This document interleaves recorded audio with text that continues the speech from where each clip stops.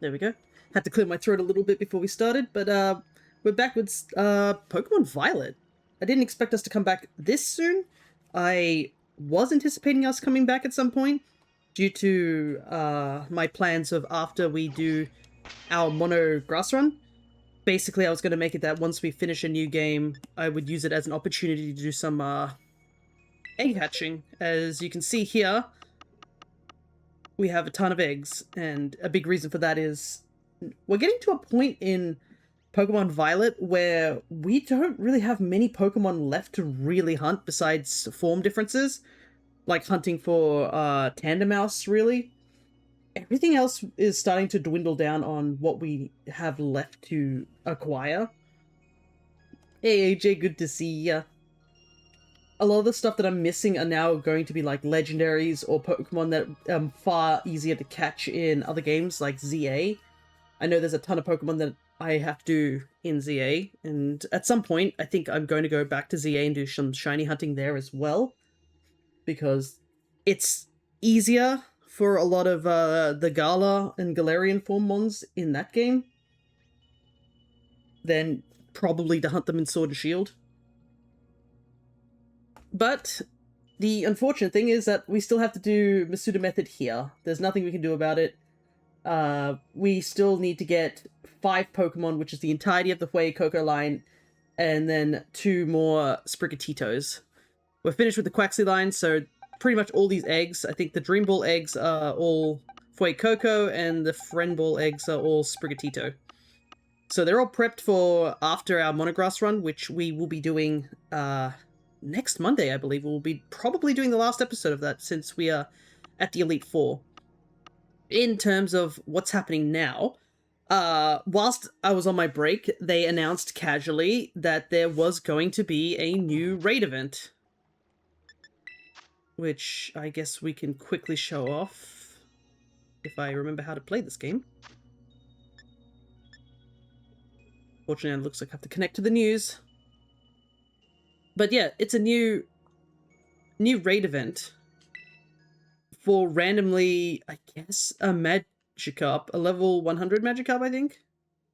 So we have this, which is, it also has the Mightiest Mark, which is cool. And I believe it should be an easier way to get Herba Mystica if you haven't gotten it. But as you can see here, there's two massive outbreaks that are happening. We have the Dondozo and Titsugiri one, which and Veluzu as well. And as you can see, besides the fact they have, I believe, shiny boost odds, and also just in mass outbreaks around the area, you have a higher chance of finding them with certain marks. So if you don't have certain marks, we have here the Ferocious Mark, the Rowdy Mark, and the Crafty Mark. I have been thinking whether I need to get these marks. I think I wrote down somewhere like a long time ago which marks I do and don't have, but that was a while back, so I do not know if I still have that. I might have to take a look, but I have been keeping track of any shinies I've managed to catch with marks, essentially. Let me take a look. Oh, I do found it. Perfect. It even has little ticks on it. Let me see. So, it was Crafty, which you can get easily from that Munchlax as well, that I still have yet to get, and I really want to get it, but I really need people to help me with that. Crafty, Ferocious, and Rowdy. Let me see. I'm pretty sure I have all of these marks. So the Crafty mark I don't technically have, but I believe you can get it off the special Munchlax. Rowdy. Rowdy I don't have, actually. So that is on the Dondozo. And the last one is the Ferocious mark. Is it the Furious mark? This is the Furious mark. No, I don't have that either. Okay, so those are 2 marks I could possibly get. We also have another Outbreak event happening, which I believe these also are special ones. We have Psyduck the Absent-Minded, Slowpoke the Zoned Out, Feebas the Prideful, and Basculin the Ferocious. So this is the big reason I came back, is specifically for this. And then we have Lapras with the Intellectual Mark, which I already have, I'm pretty sure, on a Tatsugiri, so I don't need that one. Zoned Out, I think we have one. Prideful, we do not. Prideful is actually a mark we do not have, so I actually might hunt for Feebas as well today.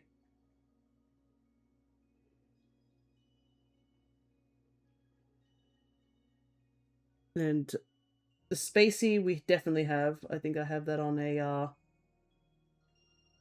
yeah, we have that on something. Yeah, we have both the Daydreamer and the Spacey, so we don't need those. Lapras is not really that important either. But yeah, we have a couple of Pokemon that we can shiny hunt today, so we're not going to be totally bored with what we're doing. But there's another reason I'm up here, of all places, is because, as you can see, there's a outbreak of Arrokuda here, and it turns out that I was looking into how to hunt for Arrokuda.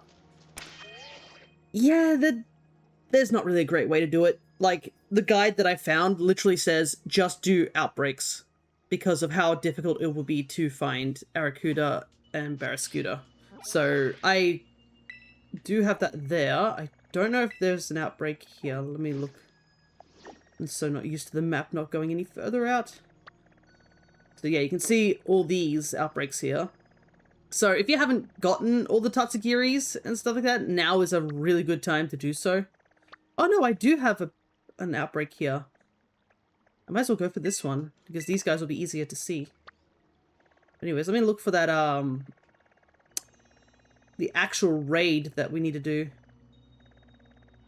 Ah, here we go. Because I did actually hunt for an Arrokuda up here, and I actually did manage to get it. So here he is. It is a really bad idea to hunt up here, I'm not going to lie. I did this at nighttime, and it turns out that looking for a blue Pokemon in a blue location next to a glowing crystal that's blue and giving off blue light, highly do not recommend it. It makes it almost impossible to see the little guy, and they're not big either, so that's a big reason when I see that Barraskewda one, I'm gonna go for that one instead of this other one. But, we do have a Pokemon with us here. This is our Azumarill. I believe we've used it in previous, runs and stuff like that, of Terra Raids. It's a pretty handy, Pokemon to use.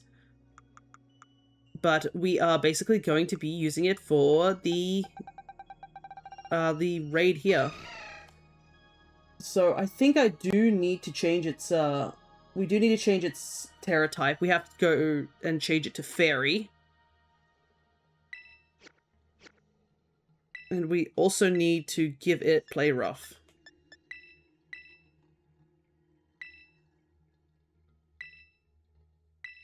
So this is a very, very easy build. He's not that hard. Yeah, if the Magikarp probably isn't that hard, but I might as well go and give... I think I should have enough Terra Shards to do this. But enough waffling. Let's just head over to the raid location itself first. It's a Minum outbreak. So yeah, this is a Magikarp. It's not that big. But hello there, Nightmare. Nightmare Shadow. Good to see ya. Okay. But yeah, it's a very odd sort of event. I cannot remember if there was supposed to be something that indicated that this was going to be a thing. Use Arceus Fairy. I mean, it's certainly a way to do it. Do I want to go... I probably should change Terra types, just to make this go a little bit faster. Thankfully, this is a Switch too, so it's a little easier to run through. But yeah, I'm basically using Pokemon that you can use in the game, rather than grabbing things from trades and stuff like that, just to make it a little bit easier for anybody else who might be considering doing this. I also have to get used to Scarlet and Violet's controls. I keep pressing B to run, because that's what ZA does. So every time I do it, I'm just like, oh, okay, I'm gonna press B to run faster, and then that's not what's happening. Ah, you probably also noticed there's a silly cobra just chilling in my box. I actually had an outbreak of silly cobra and I went and caught it. So I actually have to evolve this guy. So we'll keep him in the party. And then he'll eventually evolve, I guess. Oh wait, I'm gonna exit the building.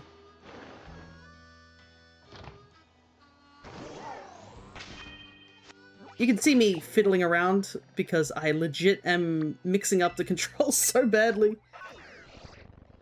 But yeah, today's main goal is we're just going to do the Magikarp raid once because it's not too difficult. It's literally a Magikarp.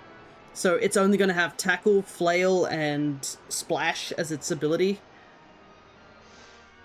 Okay. So we're just going to put a Azumarill at the front of the party. All you need to give it is Belly Drum and Play Rough. Have its EV set to max HP, max attack, and a little bit of defense, but this one has a little bit of speed, just because I used this for a previous raid of some sort. I do not remember what one. But the other thing we want to also give it is we also want to give it the metronome. I'm pretty sure I have a metronome in here. There we go. I've got plenty of metronomes. This is just because we're going to be using one attack, like, for the entirety of the fight. So we kind of want to have the metronome's ability proc. We're also going to up Play Rough's power points, just because Play Rough is notorious for having really bad accuracy. So just want to have it with some insurance, because if we miss, it might make this fight a lot longer.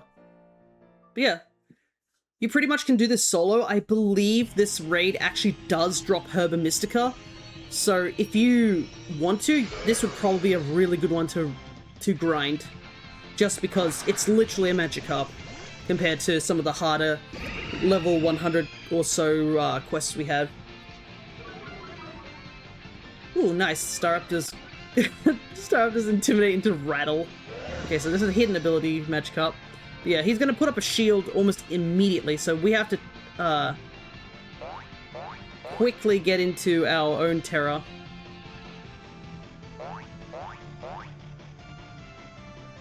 Ready.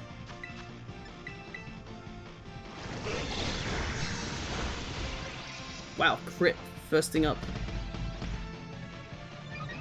Did no damage, so I think we should be okay. But yeah, Belly Drum, and then we just Play Rough. That's it. Also, yeah, Magikarp's attack is slightly dropped due to Staraptor. Oh, I guess we get the attack drop as well. What did we get the attack drop from? I don't... Play Rough doesn't have an attack drop, does it? Okay, nice. But yeah, this is pretty much mash the A button. That's it.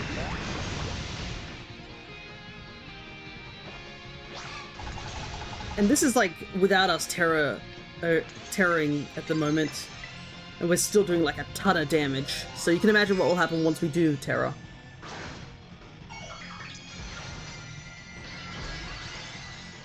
Man, the animation's going so much faster due to the Switch 2 is crazy.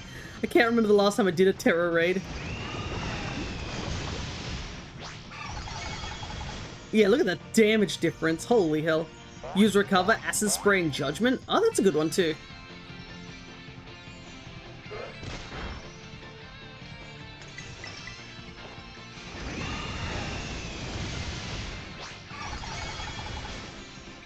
There we go.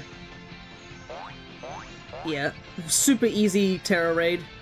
Nothing to really write home about. There's no real strategy to it. It's just pretty much press one button and then mash an attack once you get into Terra.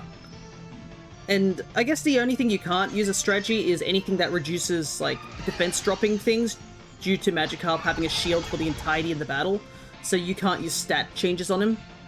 The only stat changes you can deal to him is, like, additionals. Alright, what should we put this guy in? That's the true question.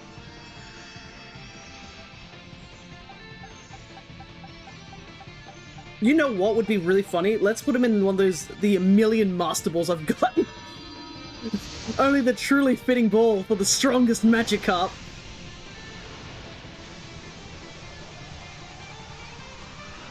Also, if you're wondering why I have so many Master Balls, it's due to just all the bots on the Wonder Trade. I don't keep any of the Wonder Trade Pokemon, because they're all hacked. So I just take their items and leave. But yeah, that is pretty much it. You get yourself a decent amount of stuff.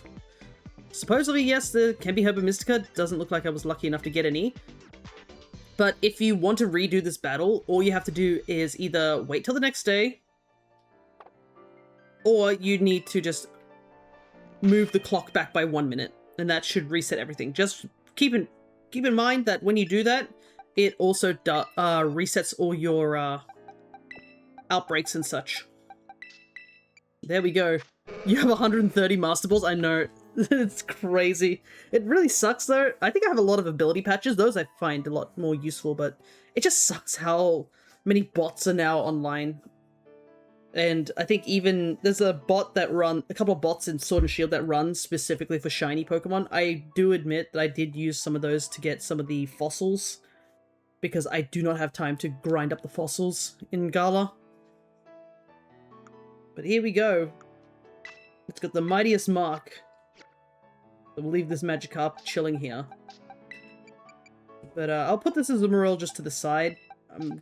It is from my living deck, so I'm not going to get rid of it or anything like that. But yeah, it is time for us to do some shiny hunting. That's what we're here for. So I do want to reset like some of the outbreaks at some point, specifically for the Feebas and the White Stripe. Apparently over here in the Fellhorn Gorge is actually one of the best places to actually hunt for these guys. So I will reset that in a moment, but I do want to go for the Arrokuda while it's still here. Don't think there's any other interesting outbreaks. If any other interesting outbreaks pop up, we'll go and do them as well, but like I said, we're kind of getting to the bottom of the barrel for like what Mons we still need to hunt for. There's only like a handful of shinies, and if you are curious to see which shinies I have and haven't got, just use !shiny, and that should give you a link to my tracker, which lets you know what we need. I know one thing I definitely need is the Squawkabilly. I think I'm still missing one color. I don't know which color it is, but I definitely am missing one. You got a shiny male, but you want a shiny female. Yeah, that's definitely what we're going to be doing too, because I actually need both male and female for my Shinydex. So we're hoping, like, best case scenario, we catch 3 White Stripes and are sort of done with it. But yeah, it's still going to be tough. Okay, so the Arrokuda are right here. We're just going to head up here. Whoa! Okay, I guess Entei just chills here. I will admit I haven't caught any of the legendary Pokemon for, from Snacksworth, because I have no need to. So they're just chilling in the overworld. Okay. Let me, pull up our little shiny icon at the bottom so you guys can see it. Arrokuda is Gen 8. Let's see, Arrokuda. But yeah, the benefit is Arrokuda is like way bigger than Barraskewda, so that definitely helps. And it's a little more noticeable as a shiny due to like the head going this sort of purpley blue, so that will also help. Alright, let's save the game. Apparently I also heard that for the White Stripe Basculin, you can invert your switch colors and it helps you see the shiny a little bit better. I do not know if I'm going to need to do that, but yeah, the Basculin shinies are kind of mid, to say the very least, due to the fact that they are not very noticeable. Once they evolve, though, Basculegion has some really good shinies, and it also has like 2 different colors depending on the gender. So that is also pretty handy. Alright, let me... Handy dandy... Let's see.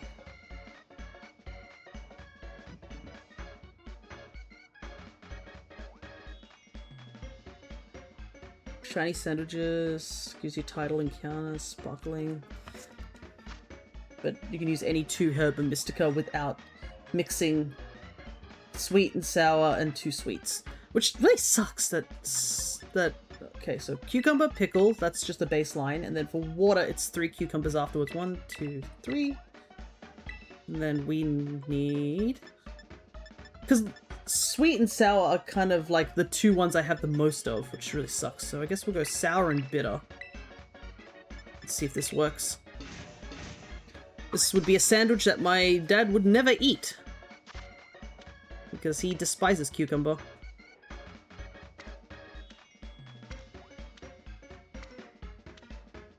Probably should put the pickles on.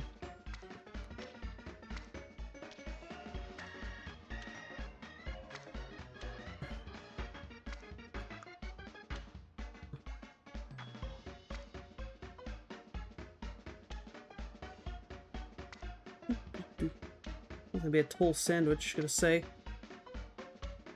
But yeah, today is just a bit of a chill day. We're just doing some shiny hunting.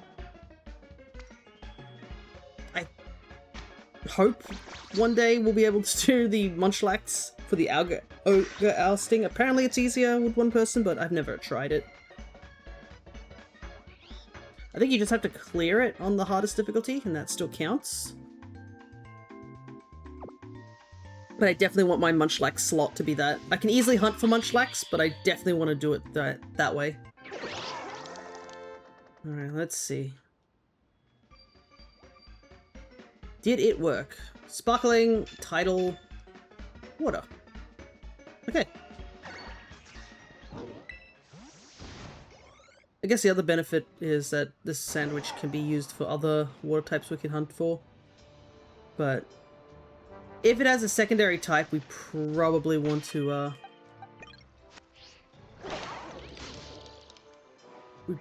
use it for something else. Alright, because this is an outbreak, we need to take out, I think, 60 of these guys, so I'm just going to try and keep a track of it in my head.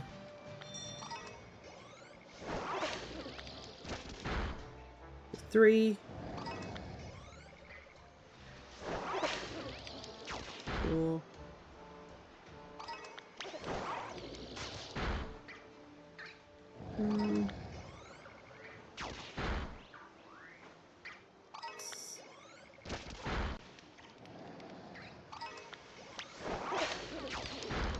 7.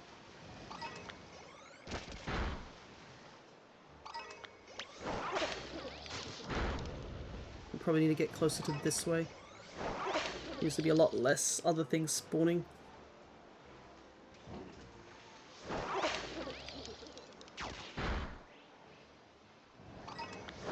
I'm gonna probably be a little bit quiet while I count off the top of my head. I think it's about 10 now.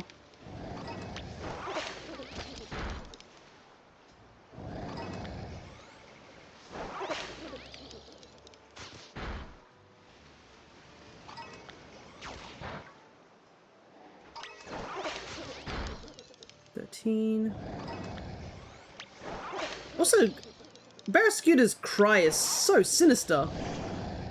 Why is it such a deep, like a deep roar? What the heck?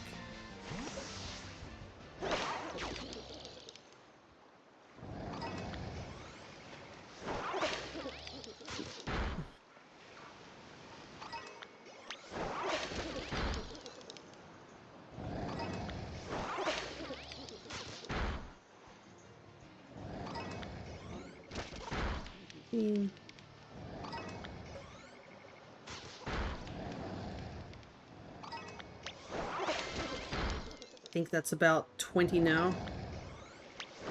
I can't get over the cry.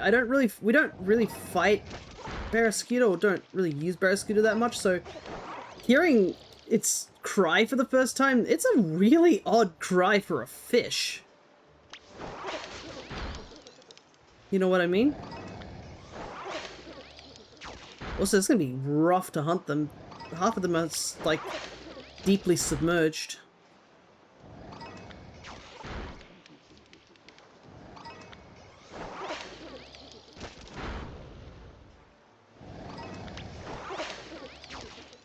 Well, let's hope this hunt goes quickly, pretty much. I only need to get one of these guys, since we got the Arrokuda already. And if somehow we fail this particular outbreak, we can always do another one. Because we do have the Arrokuda up in Kitakami, so... And at the very least with that one, it's only Arrokuda. They may be hard to see, but at least it's guaranteed that it's only Arrokuda, as over here you can see there are a ton of other Pokemon just spawning in.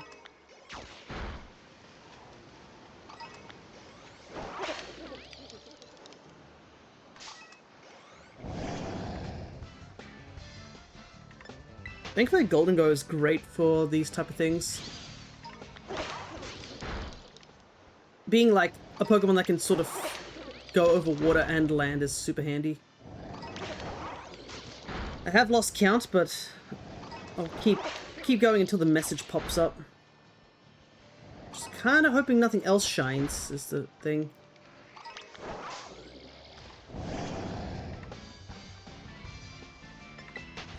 Is there any other color differences? Not really. It's kind of just the head we have to take a close enough look at. Because the fins don't change color.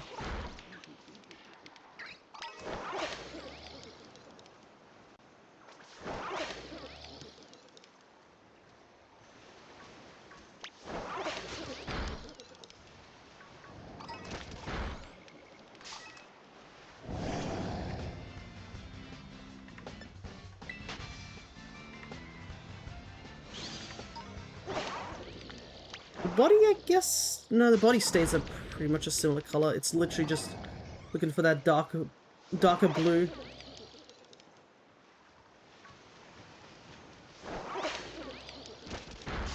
Oh, wait, that's a shiny. There's a shiny Marini out there.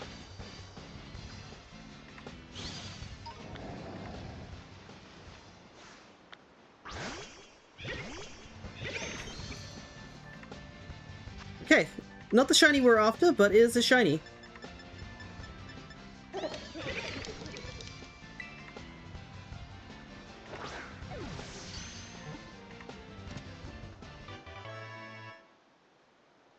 It also helps that it's a very vibrant shiny, so it's very easy to see. You would have been so much useful, like, back when I needed another Marini, but I believe we have all Marinis caught, so I do not need another one.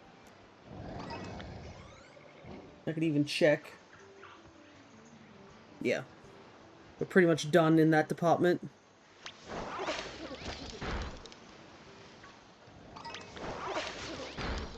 I keep thinking that's the shiny, and then it's not.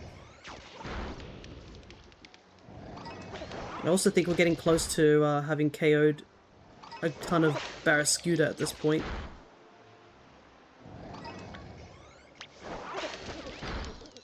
So hopefully the odds are increasing as we're doing this. But this actually brings up an interesting thing that I want to bring up now that we've actually caught a Pokemon that we don't need. Because, yeah, we don't need another Marini. I do have all my shinies just chilling in my box now.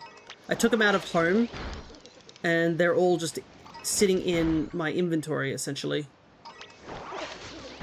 And the reason for that is I'm just planning on giving them away, honestly. I do not need these shinies. So, if you are somebody who needs a shiny, and I happen to have an extra of it, just let me know. And I will be totally down for just giving them away, because I plan to do a proper giveaway when we, I guess, doing the Masuda method. And I will probably put out a list or image of all the shinies that I intend to give away. But yeah, I have no need for them. If they fill up your own Pokedex, I'm definitely glad to just give them away. You do not need to give me a shiny in return. It is literally because I'm running out of space in home. And I really need to get my boxes all sorted for when Wind and Waves come out. Okay, I think we've KO'd enough Barraskewda at this point. Now the hard part.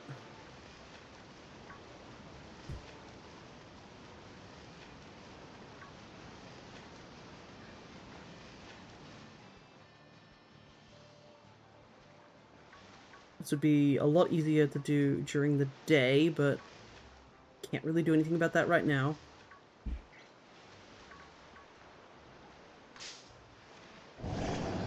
Jeez, this is actually really bad at night. I'm looking at my image for reference, and I'm looking at the Barraskewda, and I'm genuinely like, I do not see a difference right now. I'm staring at my TV so hard, and I'm like, that looks exactly like the shiny. I don't know what to tell you. But yeah, you can see how small Arrokuda is compared to Barraskewda, so you can see why I want to hunt this over the Arrokuda up in Kitakami. I guess the benefit of hunting the Arrokuda would be just no other interferences, but...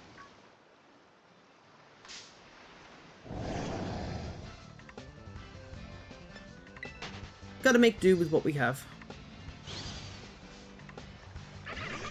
What a weasel. That is a shiny I haven't seen in this game, I must admit. I don't think I've ever seen a shiny Buizel.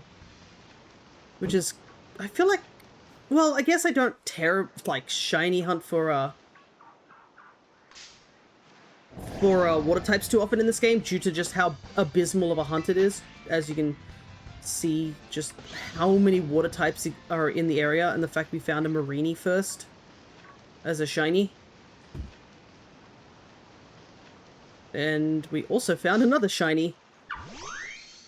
But yeah, you can see how hard it is to shiny hunt for one specific water type in these areas, because there are so many water types that just happen to also share the pool.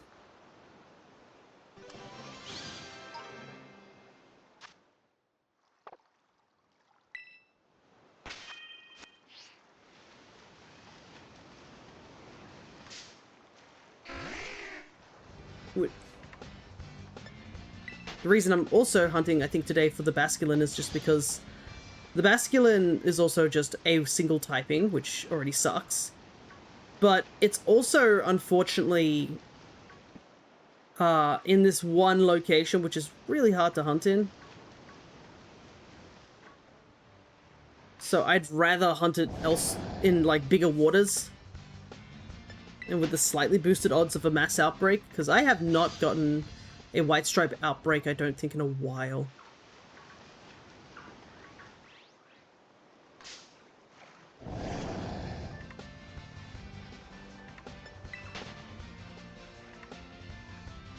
This really doesn't help with the fact I've got to, like, look into the water. Is there really no other features besides, like, literally the head turning a different color?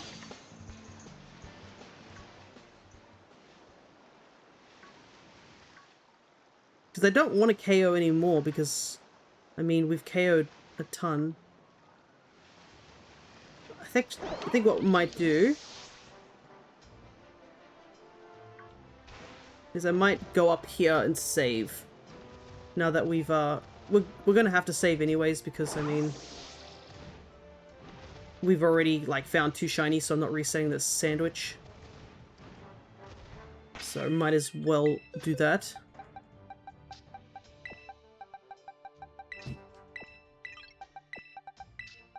Might just put everything here. Take a quick look at these 2 that I caught. Okay. No marks.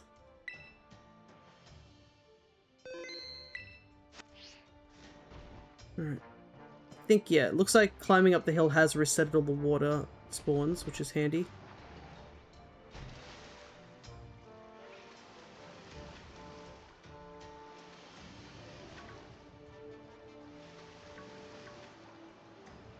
I think it also doesn't help that they're aggressive, so they're just coming at me.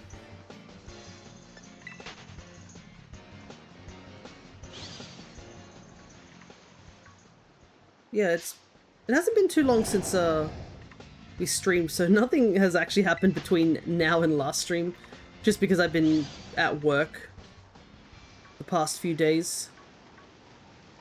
I'm pretty much over my cold at this point, which is also handy to say the least.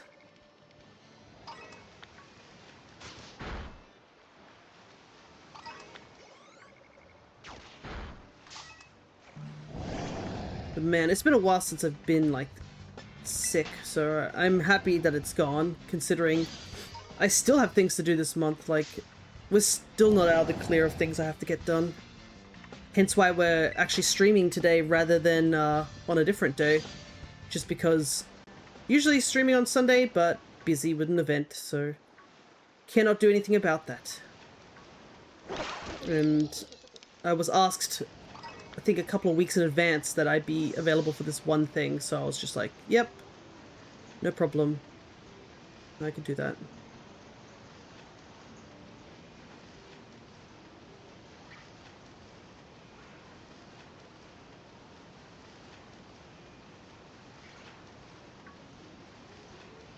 Yeah, I am quite surprised, though, that they had an event for Scarlet and Violet. I mean, I don't mind. Like, this is a really good event because this has got Pokemon that... a Pokemon that people really want, which would be Basculin, because especially the White Stripe one, because Basculegion, I think, is doing really, really well in the meta at the current moment.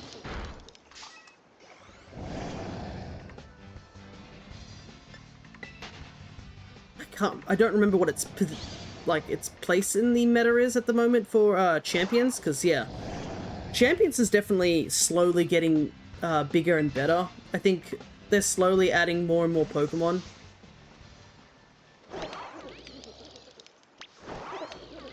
Oh, is that it? Nope, not that one.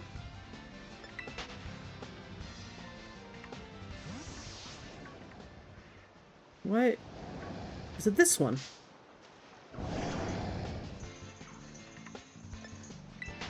Don't understand. Golden Go was like, I can't attack one of these. I thought that was the shiny.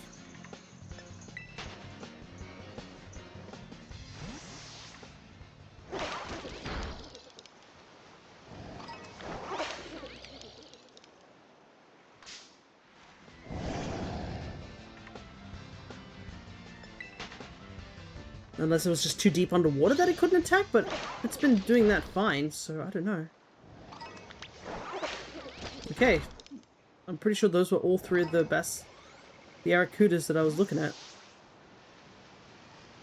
Weird.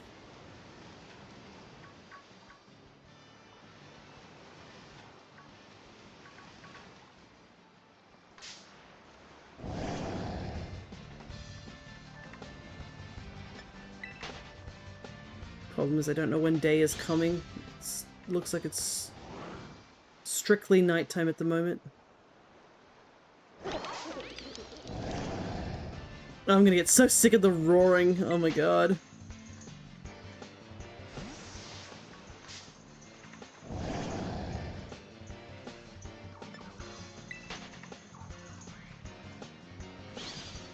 It's gonna be even worse if the shiny actually is somewhere in this water and I just can't see it.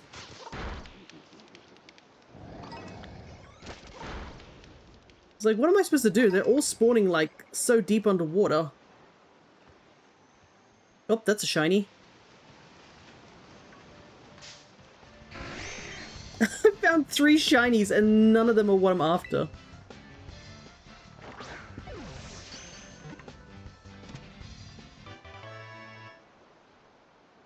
Usually I catch these things with luxury balls, but you know what? Since we're on the water, might as well catch them all with dive balls.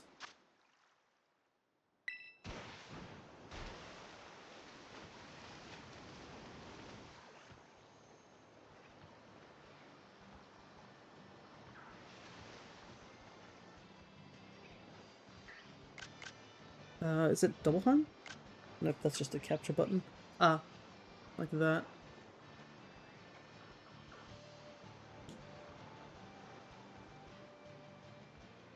Just accidentally took a bunch of photos. 12 minutes. Yikes. That's not a good sign.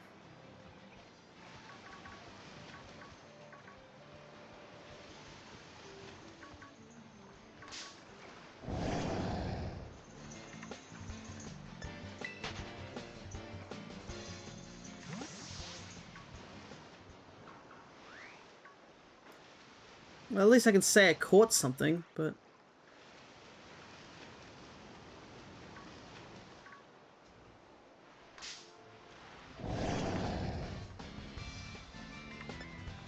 I keep thinking that one of these, like, Aracudas are the shiny.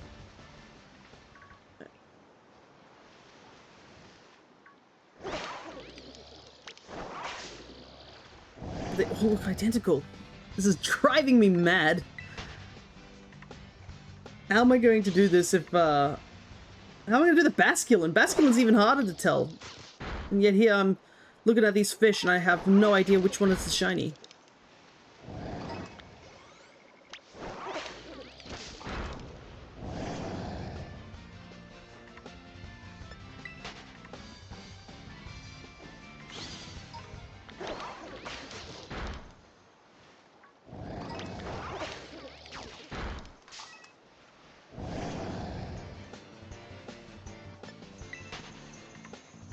Oh.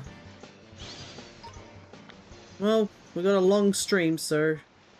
I mean, this is only like the first hour of stream, so I've got plenty of time to complain about Aracuda's shiny.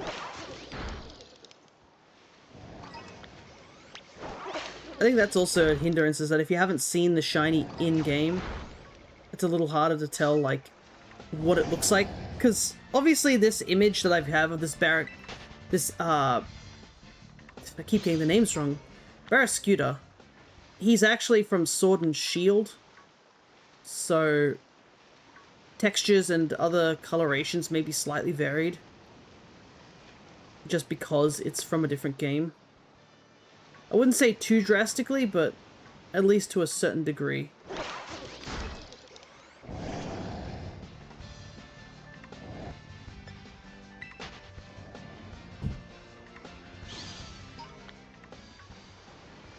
Let's climb back up. See if this despawns them.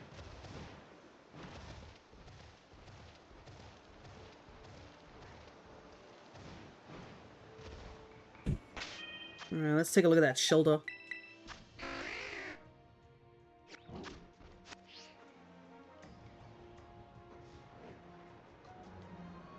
think I have a cloister. I don't know if it's... I think we did catch a cloister on...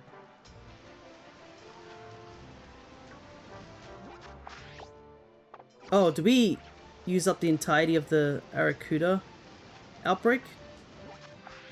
Oh yeah, the Aracuda outbreak's gone. I must have KO'd too many of them. Don't blame it, because I was getting sick of, like, not finding anything. Well, can't do anything about that, I guess.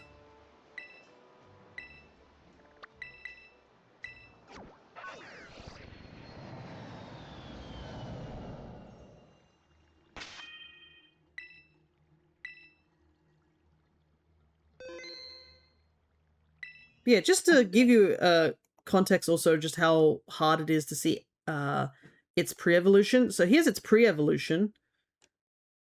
It's pinkish and bluish in a way, but it's still pretty tough to see. But we've already accidentally KO'd, like...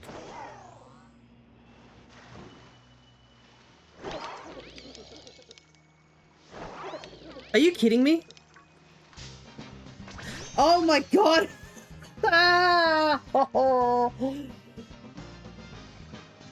Oh, this game is such ass. Why? Are you kidding me? I suffer almost the entirety of the Barracuda, like, outbreak, and the first fish we find is a shiny. Ugh, alright.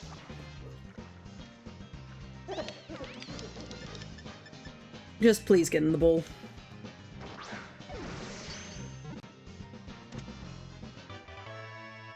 I guess I'll just clip that. That's so annoying. I cannot believe it. The first fish. Ah. Alrighty.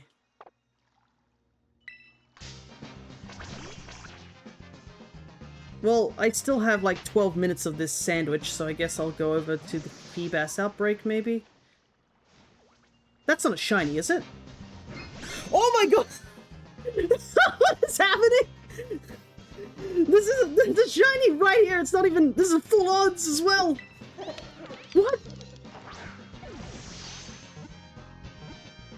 What? What is happening? I genuinely don't understand what's happening. I literally just made the clip about the Aracuda. I literally just caught 2 shinies back to back. That's insane.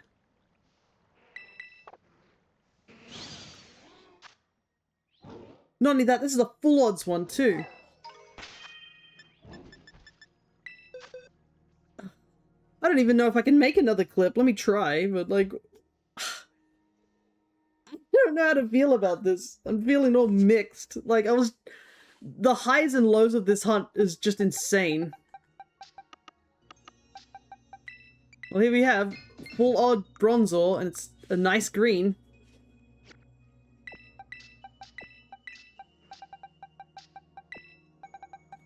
Anyways, I might as well evolve the Aracuda with the mark, so it can stay in our party. Actually, it's level 66. Can I evolve it?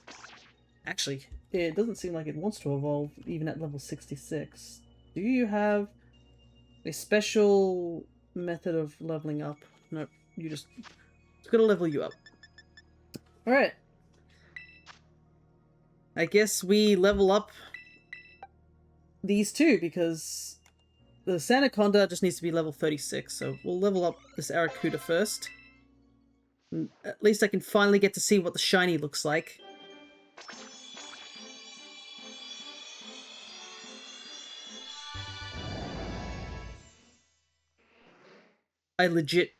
Yeah, I guess you can sort of see the blue, but man, it's a bit hard to see. Alright, I'm so glad that this hunt, like, didn't take more than an hour and that it's finished. Okay, let's get Silicobra up. Silicobra actually evolves quite late, I must admit.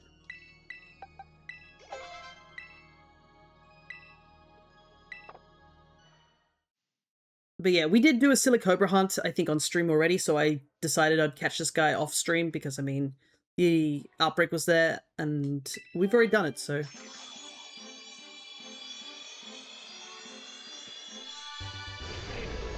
There we go, Sandaconda. Oh, Sandaconda, not Cobra. It's an interesting looking mon. And we do get the benefit that we can actually take this back to Sword and Shield and get the Gigantamax version of it at some point. Because that is something I'm going to have to do. But, the upside is, we got ourselves 3 new shinies. So let me just quickly,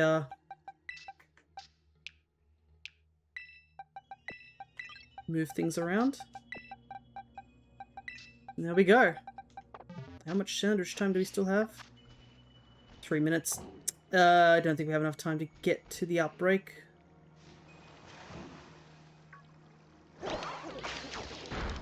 Punch 1 fish. Oop. But yeah, I don't think my heart can really take what just happened. The sheer, like, low and high of it's so over to we're so back in the span of less than 20 seconds is so crazy. Like, I genuinely do not know how to feel. Yes, we do have the shiny charm, so our shiny odds are a little higher, but that Bronzor was absolutely full odds shiny.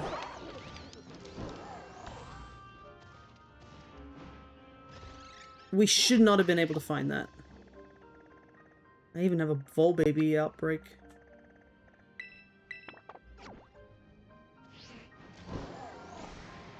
I don't know if we'll get to that outbreak over there in 3 minutes, but might as well go over there.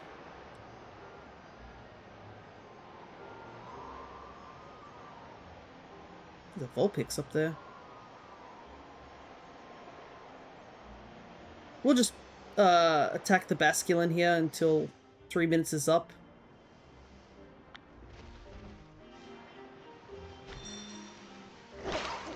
Downside is I actually don't have a graphic for the white stripe Basculin.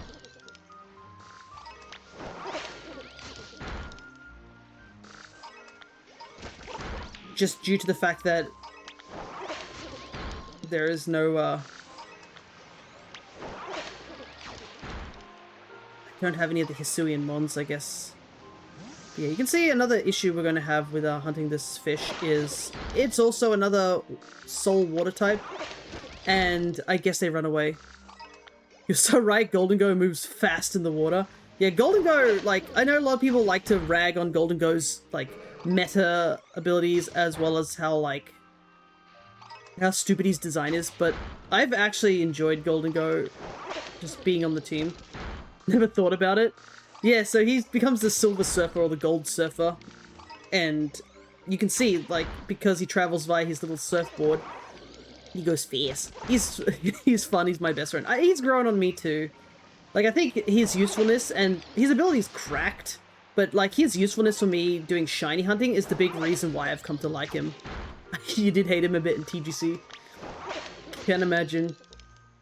He's as annoying as he was. To be frank, he was kind of too OP there. Where has he not been OP? Like, he's definitely one of those Pokemon. I think the reason he is OP is because he's a lot of work to get. Like, you need 99 Gimmighoul points to get one of these guys, so it's kind of a case of like, oh, you really have to work for this this guy to see results, sort of thing.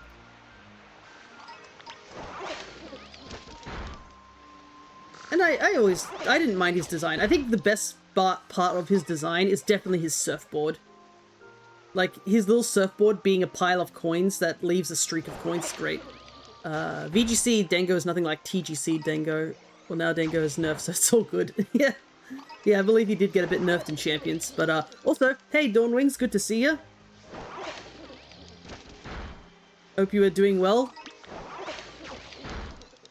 We're just fighting the Basculins here because we're going to do a reset on the outbreak. We don't want it to be here. I'm just using up the last few minutes of my sandwich. If you'd come in just like a little bit earlier, you would have witnessed the most insane situation we just had where I was doing a Barraskewda hunt, and the Barraskewda got basically... We found nothing. We found 3 shinies I didn't need. And then I decided, you know what, I'll just do this Arrokuda hunt that's sort of up in the top of Kitakami's area. First fish I tried to attack was the shiny. And I do not know how to feel about that. Caught it, turned around, and there was a shiny full odds Bronzor in 20 seconds. Alright. We're out. We're out of sandwich, so it's time to leave. So yeah, it's so over to West So Back pipeline was very quick. Yep. Anyways, I probably should save my game given all the stuff that's happened. But yeah, I don't think I need the Bronzor. I'll obviously check if I need it or not, because I have been slowly replacing all my RNG Manip Pokemon with Pokemon I've caught in these games. But I definitely don't need a lot of the water types. I'm pretty sure that we caught a Marini, a Finizen, and a Shelder. And I do not need any of those at the moment.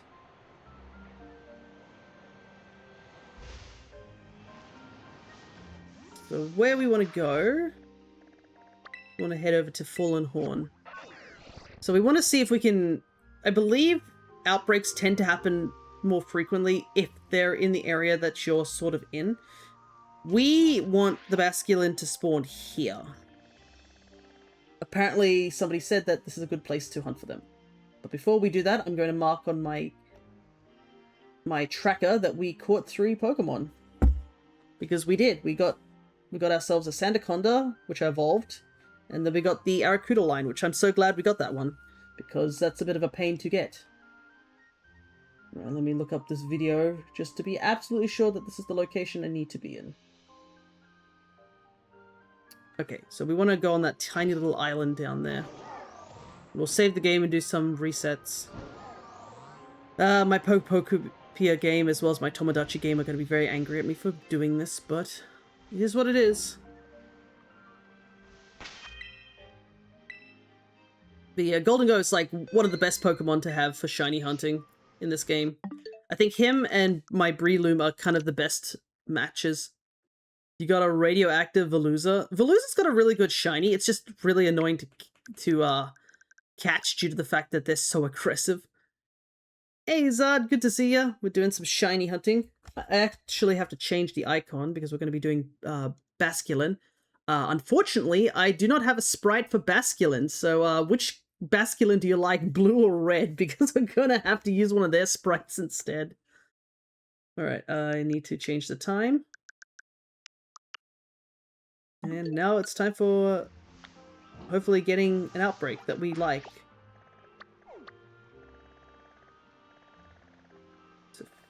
Also, it seems that they can only spawn in one area. Oh my god, there's a Dealing and a Sawsbuck outbreak. Oh man. That would be really handy. Lechonk outbreak. But it's in a kind of in a bad place because there's a lot of normal types there. Whistling. All the Tatsus. Veluza in the corner of the map. Dreadnought. But no, I'm going to focus on Basculin. I can catch Dealing and Sawsbuck anytime. This white Basculin is top priority. Team Blue. Like, yeah, let's do Blue Basculin. Look at that fish. So, White Stripe is similar to the blue and red version where they go this yellow tinged color. I have heard that you can invert the colors on your Switch to help you see. I do not know what that would be like doing that.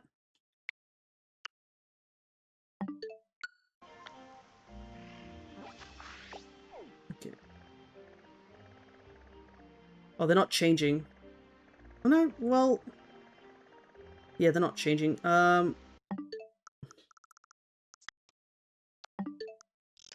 doing this correctly, right? Let's go back a minute. It's been a while since I've done this.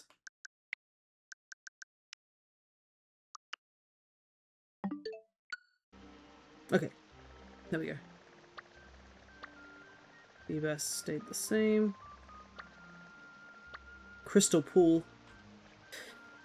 Do I want to catch the Basculin at the Crystal Pool?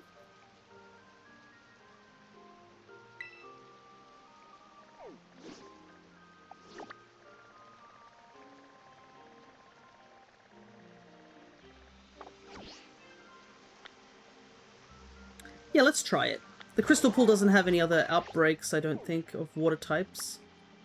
Let's take a quick gander and see if it's just Basculin there.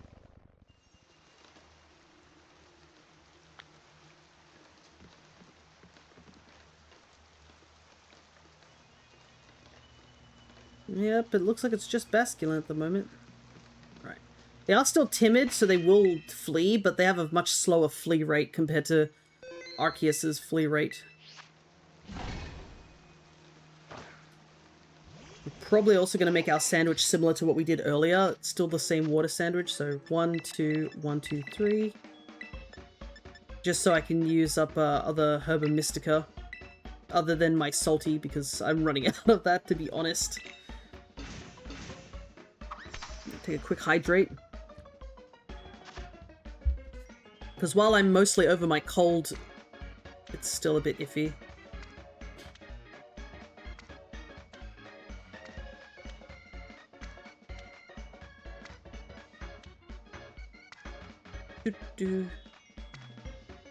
But once we do have our basculins, I'm hoping our hope is that 3's enough. I might hunt for Feebas just for the mark, as well as I don't think I have one of my Feebases I think I have was using RNG Manip, so it'd be nice to like have one that isn't. If I get a certain gender for Milotic as well, because I know one of my Milotics are actually from Oras that I caught a while back because I did the chain fishing method that you have in that game. I believe it was, I think it's under the bridge near the Weather Institute. You can hunt there for Feebas, and you get a higher chance of catching Feebas there. So they changed the whole thing of the original game where it's like certain tiles is where the Feebas would show up. They changed it to having it just be in one area. Alright. Here we go. Yeah, I'm not going to... Probably not going to invert, but we'll see how we go. Also have to pay a bit more attention. I guess we also have to avoid getting too close to them, or they'll immediately flee. Thing is, I think if they flee, that also pulls them out of the pool, as you can see. Does that one just despawn? Let's see, he's down there. Maybe. Can he not despawn? Because there's a...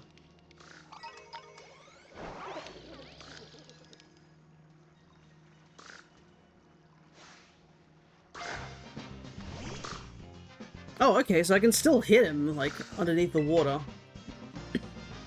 I would have thought he, would have fled.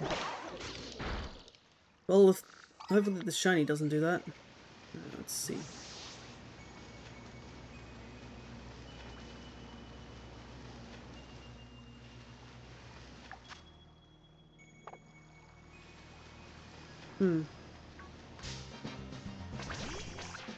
Okay. You're still here. If they don't spawn after running a while, it's a shiny. Yeah, that's what I'm wondering too, if that's the case, but... Basculins don't seem to be spawning too frequently here. And now I know why, because there's Arrokuda that are also spawning here.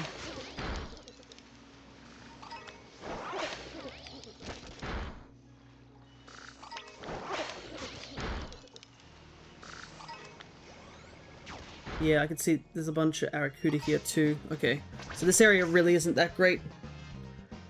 I thought it would be, but it's actually not that great. Probably best to trust the experts on where the best place to hunt for. I think the reason that it worked for me here for the Arrokuda is because Arrokuda normally spawns here. I'm just glad that the Basculin are kind of big, so I can actually see them.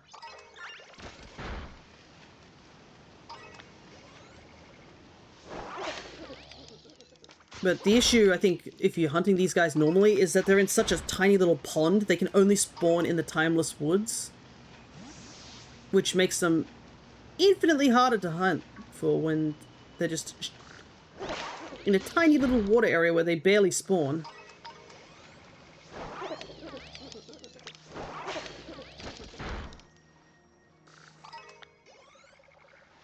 At least it's now daytime, so it's a little easier to see these guys.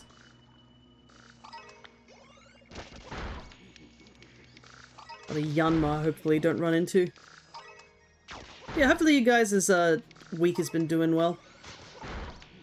Winter still is sort of a bit snappy. It's been on and off over here, actually. It does feel like it's getting slightly warmer. We had a really bad cold snap for a while. But it could also have been me just being sick and not being able to determine whether, if is it cold or is it me because I'm just not feeling well. Kind of glad that Golden Go can still somewhat hit these guys underwater.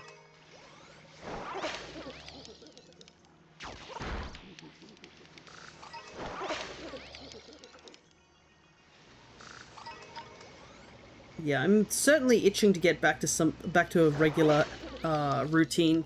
I was kind of looking forward to do Dragon Quest this week, but after I was told that I wasn't able to do anything this weekend, we have to put that off a little bit as well. I feel like it's been ages since I played Dragon Quest. So I really want to get back to that game. We also have our Monograss run to complete, but I'm kind of now in a weird situation. It's been a little while since I've been in this situation, because, I mean, I've had 4 games just going at it, essentially. So I haven't had a time to, like, really be worried about what games I should play. But yeah, we're going to be getting to a point where we now have another game completed, which would be the Monograss run. While I do have a stream in mind just to catch up, a part of me is thinking like maybe I will just do a double stream for one of the other games. Because I know, for example, our Sunbreak playthrough is going to take a long time. Because obviously just the format of the missions are now a lot longer.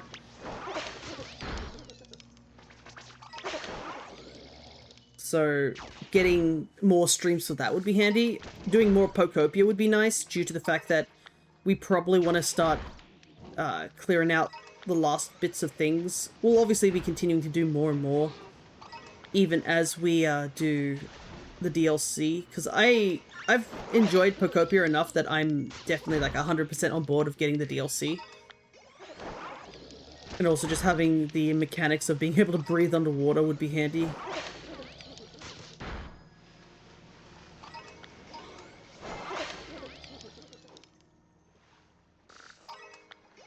And they showed me Hoenn outfits. Like, I'm not gonna not get a Hoenn outfit, right?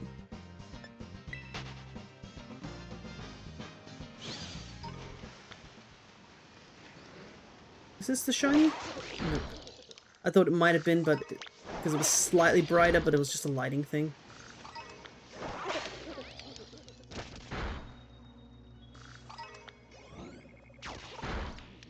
How are we doing? Got plenty of time.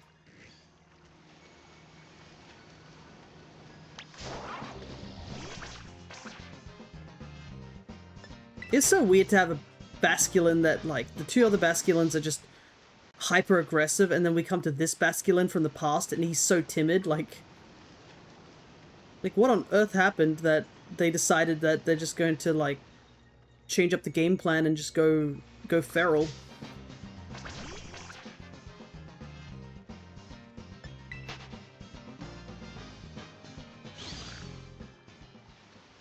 And it's also just really funny how the white striped Basculin completely just outclasses his, like, his descendants. Because blue and red, whilst they've seen some very, very rare sort of play in competitive, like, those two are nothing compared to Basculegion. The fact that Basculegion now sits as the rank of I'm very used in champions in other games. Like, I think Basculegion was already, like, starting to make rounds even in Scarlet and Violet, if I'm correct. Because once the Kitakami DLC dropped, that meant that they could have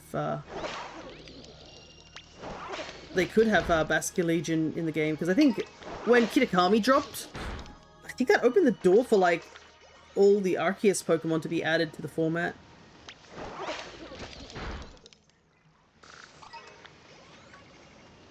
Because I know that was when, like, things like Hisuian Lilligant started appearing. I'm trying to think what other Hisuian mon made any sort of... I think Ursaluna. Ursaluna was still big, and then it immediately got, like, completely negated once Blood Moon Ursaluna started making rounds too. Kind of forgot about Blood Moon Ursaluna for a little while. Blood Moon Ursaluna is by far the wildest thing to just exist. And unfortunately, it's also totally shiny locked.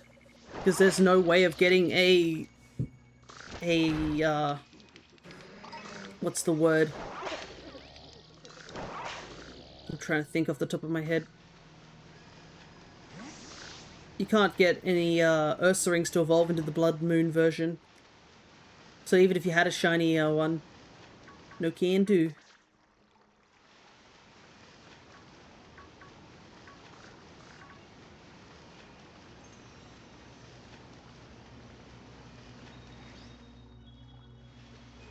I'm starting to wonder, yeah, if Basculins are actually despawning or they're just swimming under the water where I can't reach them.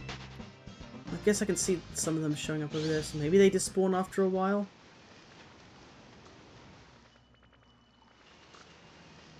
Yeah, I could see a ton of them just underwater.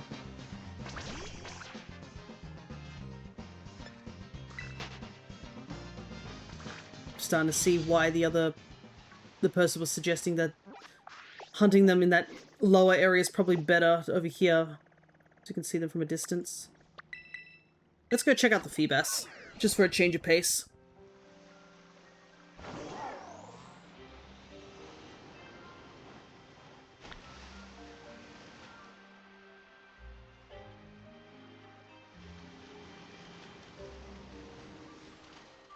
Feebas are apparently... here they are.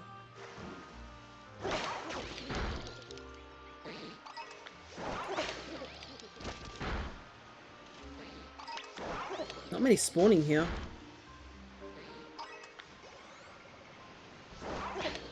And I think this is... yeah, that's the edge of the map, so you can't go any further that way. Wow, they do not spawn that much over in this little area. That's a shiny ducklet.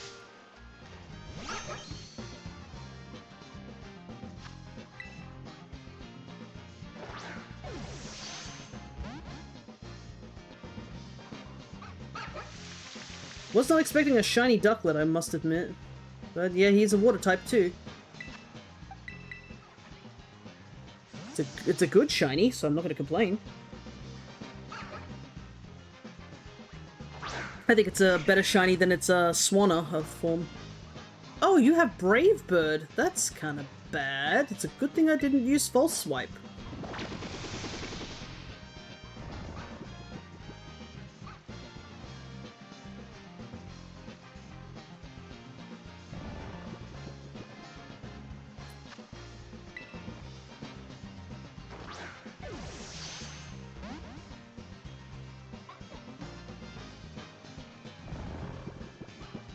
I'm wondering if I should just dive ball it, but Luxury Ball looks nicer.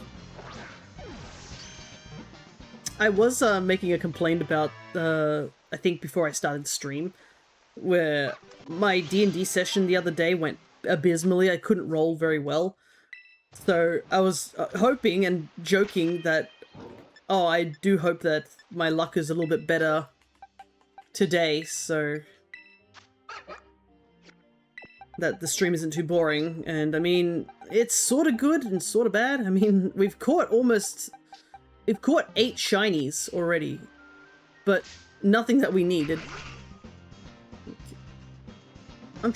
I'm worried that if I reset or like go back in time, it will completely mess up my sandwich.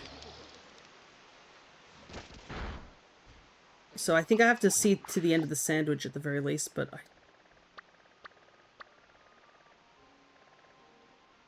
trying to decide where to go.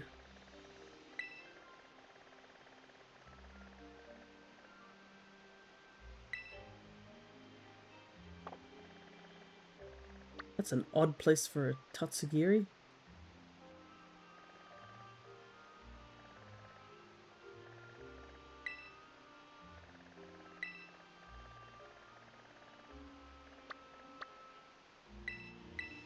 I can see Golden Ghost spinning around me. Nice.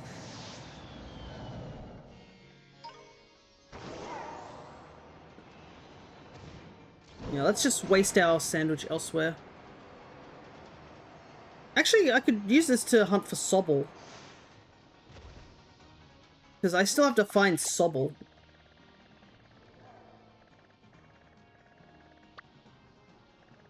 So we might as well use the sandwich for this. Because I think Sobble is still the only, like, starter we have not found in this game.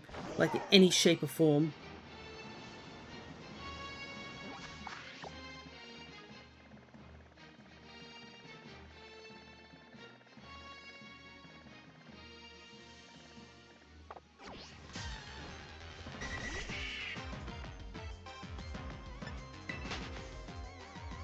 That's an outbreak I need, is starter outbreaks.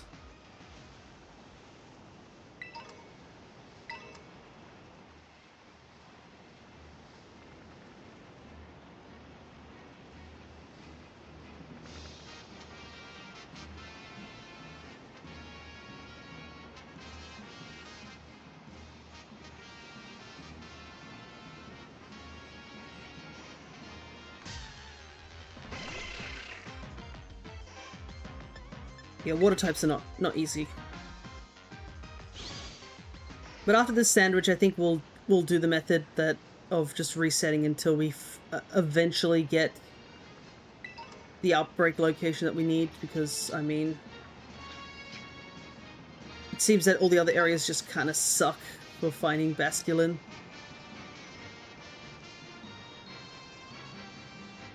I might see if there's a way to invert my stream, my, like, switch colors.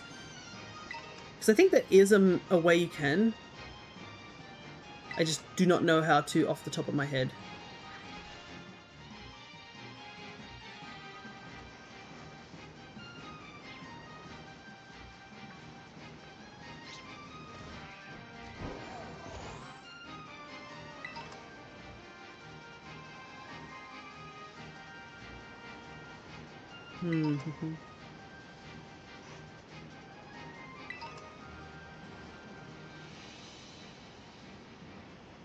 See a lot of Charmanders. Also, why is this not working? Oh, I have to upgrade.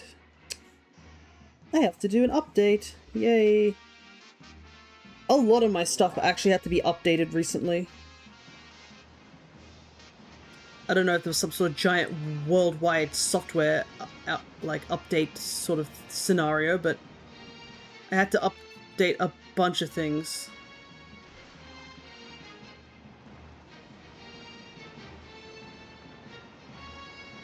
One thing I had to update was actually my Premiere that I used for editing my videos to make VODs. I was having this issue where every time I tried to open Premiere, it would lag my computer so badly that, like, nothing was running on it.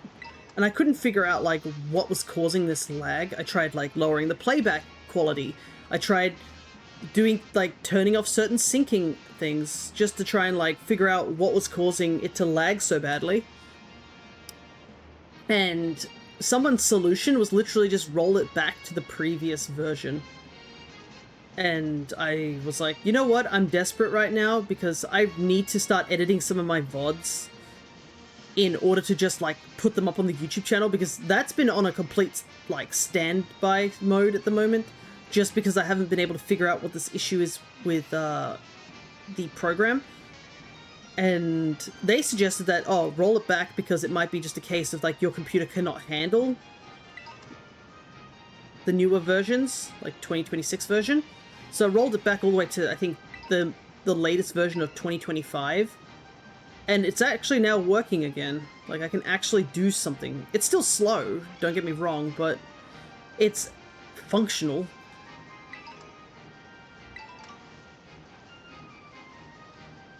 But it made me realize, like, I probably should just stop updating programs for a little while, because I don't really need anything fancy for this video editing software, because I'm not a video editor.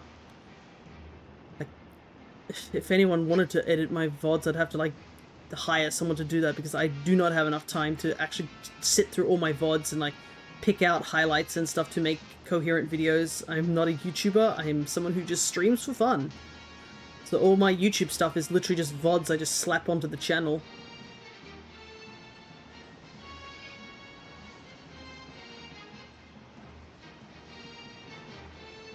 But, yeah. I don't really do much in terms of the editing. Cut out a couple of things, trim a couple of minutes at the beginning, and then just turn it into an MP4 and then send it up to YouTube, and that's literally all I do.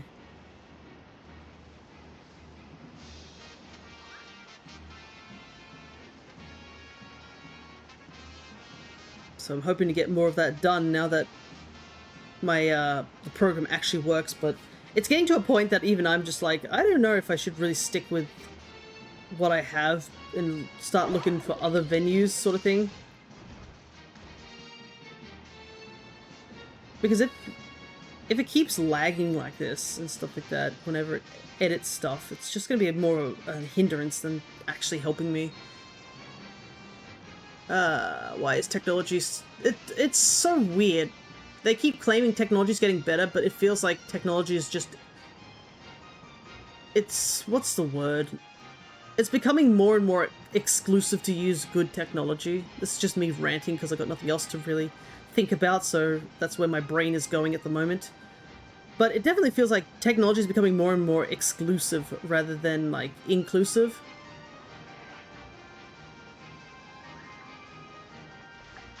Like, we've had the shortage of RAM, we've had, like, programs are getting more and more advanced to a point where old technology cannot keep up with it.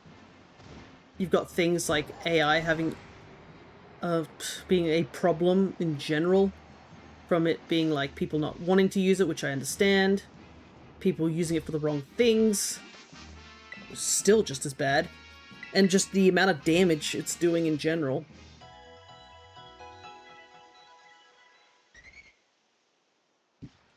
Like the other day, I was watching a video where somebody was talking about some person was doing some, I'm not going to name names or anything like that, but it was an influencer who was apparently doing good for, like, doing charity work and stuff like that. But the fact that a lot of her videos that show her doing the charity work were AI generated, which is not a good sign to begin with. And then it also is just like the reason she started her charity work, or like her, because she's doing it for religious reasons, that she had ChatGPT tell her what religion she should choose, and I was like, okay, that's just wild. Like, what are you doing? Why are you letting an AI choose what religion you're choosing? Like, that's a bit much, don't you think?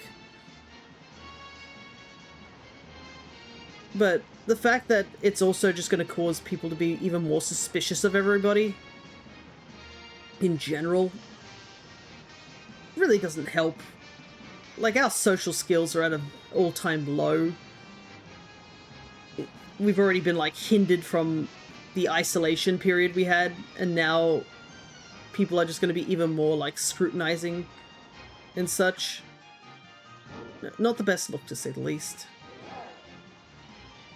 Yeah, that should be the reaction you should have to this situation. Like, what? She was just like, hey, ChatGPT, which religion should I choose? I only want to choose one, and these are the recommendations. And it was like, here's the choice. And you're just like, what? Like, what? Not to mention that ChatGPT is influenced by, like, so many people. I'm pretty sure it feeds off an algorithm, so, like, you could tell it's some nonsense, and it will obviously lean towards that nonsense. But as influencers do when they get called out about stuff, they deflect and do not own up to their actions, so I don't know. It's all alleged. Now you have to say that every time you talk about things. You have to say allegedly, because it's hard to tell nowadays. Like, AI videos are getting... It's weird, because, like, some AI videos you're like, okay, that's absolutely AI. And then there's some videos where you're like, damn, I legit can't tell. Like, you have to stare at stuff with a magnifying glass. It's so tiring. Oh, and the AI ads. Oh my god, AI ads are becoming so much bigger, and I hate it. I just absolutely hate it. I've been getting the same AI ads from this one mobile thing anytime I try to do stuff. And it's driving me up the wall, honestly. Like, what am I supposed to do with this?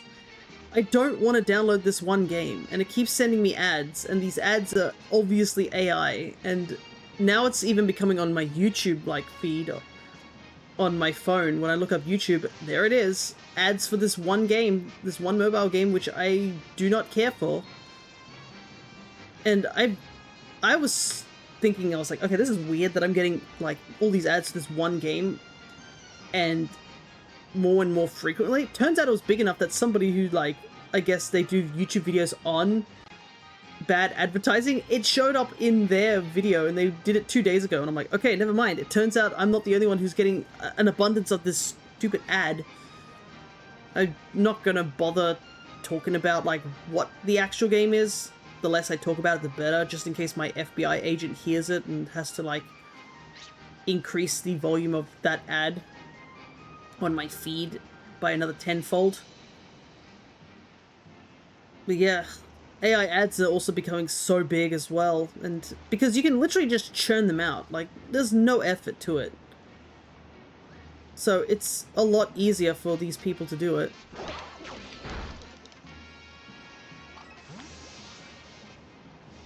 And as you know, mobile ads are a lawless country.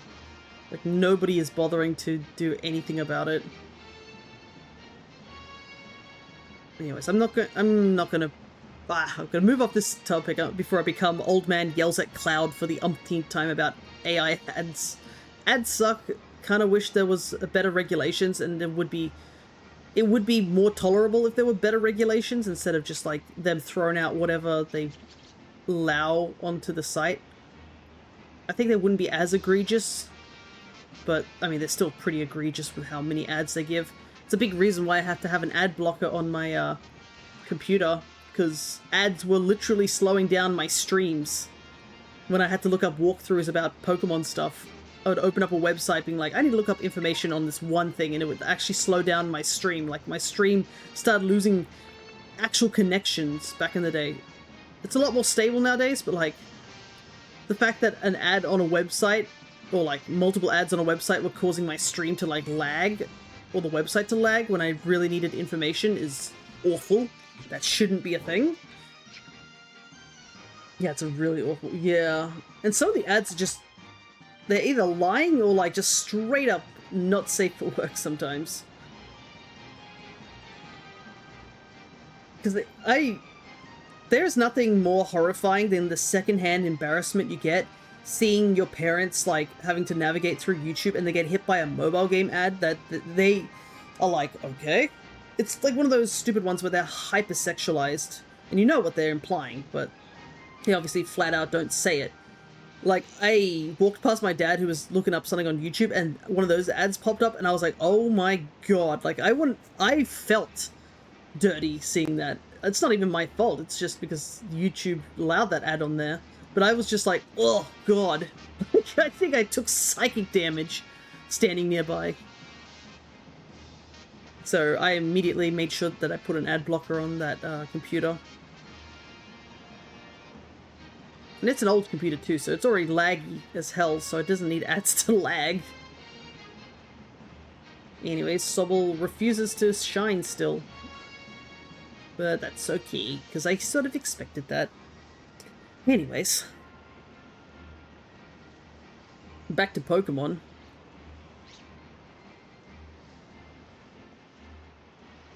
Actually, somebody brought up the TGC earlier. Pitch Black came out the other day, and it is so funny to see the numbers for Pitch Black's cards drop drastically. And apparently the drop in prices for Pitch Black's cards has actually startled a lot of scalpers and other people who are investors into the series. And even just some collectors are like, oh, that's unusual, it's a bit of a bigger drop than usual. A lot of people are chalking it up to like people prepping for the 30th anniversary that's coming out.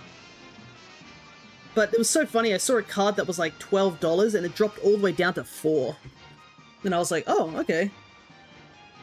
Because I don't think people hate Pitch Black, but even some of the big cards from Pitch Black are already like drastically losing market value. Because I'm now using Collector as a way to like track all the cards that I get. And whilst I do not care about prices, it's more like a, oh, that's neat sort of thing to me. I obviously care if it's like, oh, it's a card I want, and I'm just hoping that the price slowly like chips down. But a lot of cards I've noticed from that set dropped drastically, and it apparently freaked out a lot of people where they think the market's crashing. I kind of wish it did, so cards wouldn't be so expensive. A lot of cards I bought back in the day for like 30 bucks or something like that have like skyrocketed in price. But they're vintage stuff, so, you know. I kind of expected their prices to go up after a while.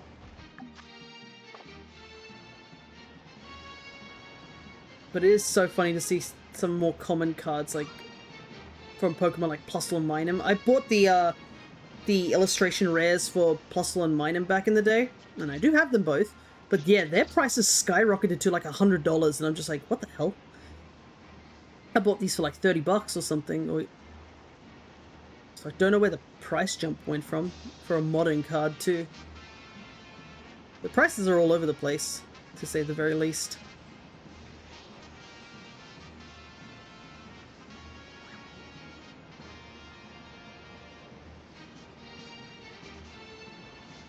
But I'm kind of hoping that this drop in the market kind of spooks people. I just want to buy 30th anniversary stuff. I haven't... If you've looked on my channel, I did a stream where I opened like Paldean Fates, and I'm still missing like a handful of cards even to this day. Like, I've been chipping away at that. I'm literally missing, I think, Snorlax, and that's it, which sucks because that's now so expensive for some reason. But yeah, a lot of cards that I bought back in the day that were a lot cheaper when I bought them are just now a lot more pricey, and it's sad to see. But it won't stop me on my journey from doing my live index. I want some of the first partner cards, but I never see the cards in store. Yeah, I'm also in that boat too. The only cards I've seen are like people who've already opened those packs and are selling the singles. And I only have one of those cards, but it was because my cousin gifted me a Chinese version of it.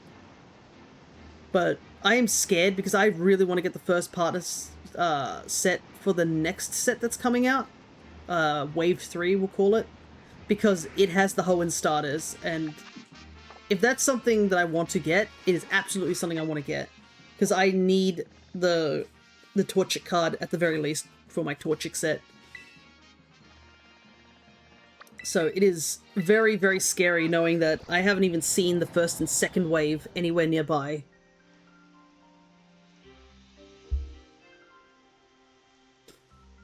And now I've got to try and hunt for a wave that I haven't had the chance to see. Alright. Instead of going 1 minute back, does it change if I go 1 minute forward, or do I have to go 1 minute back? It's been a while since I've done this. Can I do that, and will it change the date?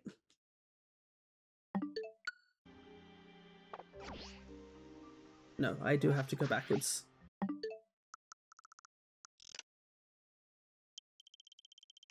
I'm at least a little bit lucky that a small card shop that's opened is just like giving singles out.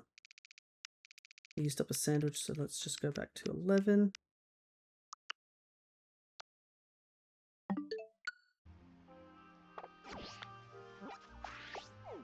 Oh, perfect. Nice.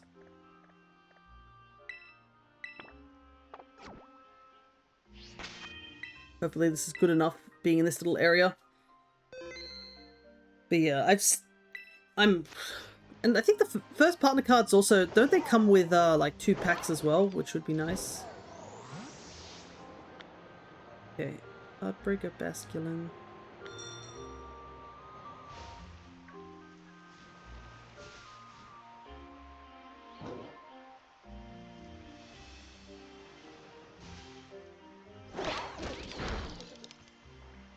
Because I think this is the place I need to stand. Let me take a look in this one video that I'm using as a reference guide.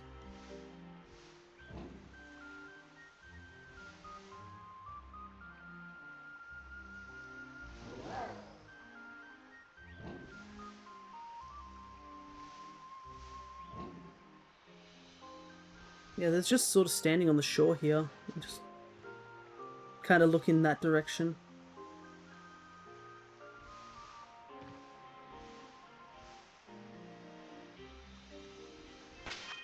Okay, let's... Another thing I've learnt just from my...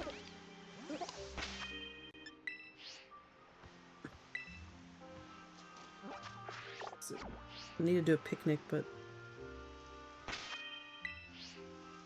It's like I have to go up a floor.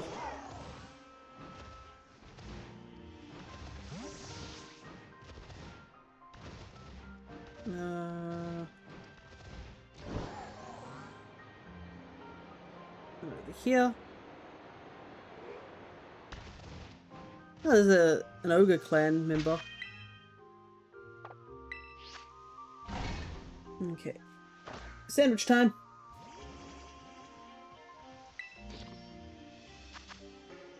I'm just gonna do the fast version because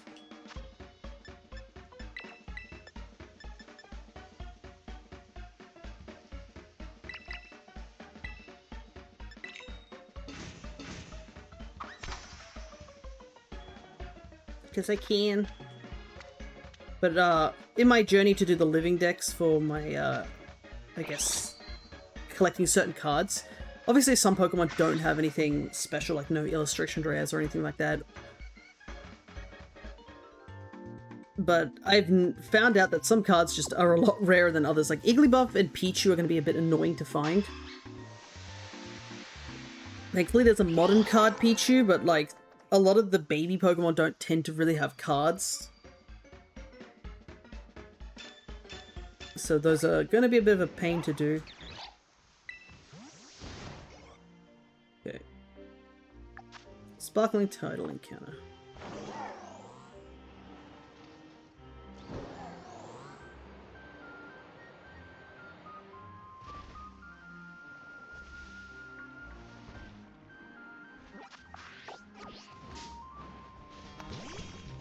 Hey, Sergeant. Shiny fish hunting? Yeah. Try and do my best. Also, why are these birds here? I thought I did a water sandwich.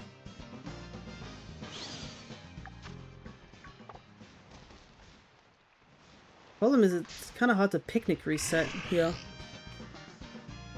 Apparently you can, so just trying to figure out where the position is to picnics reset. And get all these bomb birdia out of the way.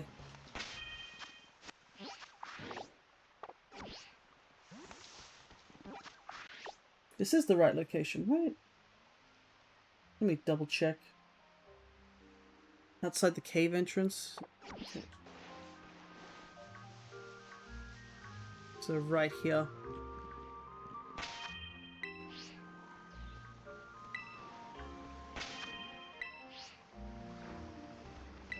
Back! I'm trying to... Stop it! I'm trying to find the spot. Getting attacked by these birds.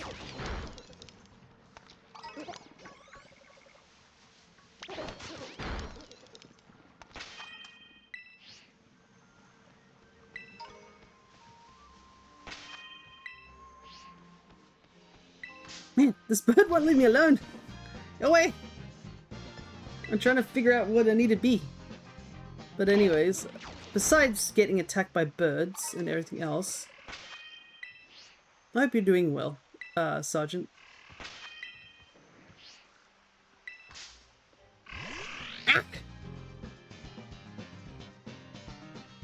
Okay, I might not be standing in the right area. Let me take a look on the map.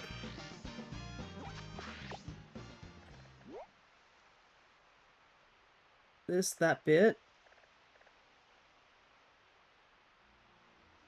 It looks like the right area.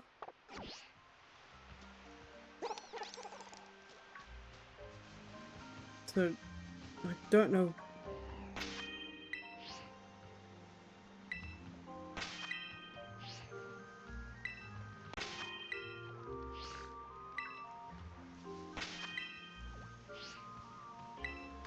I don't know how he's able to get a picnic up here.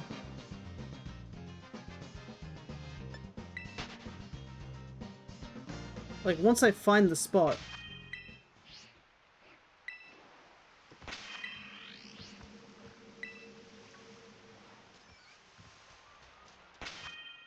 Okay, there we go.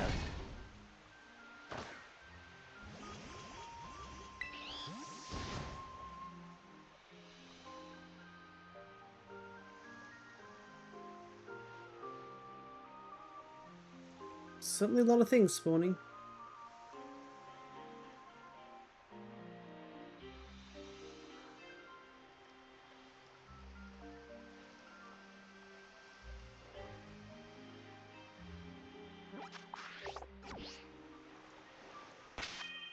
Okay.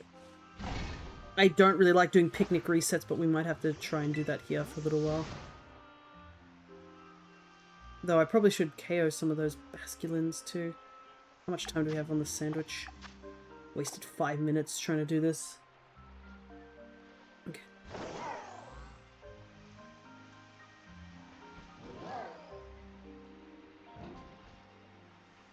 What are those? Oh, there's a barboach. Whee, it's raining. That's gonna make it easier.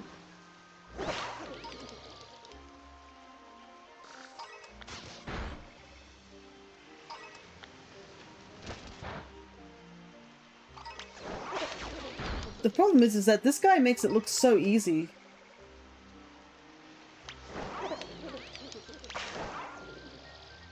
Like, on his footage, there's just only Basculin, and then meanwhile, everything is here for me.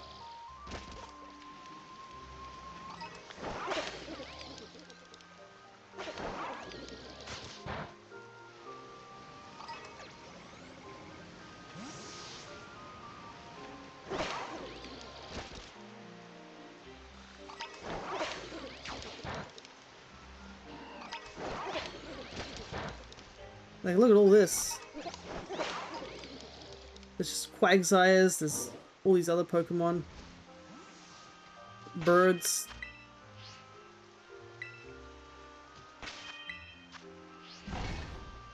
So weird.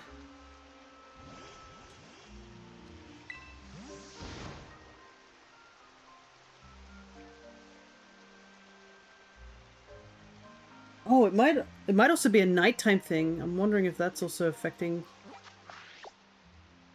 things.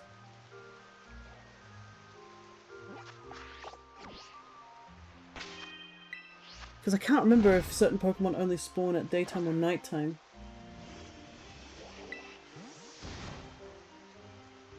Well, I haven't saved the game, so I'm curious to see what would happen if I...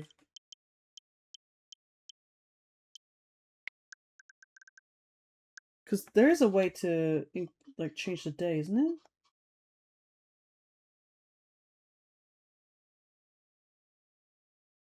No, it looks like it's sort of day and night. Ah, this is annoying. We're not giving up. I need this bird. I need this fish. I need 3 of these fish, which is even worse.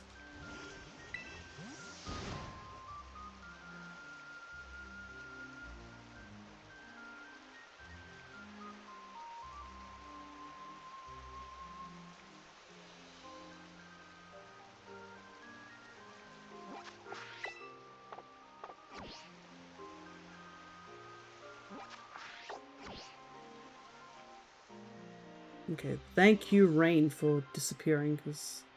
My goodness, it's already hard enough to see these fish. I'm starting to think, yeah, time of day is also causing issues. Let's see. Violet. Change, time of day. Move the clock 36 minutes forward. Or wait half an hour, which I'm not gonna do that.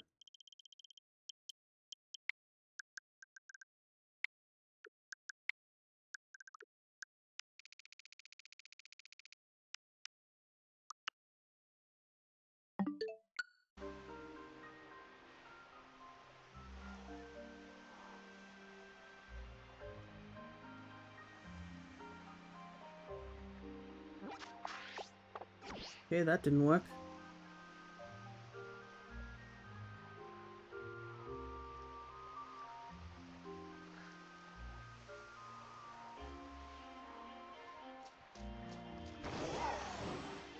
Or do I have to close the game?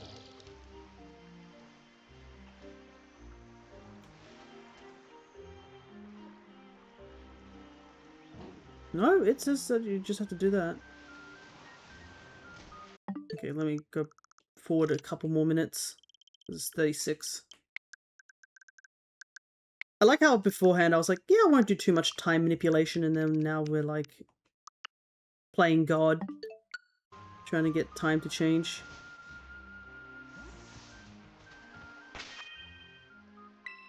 Okay. I don't think this is working.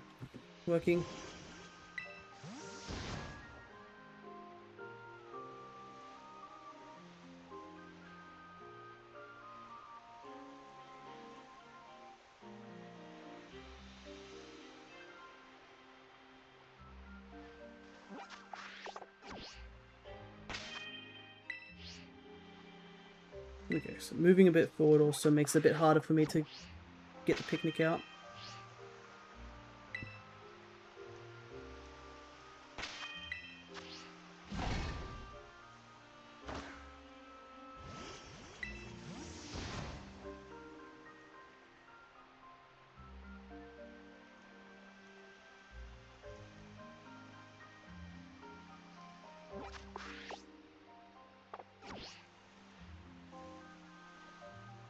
There's the moon, which is apparently moving sideways.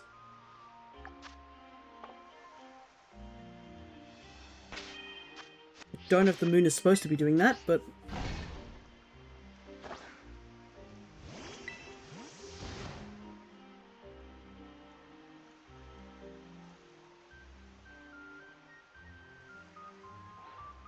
yeah, I've only seen like 4 fish per reset. Not to mention, they just immediately dip underwater where I can't see them. And I can't even KO them either.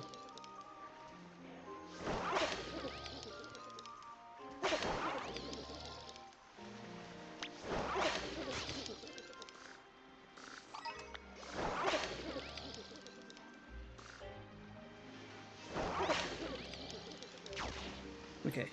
You know what? Let's change the plan.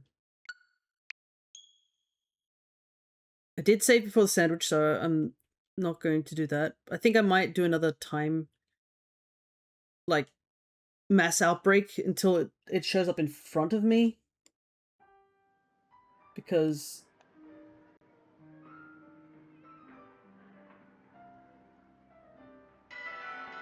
it might be a little bit easier to actually shiny hunt this thing if it's sort of in front of where I'm supposed to be standing. Because I think it's supposedly okay to hunt it here, but I don't know if it'd be better for it to be in here. Okay, sandwich should be off.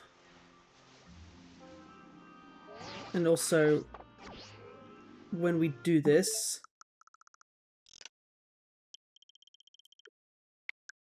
okay. Let's get the time back to normal.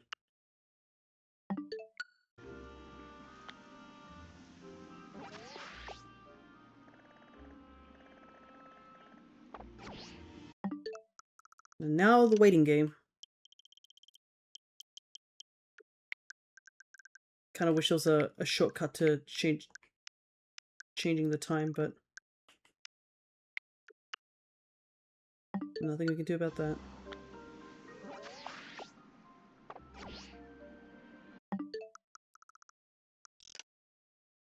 So this is the part of stream that I would say that it'd be a good point for you guys to take a... you need to go do something right now, might as well do it, because this is probably going to take a little while, given my luck right now.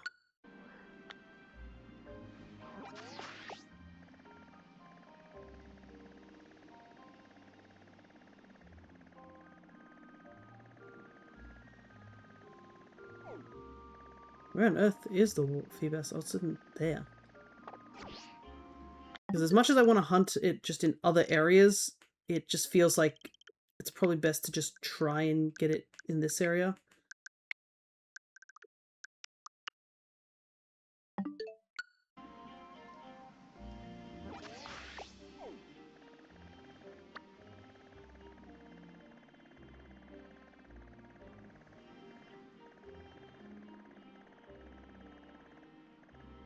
Oh, cool. The Phoebus showed up in the area that I need it to.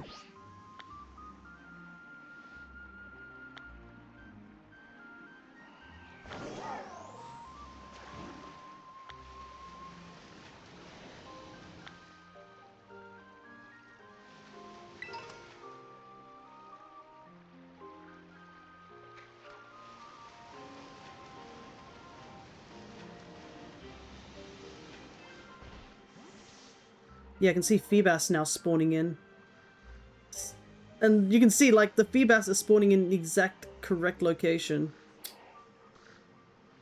Okay, you know what? Yeah, let's hunt for this Feebas, but I might also get my tracker out. Because I'm having trouble keeping count of, like, how many of these things I'm KOing. So I might as well pull out my,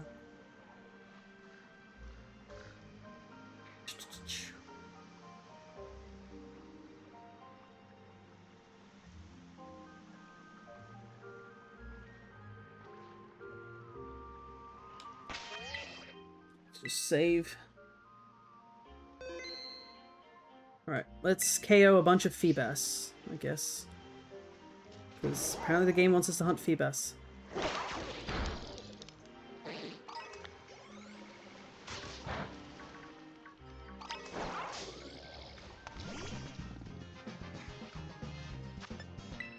Gonna be a bit annoying with the Bombardier.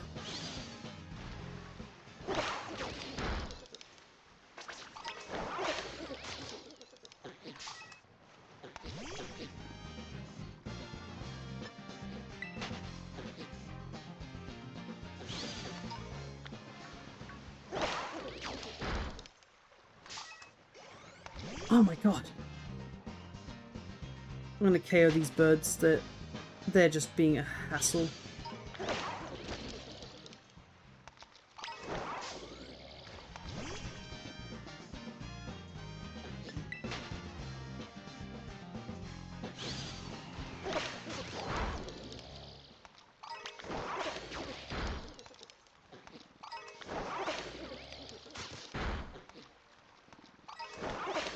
Okay, there we go.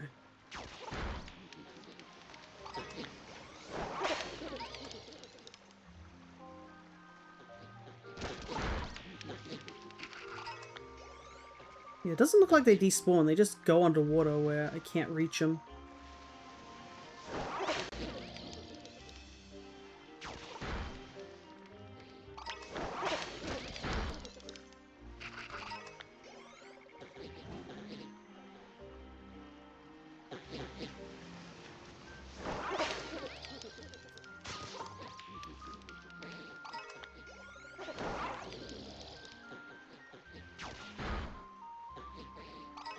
You can hear them. Man, they go underwater fast. They just dip immediately.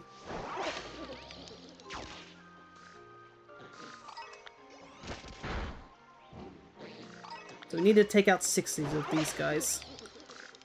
Thankfully, these guys, the shiny is very obvious to see. It's literally, they go purple.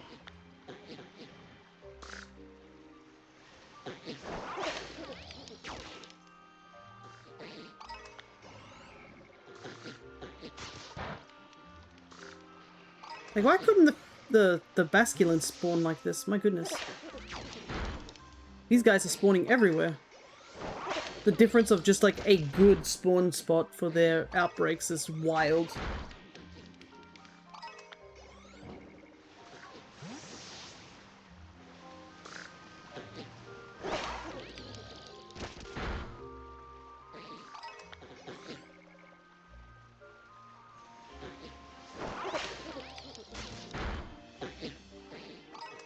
At least we're now doing something. It was kind of messing around with the switch time for a long time, so actually being able to do something is nice.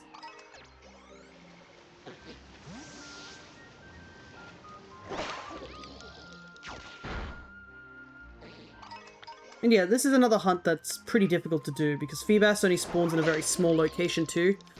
So if you do want to get a shiny of them, this is probably your best opportunity just because they're, as you can see, they're out and about in the other waters.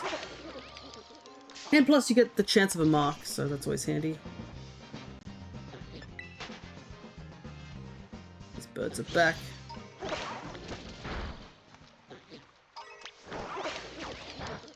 They're so fast too. Holy hell, once they target you, they're just like on you.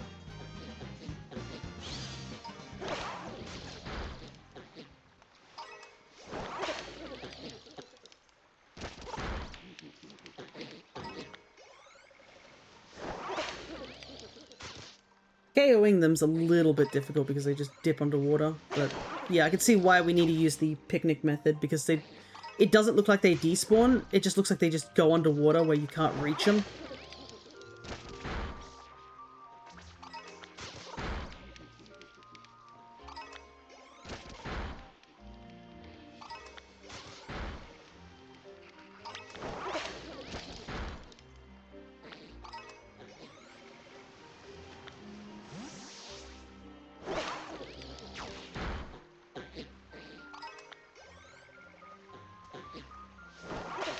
We're about at the 25 KO mark now.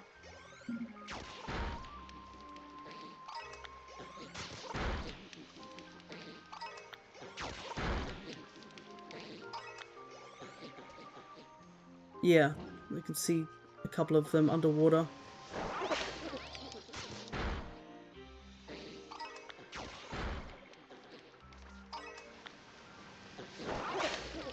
They're just refusing to come back up for air. Not that they really need it by the looks of it.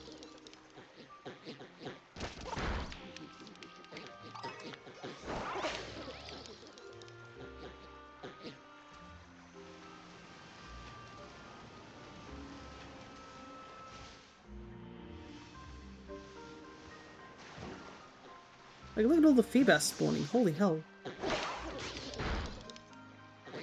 Definitely got a good spawn spot. Sure, there's the annoying bird from time to time, but this is a lot more. So now we just, once we get the Feebas we need, we just gotta repeat this with Basculin.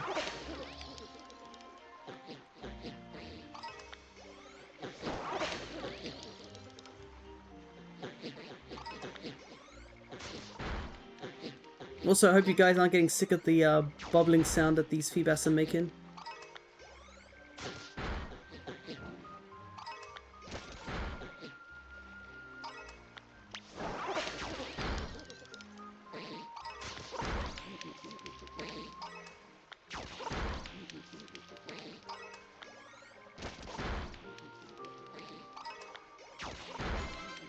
There we go, we got a bit of a streak going.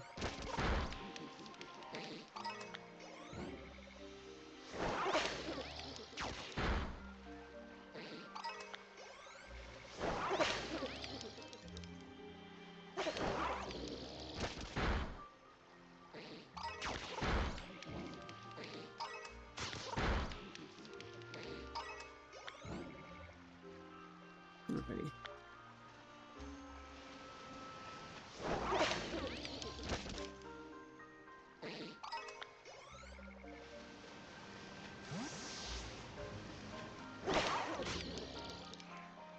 Alright, 10 more to go after this.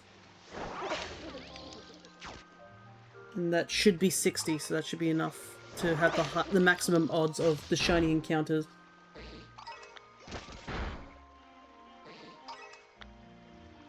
Which means that me doing that Aracuda means that I must have taken out more than 60, that's crazy. This is why we're going to use a counter.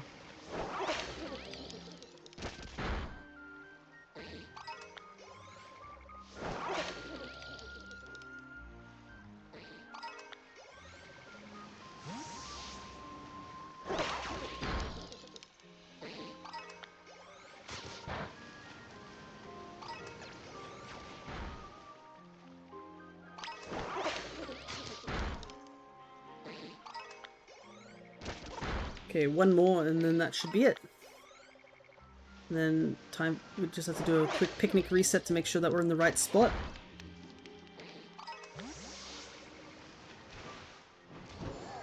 And then attempt a sandwich.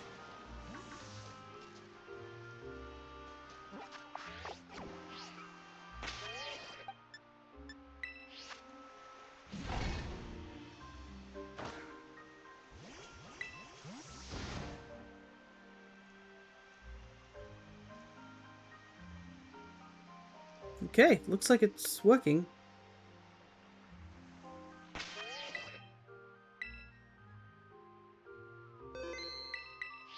Alright, Feebas tank.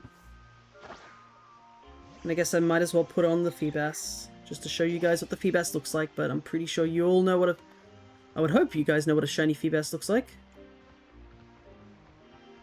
Eat purple. There you go. Very obvious shiny, which is always handy.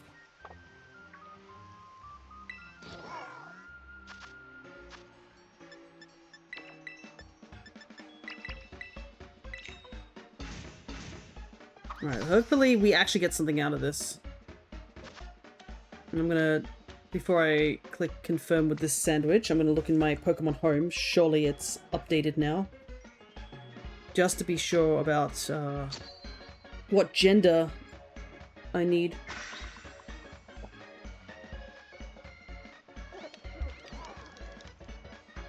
Because I'm pretty sure one of the Milotics that I have is RNG Manipped. But the other one is legit from ORAS, so I don't want to accidentally overwrite that one. But that one's important to me. It has memories. I think it was like one of the big first shiny hunts I did in ORAS was a shiny Milotic.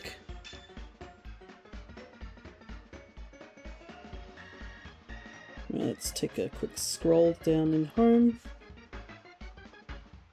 Alright. Okay, so the Feebas I have in Home doesn't even belong to me. It belongs to someone else. And the male Milotic is also not mine. Only the female one is mine. Caught in the Hoenn region. Back in 2014. Holy hell. That's how time flies. Okay. So yeah. Two Feebases with one of them being male should be enough.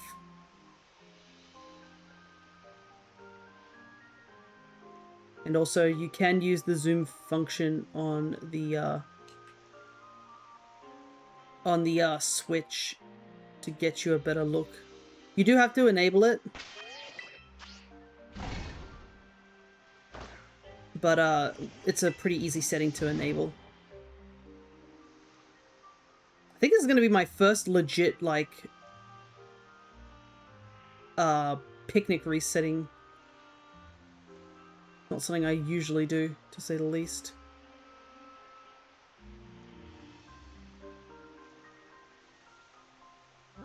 Unfortunately, there are other things spawning behind me, but can't do anything about it.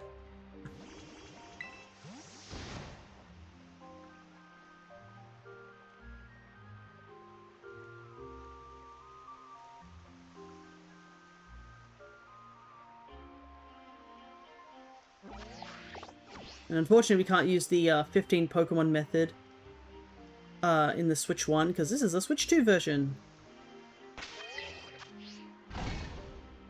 I am curious to find out, like, if there will be a new shiny method in the new game when it comes out. Because I feel like they've pretty much introduced a new hunting method, like, each time.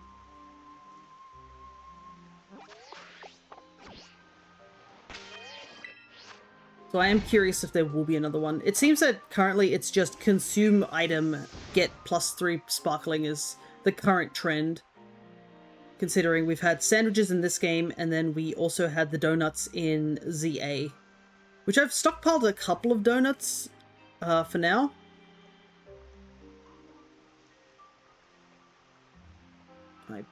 Yeah, I'm not going to look behind me, because if there is a shiny there, I probably don't want to catch it. I just want to focus on Feebas.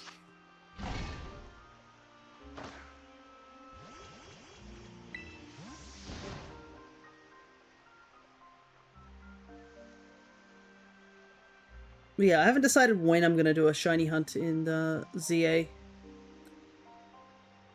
Because I still want to, like, focus on the Masuda method in this game and get that done, because that's more tedious. But I think us doing a shiny hunt every so often is probably the way to go. I think it's been a little while since I've done, like, a legit shiny hunt. Until it was, like, my birthday. So I think it'd be probably better. And I don't know if you guys are interested in watching me shiny hunt.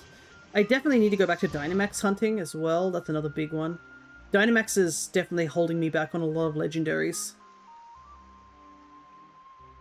Because we still need to get a couple more. Though, one of the things I want to do for Dynamax Adventures is I actually bought a pre-owned copy of Shield recently. So I actually have 2 copies of the games.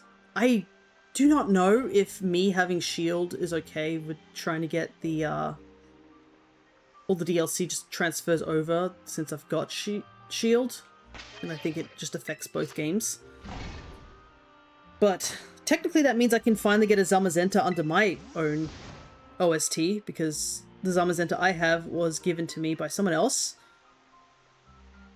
But more importantly, I could theoretically have my Switch just plugged in on the side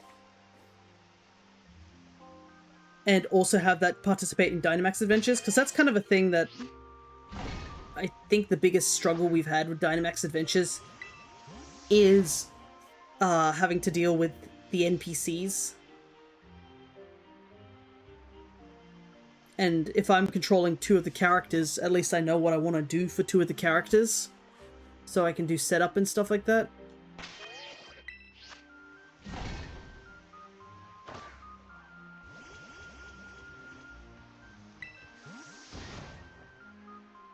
But another problem is that, oh, I guess it also is the benefit of just having 2 switches at the same time, both hunting. So the problem will be is I'm going to have to start Shield just at some point. Because, I mean, it'll be a new game, and whilst you can go to the Dynamax Adventures pretty early on into the game, I'm pretty sure you can go to the Crown Tundra, like, after, like, only a couple of story beats. You don't even have to take too much time and stuff like that. You don't have to beat Peony. You can just pretty much go once it's open. I think you just have to get to the wild area, is it? I think you have to get to the first town to get to the Isles of Armor, but you need to go to the wild area to gain access to the Crown Tundra. And you don't even need to win against Peony. You literally can just lose, and he's like, that's cool, man. It's so funny how, like, him not... Like, that one check of not being gatekeeped into getting to that area just makes speedruns so much faster, because you can just grab the Suicune that's in the dens and just book it.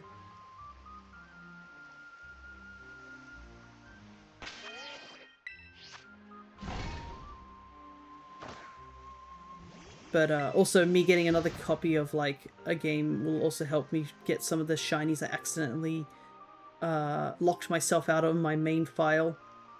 Though we also do still have our other 2 Sword and Shield files that we made for our home collection, where we were collecting all the Pokemon for the living decks.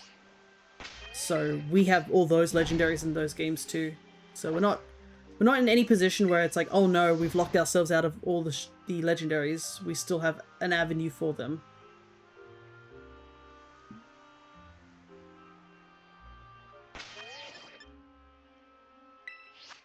I can see why I don't like picnic resets. These are somewhat boring. But I can't risk running around on top of those Feebas.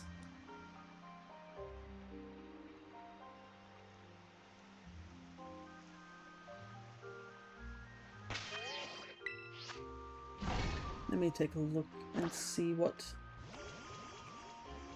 Because of the legendaries I need that I can get from Dynamax Adventures, I need to get the genies.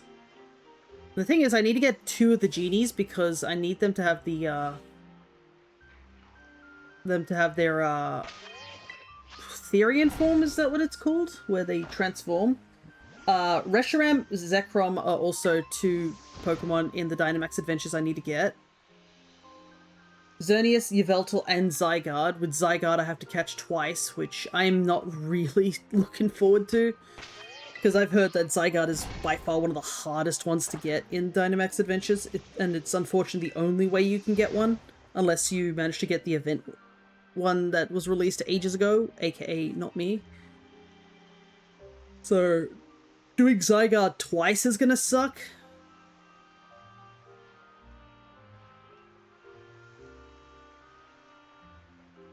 Zoom in a little bit.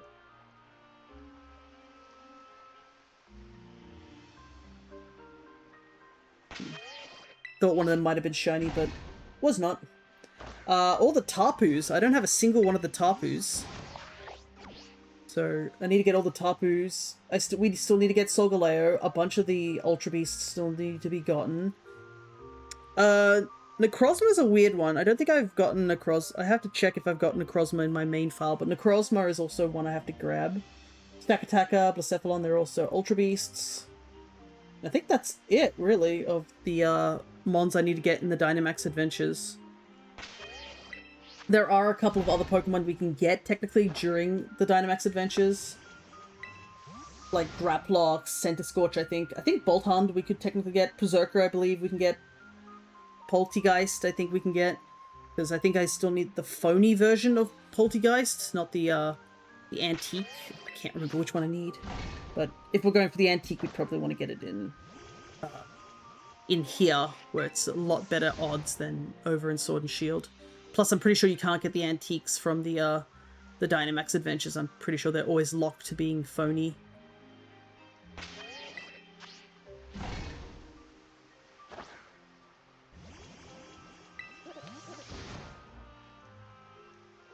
The Galarian forms I probably want to get in ZA. So I don't really care about that. There's like only a very small handful of Mons that we'd have to catch over in Sword and Shield outside of Dynamax. I would like to do a brilliant shiny hunt using the method that people didn't understand and then eventually figured out. Another shiny hunt that maybe I would like to do in the future, not anytime soon, would be to try and get a curry mark, but it's not of like anything big. And it's a tough hunt, that one. So I don't see myself doing that one anytime in the future. Let's see. AJ adding a little bit of animation because, my goodness, this is not very entertaining gameplay. Honestly, you guys can just throw questions at me and I'll do my best to just try and waffle on. Let's see. So I think Bolthund and Yamper, I don't think... No, Yamper... Is Yamper in ZA? I cannot remember. Let me just take a quick scan. The ugly fishes choose not to be, I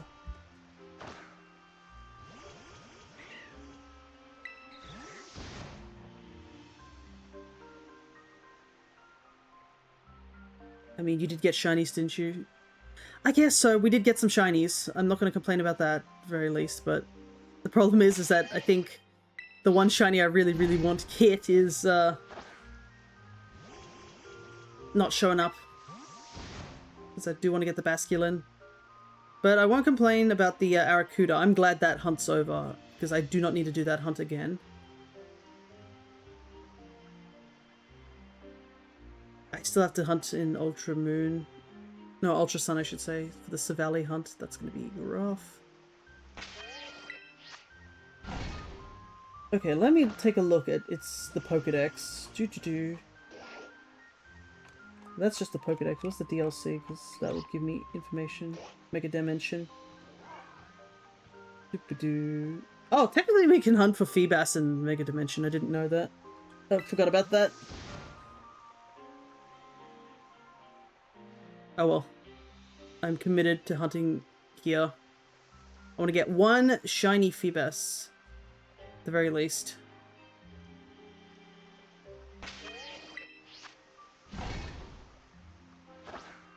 Runerigus is capturable, as well as Galarian Yanmask, so I'd rather do those there.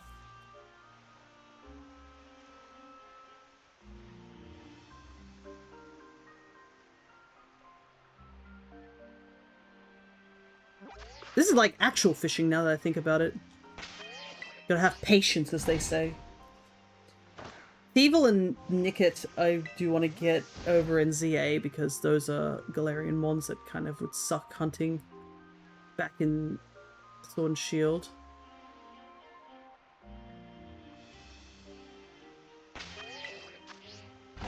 Clobbopus, I still need one for Graplock, so I could technically get the Fido. Okay, it was Fido that I was making the mistake. So Yampa is a Galarian Mon I'd have to get in Sword and Shield. It doesn't appear in any other games so far. Which is strange, now that I think about it. I know the Sizzlipede and Centiskorch are also locked to Sword and Shield. There's actually a funny thing I should mention about Sizzlipede. And it's related to my living decks that I have. And, I guess you could say, the TGC living decks that I'm currently doing. So, I think there is actually a center... I don't know if there is a Sizzlipede that actually it has a major card, but there's a card that I put in there, which is actually a damaged card. Or a defect card. Basically, when I was opening... Is that it there? Let me double check. Yeah, there it is! Shiny! Purple fish! And it's male! So we can technically evolve this into Melodic. I love me error cards, yeah. So this card basically was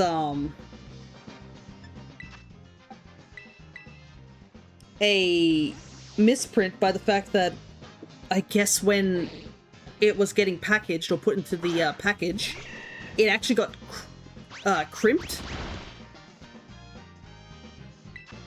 And it sort of has a sort of a crimp liner on down the side. Nowadays you can apparently make your own crimp lines, but I just thought it was so funny that it was just a regular card that I had that got crimped. It's also the Battle Styles one, so it's the one that's got the little clay version. Also, I'm surprised that I managed to see this guy. I thought I wasn't going to see him, but nope, we got him. I didn't check if he had a mark or anything like that because I was worried about him dipping underwater again.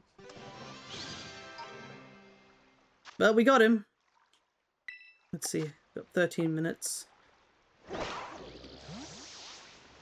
Let's just use up the rest of the sandwich, just because I'm going to have to do a reset anyways. Alright, let's take a look at our boy. Unfortunately, no mark, but it is a Feebas, so we did get one of the event Pokemon. A bit of a shame that he doesn't have the mark. That would be nice, but... Now I just got to get back into position.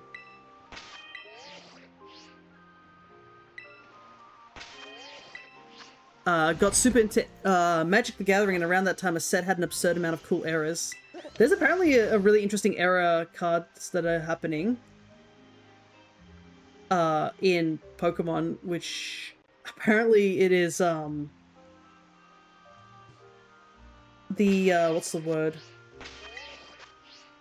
The energy cards. I actually saw it on stream. There's a guy, I think his name's Deep Pocket Monster. I do enjoy his content because as much as he's able to open all these cards and stuff like that, because, you know, monies, he is quite more interested in the actual game, like the actual collecting of cards, not for their prices, but for the sets and their sentimental value, and as well as given to kids and stuff like that, which we honestly should be doing, because, my goodness, it's a card game for kids. But, he actually pulled, I think, he got I think it was, I don't know if it, yeah, I think it was an ETB of Pitch Black, the new set, and all his energy cards were cut incorrectly, but they were cut so that you could actually see the next card next to it, so they were all part of the same line in the entirety of the ETB. Which I thought was an incredible error. So after he'd like opened up all his packs, he basically got all the energy cards and just put them in a row, and yeah, you could see where they were connected to the next card. Like that sort of stuff is really cool. I don't think I have too many error cards myself. Like, I got a couple that have got a little bit of crimps on the bottoms and stuff like that, but the Sizzlipede one that I was mentioning before has a crimp all the way down the side of it. And I think that was my first big error card, because I actually, when I was opening the pack, I could see the card poking out of the pack.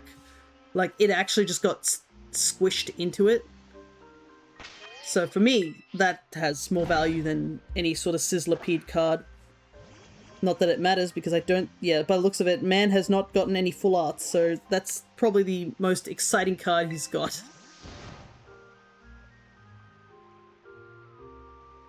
Also, speaking of Magic the Gathering, they've been doing a lot of, collaborations? And apparently there's going to be a Stardew Valley one coming out. I only found out about it because my DM was like, hey, did you know there's a Stardew Valley one coming out? Are you going to get any cards for it? And I was like, well, unfortunately I don't really play Magic the Gathering or anything like that, you know? It's not my, my area of expertise, to say the least.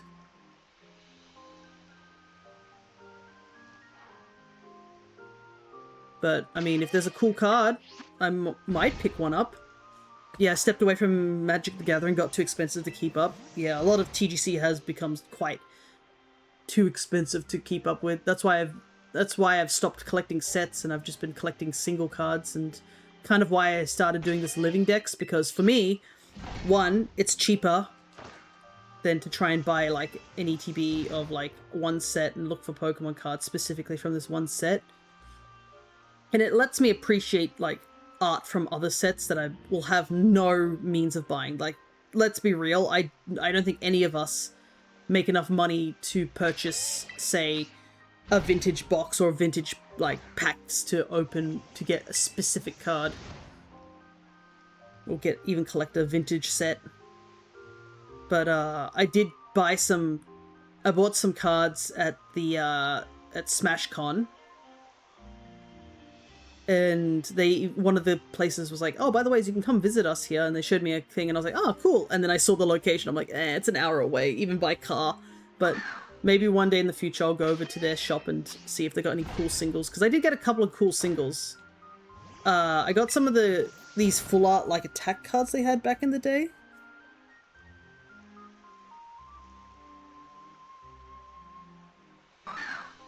And then they had, they just had some e-reader cards, some old cards and some new cards, and I added quite a few to my living decks. I got a Silcoon and a Cascoon e-reader card, because, I don't know, I think I do enjoy some of the e-reader cards, just because the novelty of them is so interesting, and it is a Gen 3 sort of thing, so it's really cool in that way.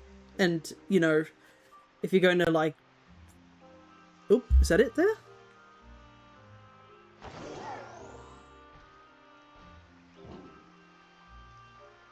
Yep, there we go. There's the shiny Feebas. No! No, he's getting away. No! Come back.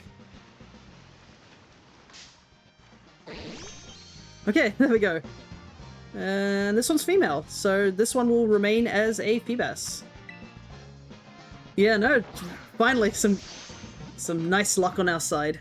And we got the 2 Feebasses I needed. Now I just need to evolve one. That's the only downside.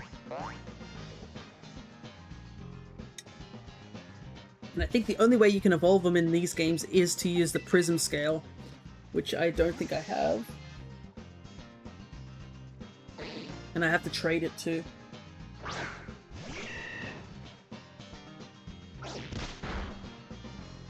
But I am happy because both of these will be put into my Shinydex, and the other 2 can be given away.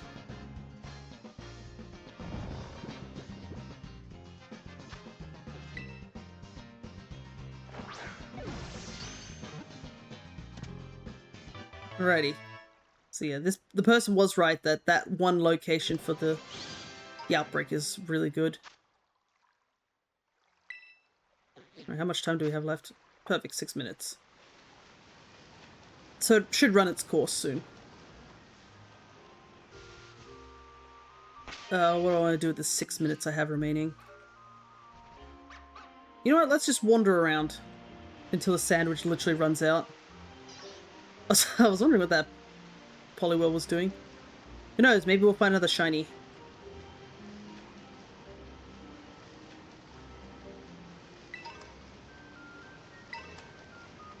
I didn't check if this Feebas has a mark. No, unfortunate. It does kind of suck because it would have been a mark that we needed. That's another shiny Feebas.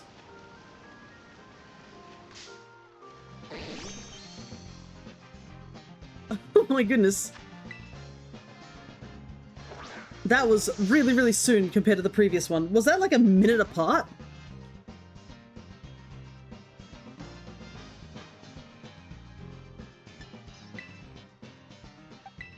I didn't... Okay, sure. I'll take 3 Feebases. Now we just... I need you to do... Game, I need you to do this again with the Basculins.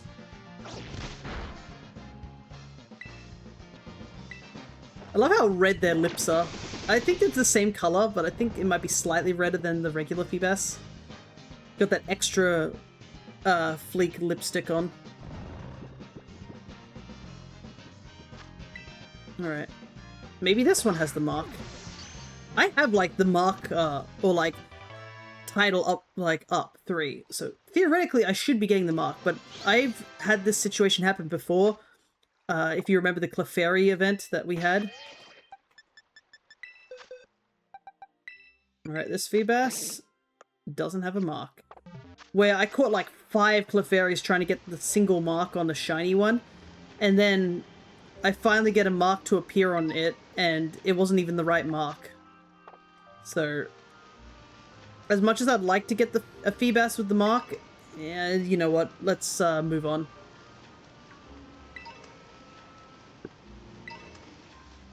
Right, we're just gonna waste the last bit of time, and then we're gonna go back to over in that area.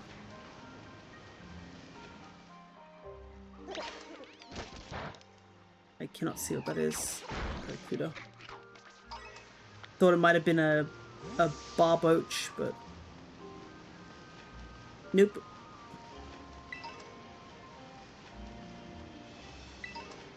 But yeah, I don't think I'm gonna purposely go hunting for marked shinies.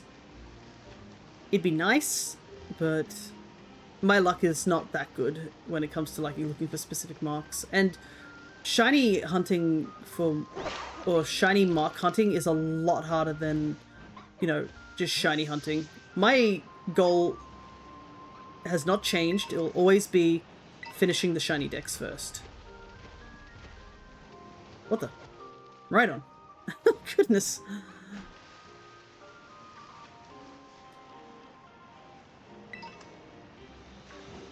Because I've only got so much time in my life to be doing shiny hunting. So I'm still, like, happy enough to just do the hunts normally. Oh, Gligar Fang. Yeah, I guess now that I have 3 Feebases, one of them I can literally just give away. I do not need an extra Feebas. So it will be part of the... One of the Feebases, I think, will just be part of the giveaway that I will be doing. Probably the one we just caught will be part of the giveaway.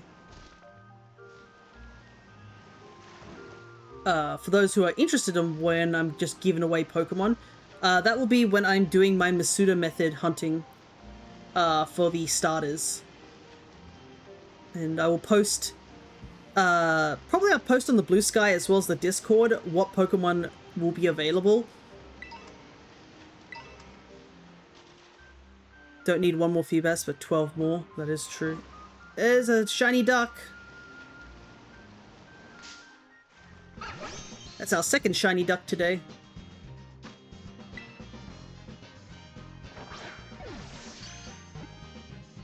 It looks like the ball is sweating. Oh my goodness. I know it's a Pokemon behind it, but it looks like the ball itself is sweating like...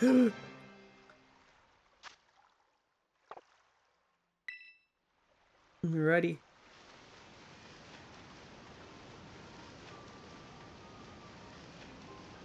How's the sandwich going? Last minute duck.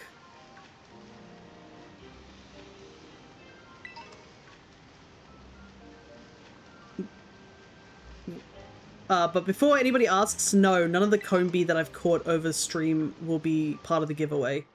That is our own channel's joke, and it's going to stay. A part of me is a little worried that Combi's going to come back in Wind and Waves, and then the chat's going to be like, you know what you got to do? You got to go hunt for more Combi. And honestly, I'd be fine with just one hunt. One Combi hunt in the new game if it exists. That's the only reason I don't think we've hunted it in ZA. I don't think Vesperquin returned. So we were spared the Combi hunt. Eviolite shiny male Combi.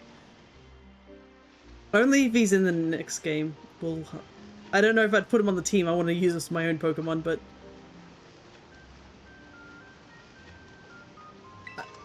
the benefit of catching more shiny Combi would be to put them in the Hall of Bees.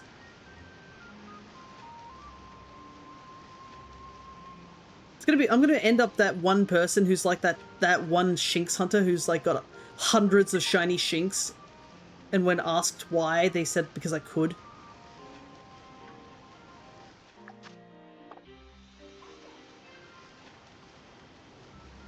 Alright. Let me look up just very quickly on how do I evolve Feebas in this game. Because I legit do not know if I can. Because I'm pretty sure it's a prism scale. I think it's the only way. And then the question would be, do I have a prism scale?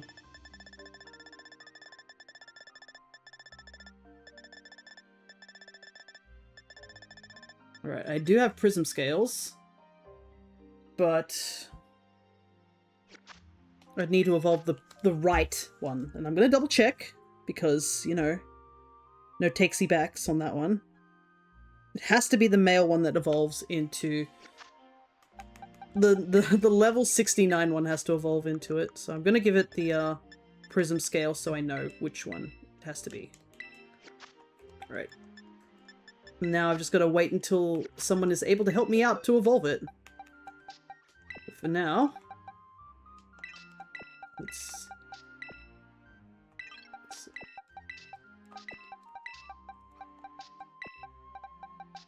I think what I might do is just put some Pokemon into my party. You go back up here. Just so that the shinies just automatically go into this box. I think I might do that. Alright. I'm gonna have the level 100 Magikarp. He looks so small in the icons compared to all the other Pokemon. Alright. So we need the Basculin to spawn where this Feebas is currently.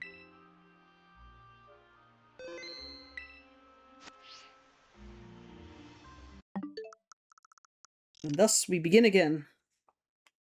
But I'm happy to get 2 Pokemon added to my my living dex that belong to me. If you have the mobile version of Home, you can assign Pokemon with a train ID and say, this is my train ID, and they get a little hat next to them. So seeing all those hats are definitely beneficial. But it is kind of interesting seeing some of them that I'm like, oh, these don't belong to me. Like the Claydol line don't belong to me. I was gifted them. Okay, we need to... we'll sync the clock back.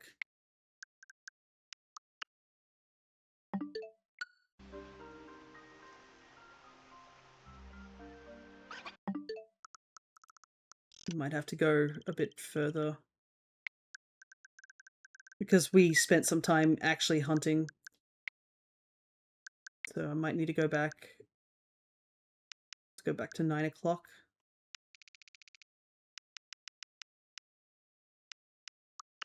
This is the earliest time.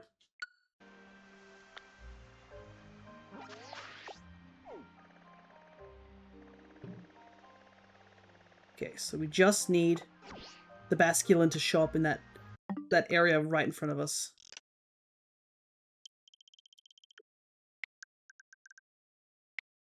Ah, looks like I've got to also take a break soon. I'm going to make sure I do that.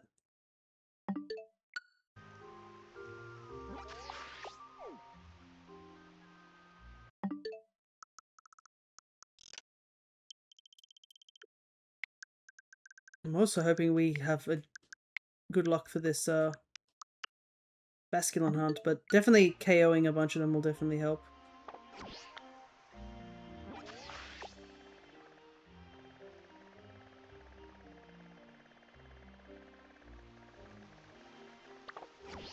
Yay, rain. I do like how the Feebas that we knocked out, like, that are still part of that outbreak are still there. And they probably won't disappear until we actually, you know, change our actual reset completely.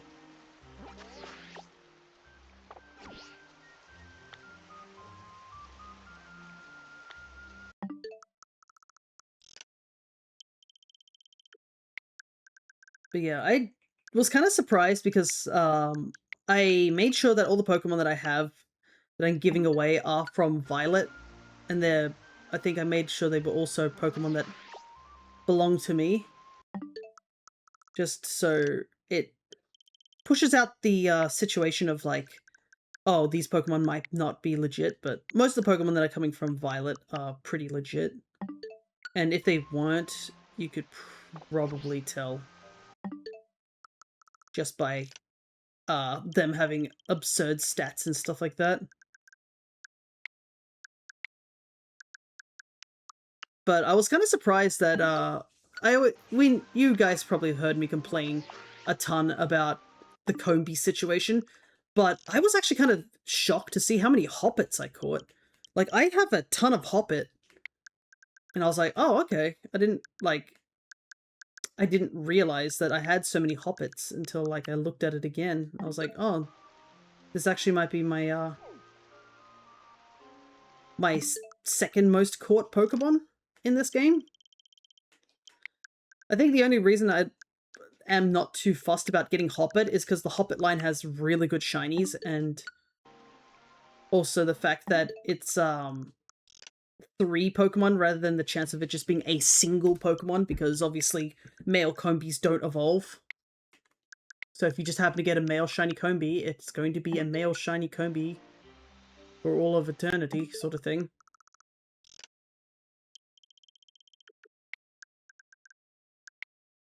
So, and whilst Hoppet, you have like, you got Jumpluff, you got Skiploom.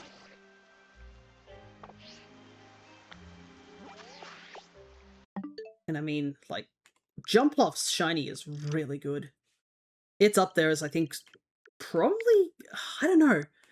It's definitely one of the best Gen 2 shinies. Gen 2 has its handful of, like, okay shinies, but it's a good chunk of, like, really good shinies, I think. But obviously, I cannot say that right now. I haven't got all the Pokemon up in front of me. But I think they do have a good chunk of, like, really good shinies. Oh, perfect! We finally got it.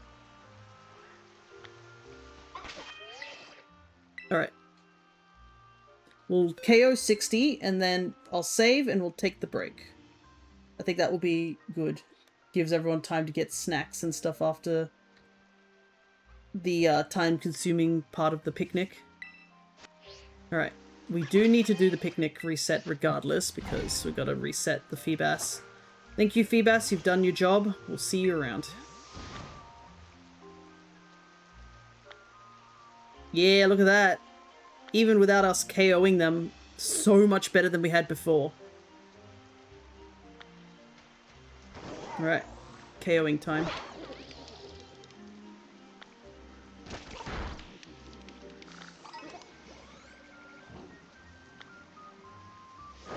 All the messages have got to finish up, though.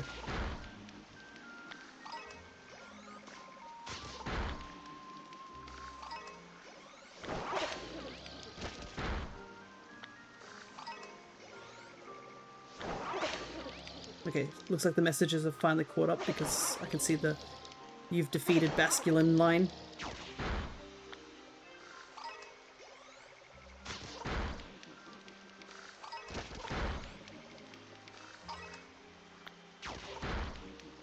Doop-a-doo.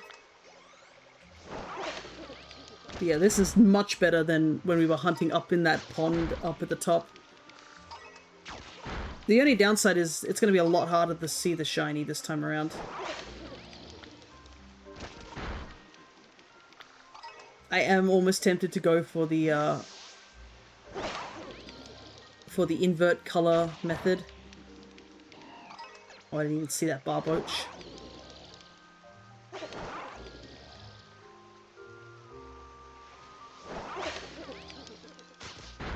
Gotta be careful because I can see those birds are hanging around again.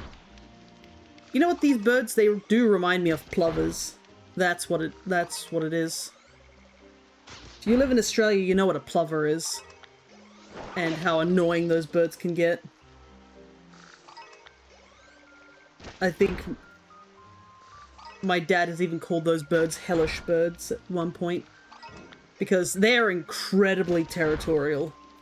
And they have this really shrill cry. And they're not even really big birds. They're smaller than like magpies and stuff like that. But like, it's just because they're relentless too.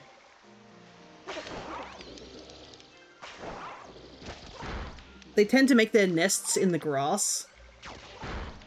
And sometimes they can just make their nests like just out on the lawn sort of thing of a place.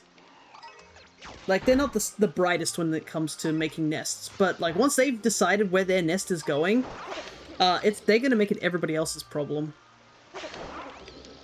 And I mean, there's similar colorations to Bombardier, I guess, being white with like minimal colors. Difference is that Bombardier drops rocks on you. Plovers, I don't think, have developed that ability to do that, and probably for the better.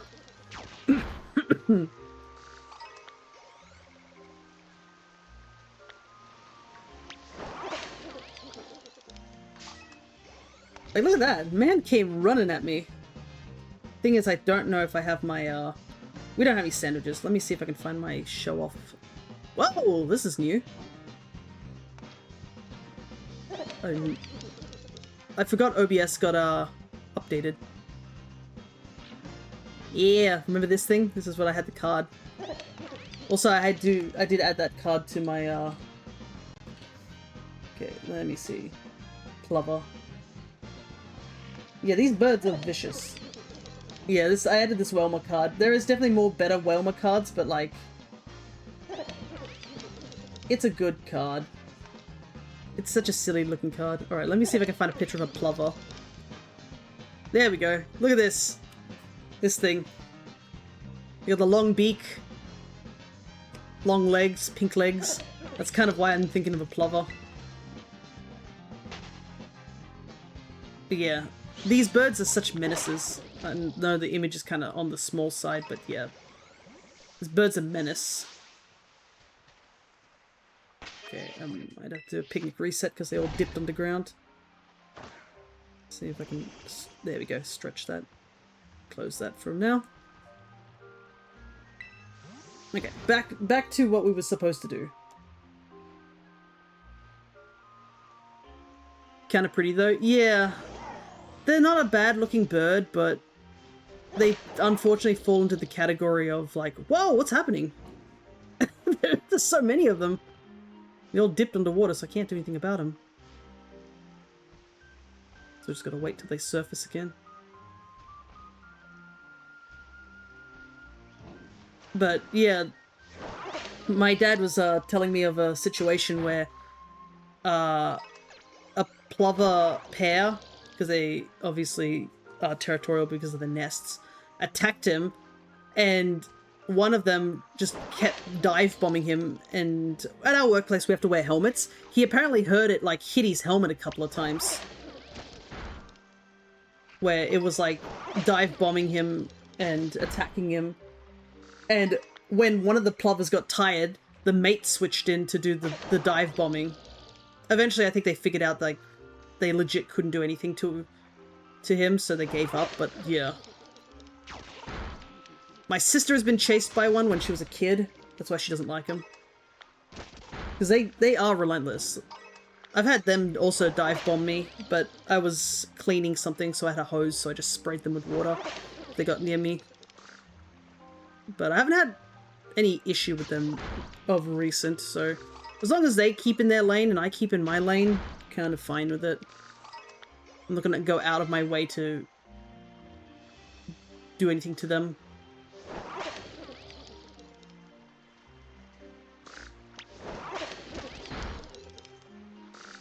Alright, we're about halfway with the Basculins. So...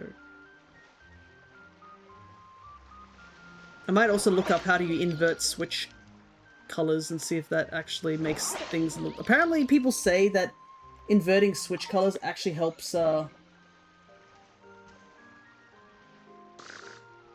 Okay, so it says here, the normal Basculins turn pink, the shiny one turns purple.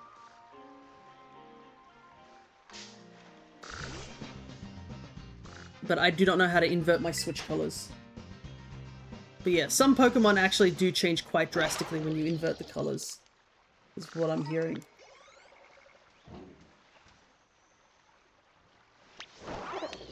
Problem is I haven't got a baseline of what color they go. Would help because it is night, yeah. And also would help because their shinies are not very visible.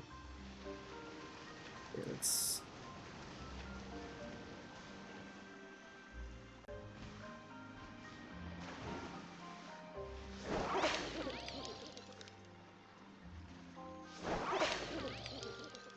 They all need to stop diving is what they need to do. They're diving even more than the Feebas. Luckily, we're not in any rush right now because we have no sandwich active. This is just set up.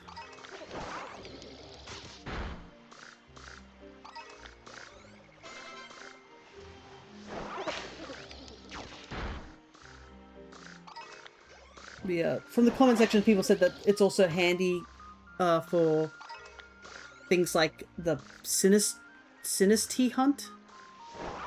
I do not know if it would help with the Tandemaus hunt. I think Tandemaus we just got to accept that that's a hard hunt always. I can hear them, they're all underwater. Hissing.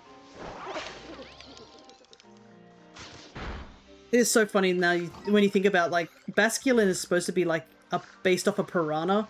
So the idea of a piranha being shy to attack you is really funny.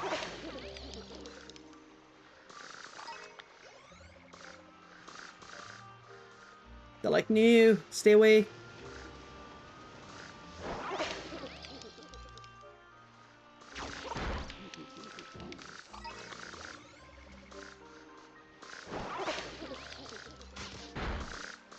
Makes me wonder if we're going to get more of these type of fish Pokemon in Pocopia's new DLC, because it's all underwater. Because that's kind of their downside. They don't have access to a lot of fish Pokemon. Just because, I mean, it'd be hard to make environments for fish Pokemon. So having an underwater section probably is their way of getting more fish-based Pokemon, or Pokemon that probably can't swim above land. Like, we don't even have Johto and Wooper, I don't think, in... off the top of my head. Maybe we do, and I haven't found it yet, but I feel like Wooper is not available in Pokopia. I think it's just the Paldean version. Come on, only 11 more. Come on, you guys, get out from under there.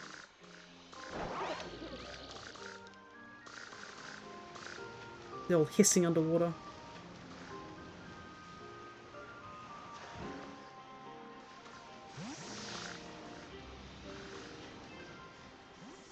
Do a picnic reset.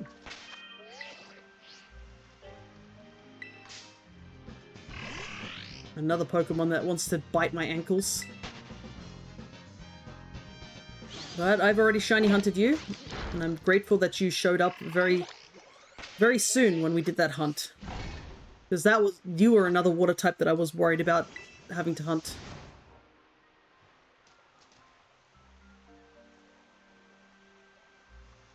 Yeah, they keep sinking under the water, which doesn't help.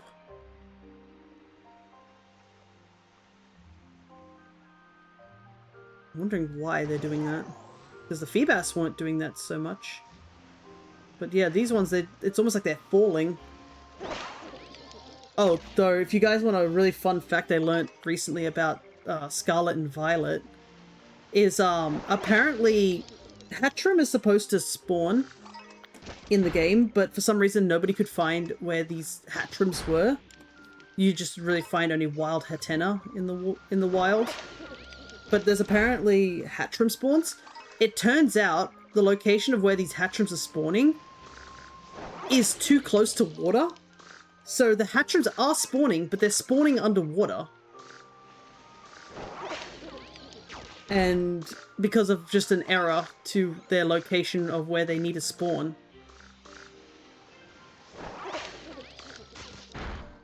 And somebody like did a test where they removed certain aspects or changed the location of the spawn, and lo and behold, they actually did get a Hatchrim out like encounter with like a couple of Hatena surrounding it, like it was supposed to happen. So yeah, they're just permanently underwater. So if you're wondering why you can't find them in the wild, it's because they're underwater.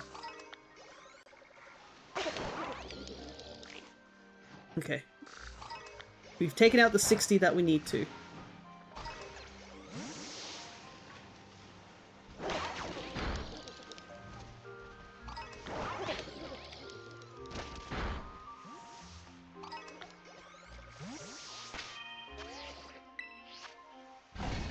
Okay.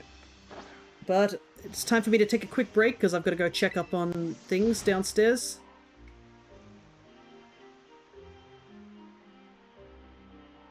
Yeah, looks like this is probably the best area to hear. Oh, I should save the game before I make the sandwich. Yeah, they seem to be sinking. These fish aren't buoyant anymore. That's gonna make the hunt harder. Though I wonder if I just reset the game, if that will fix it. Because the outbreak shouldn't change once I turn the game off. See if this will help make the fish kind of float. And then I'm going to take a look and see, how do you invert the switch colors? Which invert colors?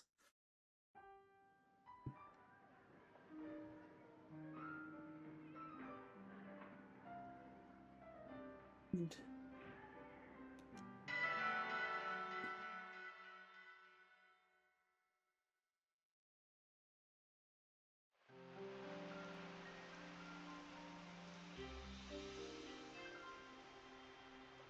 okay, there we go. That fixed them.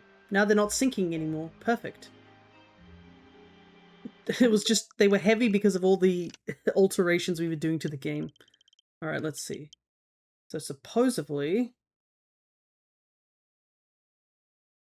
Let's take a look.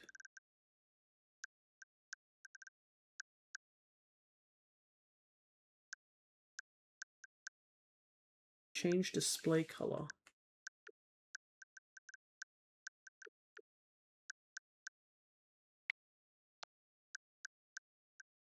Nope, that doesn't look like it.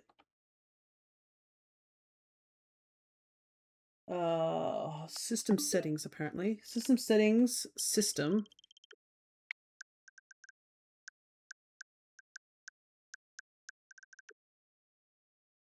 Change display color.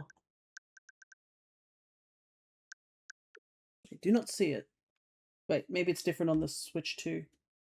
Settings, accessibility. There's so many different informations. Which one is it? Here we go. Oh god! Oh god, my eyes! Oh, my TV just flashbanged me for a brief second. Okay, let's see what it looks like. Oh god! This is horrifying. Yep, them fish are pink. Oh my god! The game looks so cursed.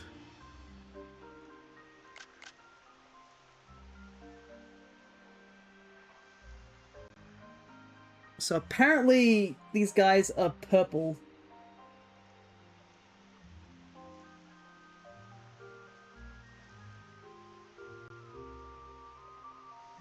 Let's see.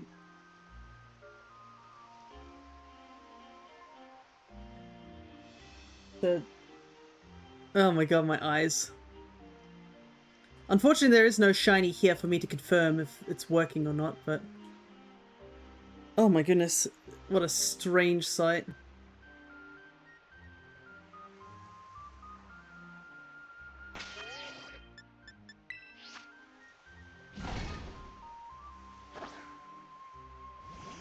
Whoa! Look at my Pokemon! Goldengo actually looks good in the blue. Miraidon looks cool too.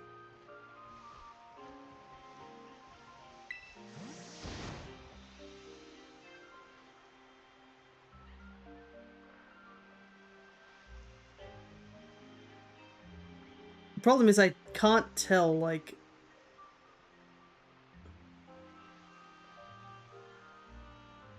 how purple it changes.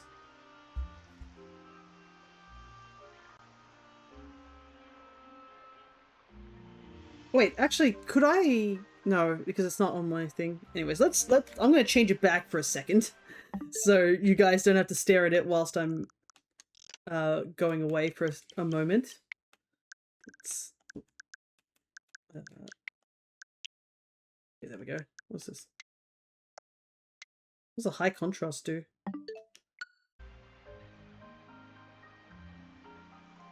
Don't think that really did much.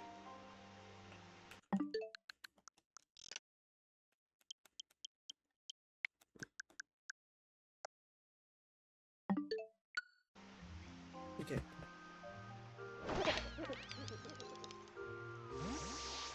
Yeah, this is going to be a bit of a pain to look for, but definitely going to be handy. I don't know if I can find out. Swipe basculin. Comparison.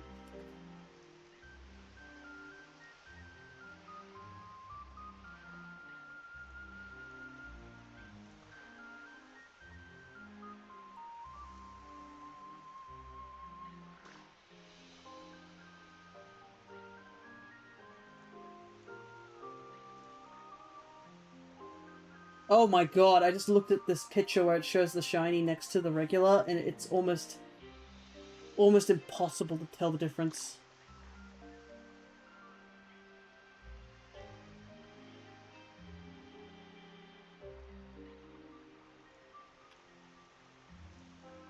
Let me take a look at the picture. Oh wow, it's way noticeable. Okay, so I'll copy this person's... I'll save this person's image. So I'll show you guys what it looks like.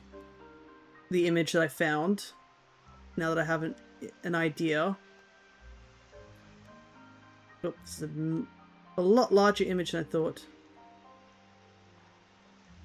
How do I shrink it? There we go. Gonna make it smaller. Because I didn't realize how big it was.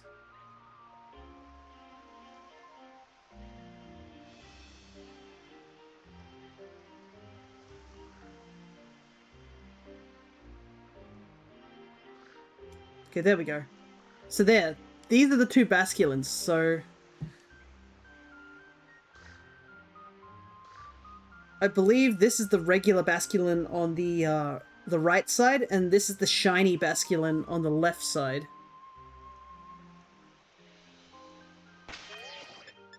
So, yeah, this is like a hunt that we probably want to do in inverted just because of how different they are.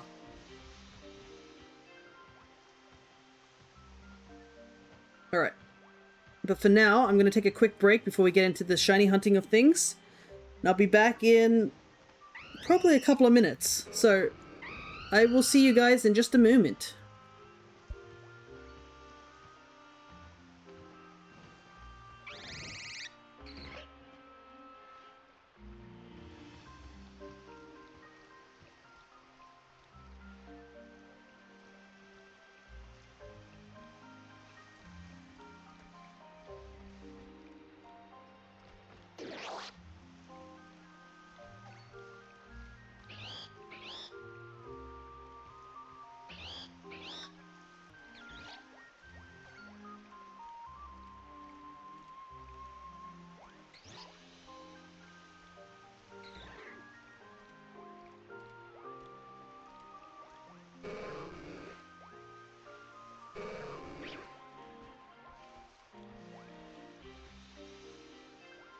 Alright, sorry about that. That was a lot longer break than I anticipated. It turns out nobody's home and I had to help out downstairs.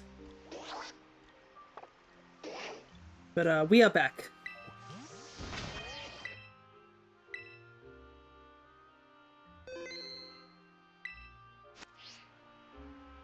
They're going back underwater again. Why? I don't understand. What makes a fish buoyant? Anyways, I'm going to quickly switch the thing over. And we will get back to the hunt. I know that took a lot longer, but I'll just grab the blue basculin icon from before. Unfortunately, this doesn't get affected by the us inverting the colors, that's for sure.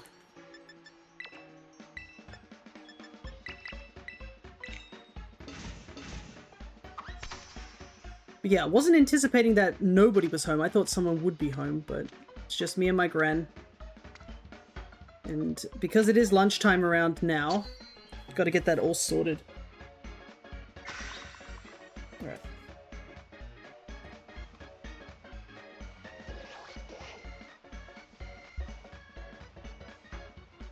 So somebody's actually got a picture of each of the shinies at different intervals of the day.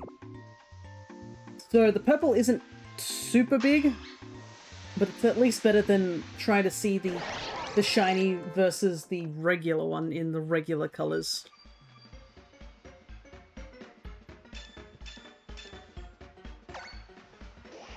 Alright, let's switch back over.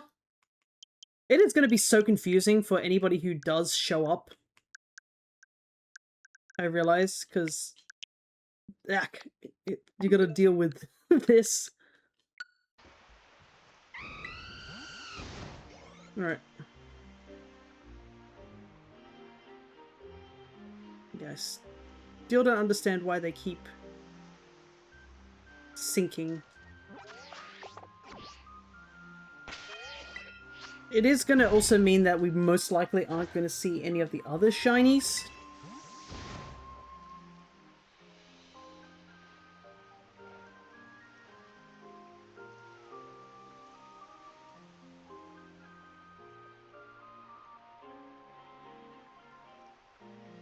What time of day is it?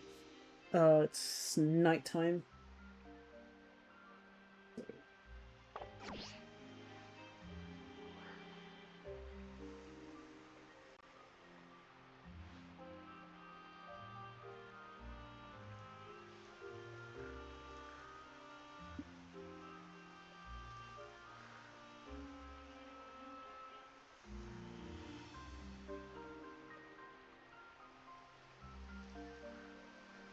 Yeah, so this is going to be a hunt where I'm going to have to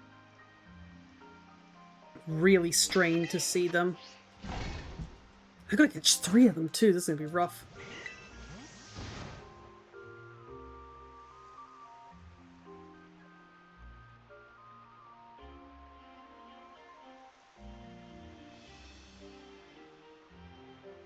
I just kind of wish they weren't going underwater, and I can't really reset my sandwich either.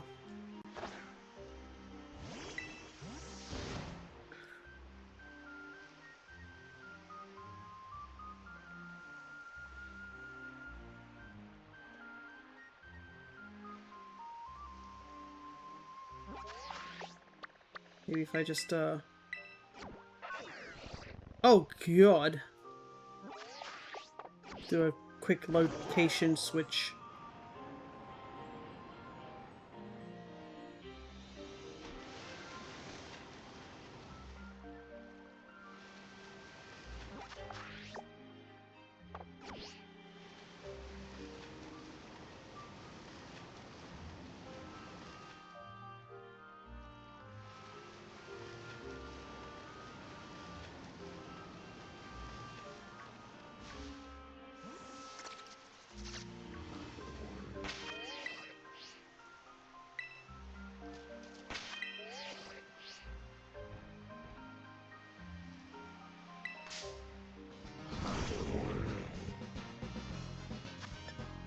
Apparently doing a location switch was a bad idea.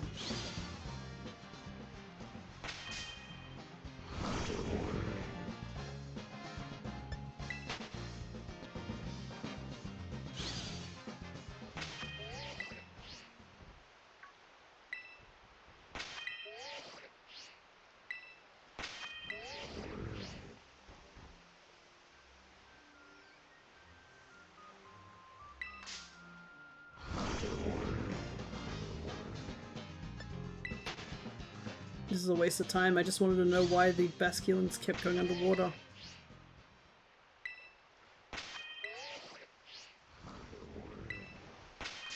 No! I know, this is so annoying! I was just like, maybe I'll do a quick reset and that will help me figure out why they keep going underwater, but now it's a case of I can't seem to make them... I can't get the picnic spot again. And I'm getting attacked by these turtles.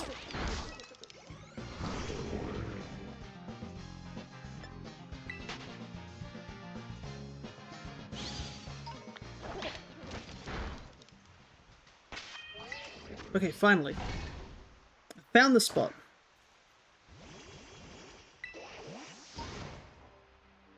And they're back to diving underwater again.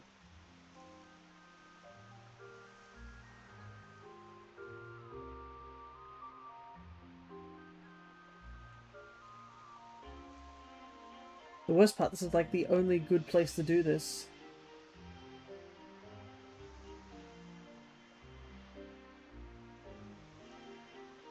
Let's see what this person says.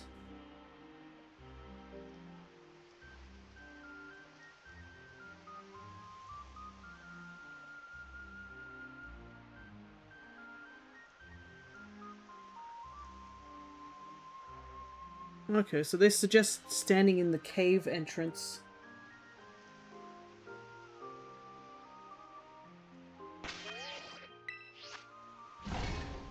Only works during the day because they... Oh, I see. They go underwater when it's nighttime. Okay. That's why they're going underwater. Because apparently it's nighttime. I did not know that. Okay.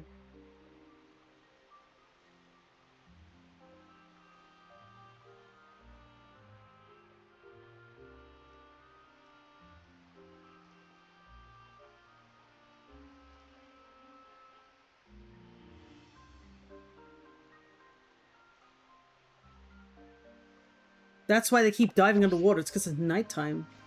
They go to sleep. But yeah, the person suggests doing it here.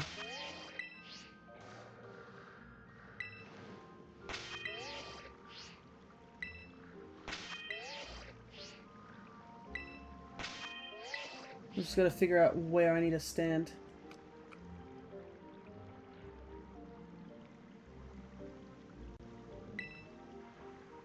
There's 2 rocks. Just over here, I guess, is where they're doing the picnic resetting.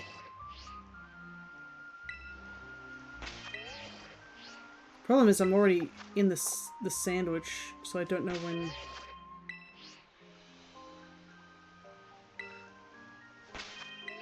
Yeah, there we go.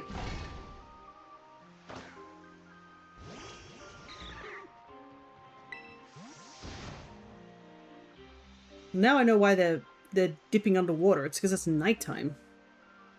And for some reason I can't get it to change to another time of day.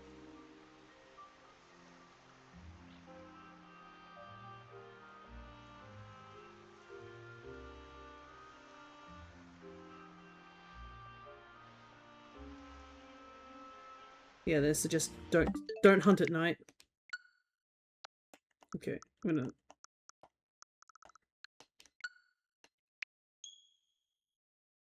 God, my screen going white is certainly hurting my eyes.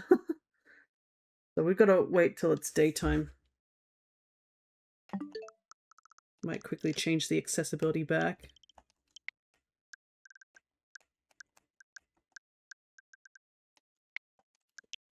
Okay, there we go.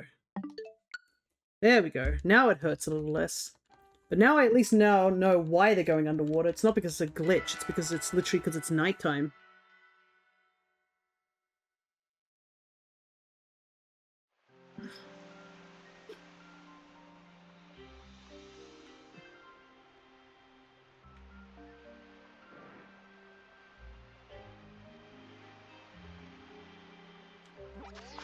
Problem is, it's like, now what do we do?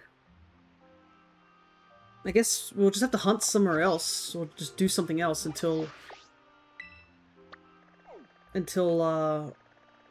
it changes back over.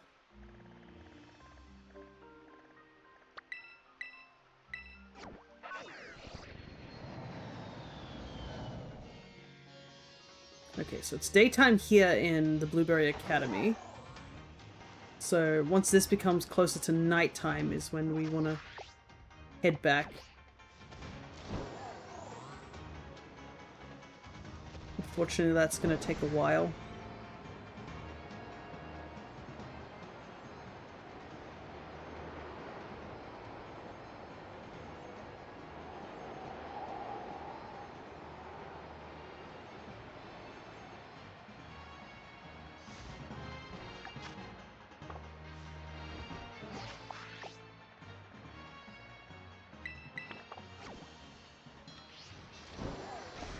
Alright.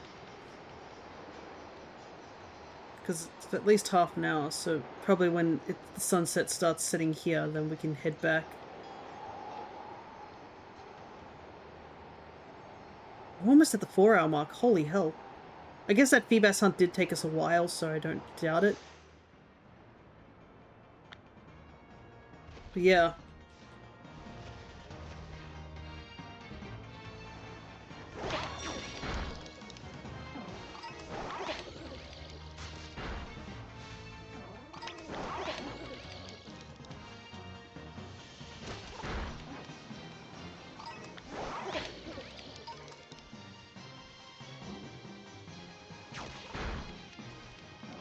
Part of me is like, maybe I should go back to Kitakami and make sure I'm in Kitakami so I can see the day change. Might be better that way. Okay.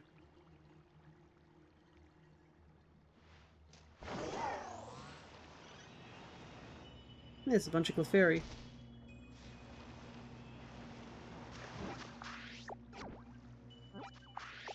What other outbreaks are there, just randomly, if there's any interesting ones? Not really. Not really anything.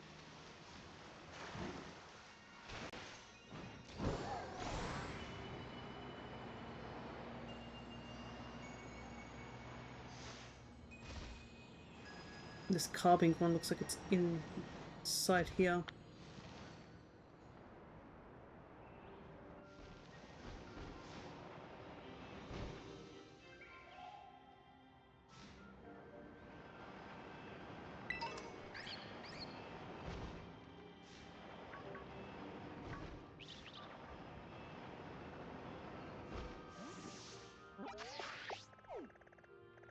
I do not know where that is.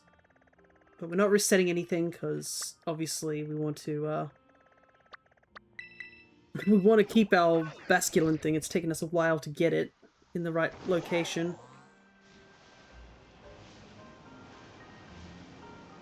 But there's nothing we can do until morning comes. Because I don't want to touch the time and stuff anymore. It's clearly not working, so gotta waste a little bit of time. Hopefully it doesn't take too long, but I think it's been night for a little while, but the problem is that I don't remember if it was still nighttime or daytime when I left to go and help out downstairs. So I genuinely don't know how long it's been.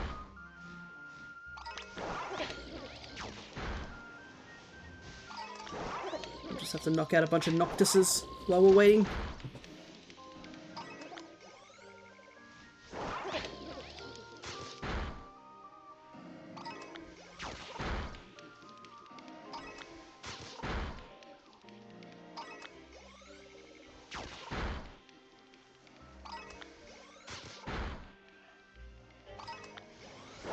Problem is, if I had known about the time of day thing, I probably wouldn't have taken the break, but had to because there had been no one downstairs. So in the end, I guess it's just how it is. Is what it is.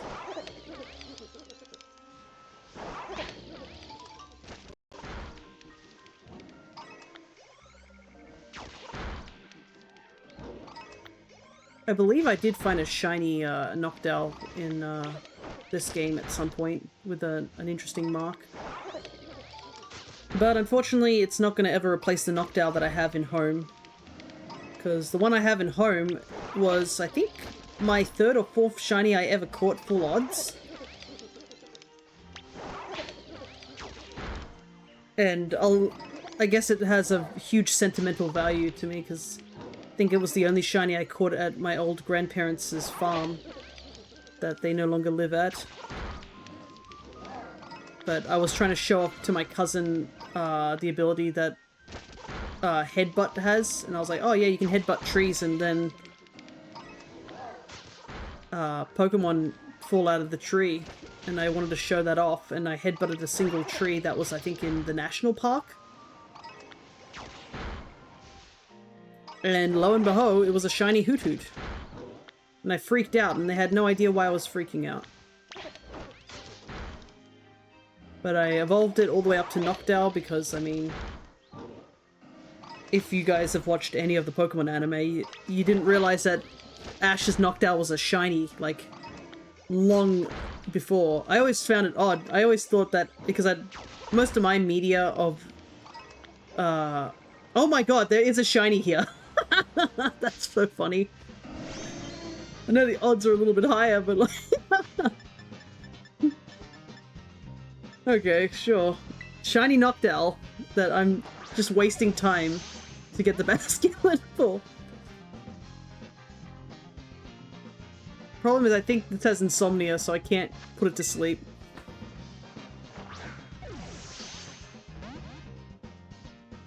That's so funny. We were just talking about shiny Noctowl, but yeah, basically my knowledge of the Pokemon franchise as a whole, most of it came from the anime. So I always assumed, because I saw Ash's Noctowl more frequently than any other Noctowl, I just assumed that this was the regular form of Noctowl. Okay. I'm just gonna double check, but... Oh no, it doesn't have insomnia. I thought this one would. Okay. But yeah, I always just assumed this is what Noctowl normally looked like, so whenever I saw his Noctowl on stream, on the screen, I was like, yeah, that's what Noctowl looks like. And it didn't bother me at all. And then when I started playing the games, I was like, wow, Noctowl looks a lot different than what, like, it looks like in the anime.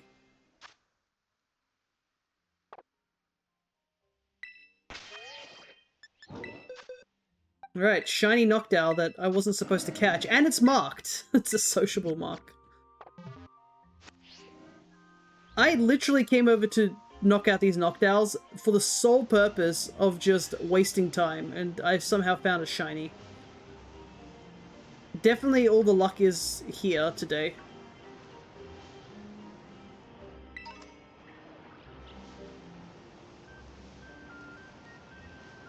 Problem is I don't know how much more time I have to wait until the day changes.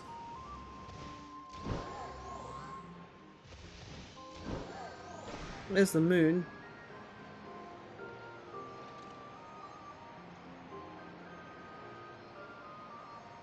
There's another shiny! Oh my god! What?! That's another full-on shiny! We just caught the Noctowl! What is happening?!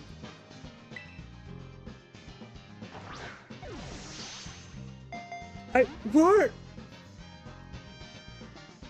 Like, I don't even know if I can put what I just did within a clip. But I'm pretty sure that was like a minute apart. And it's a good shiny too. I mean, Shinx is a really good shiny.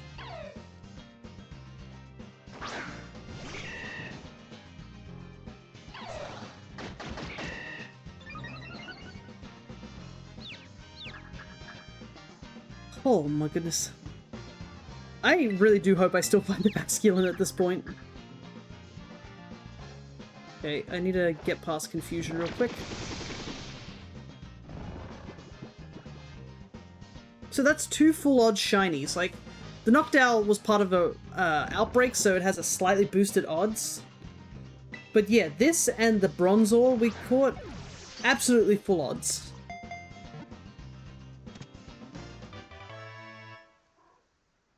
The thing is, I have so many Shinx and stuff like that that I do not know if I have any that aren't of my ID. Yeah, every single one I've caught, I think, have been... Okay, one of them looks like it's, let me see. Hisui, Hisui. This one's Unova. Okay, so a couple of mine have been RNG manipped, so this one will probably replace one of those. Yep, it's a female too. Jolly nature. Okay, well that one is going to replace one of the RNG manipped ones I have. Because I actually do have an RNG manipped female one. Whether I evolve it all the way up to Luxray, haven't decided. I might though, given that I do need it, and finding a full odds Luxray is a bit hard. Anyways, I guess I'm going to continue to have bad luck in D&D. Because, I mean...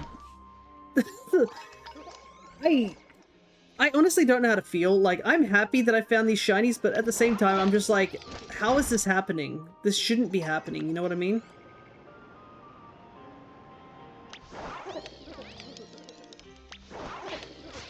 I'm just waiting for the time of day to change.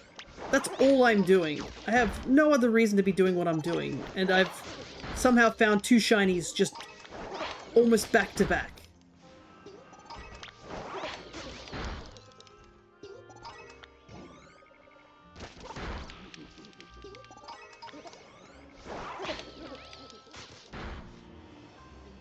Well, at the very least, if I don't find the shiny, I can just do a... I could just hunt for it off stream. But hopefully that won't be the case and we actually do get it. There we go. Ah, yeah.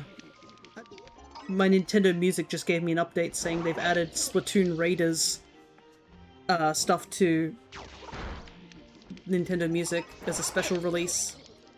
Because that game's coming out, is it this week or next week? Or has it already come out? I do not know. I haven't kept up with Splatoon stuff. It's unfortunately fallen into the category of, like... I am interested in listening to it and seeing bits and bobs about it, but not interested enough to play the games anymore. Because I bought 1 and I enjoyed that in the story mode, and then I played 2, and then that's kind of where my enjoyment started to drop off of it. And then I didn't even bother getting 3 because I was like, I didn't play 2 that much. I don't think I should buy 3 unless I was like absolutely wanting to play 3, and that was not the case.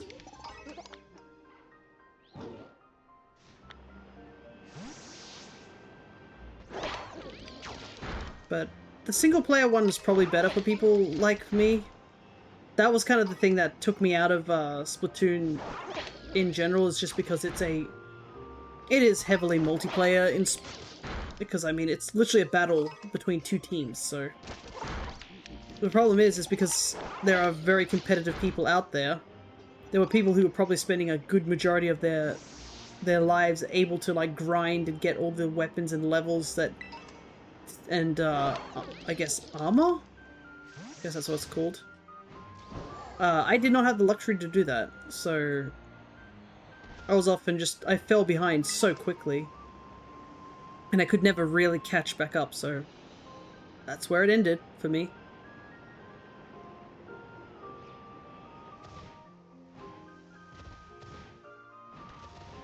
Alrighty. It'd be the moon.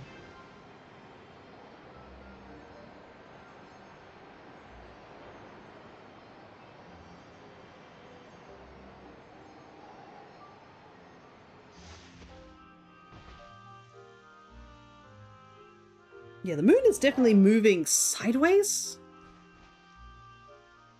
I don't think it's going down, but I can see there's light over there. So we're probably getting close to end of the night. So we might as well get back to position. Anyways, let me take a look and see what the Feebas outbreak over here looks like. No, there's a couple of Feebas. But they're a lot more spread out. Alright.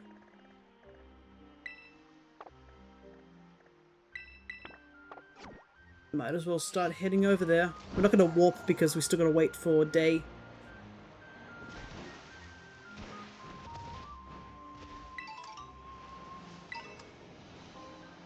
But I know some people, I think, in the Hollow were excited for this new Splatoon game.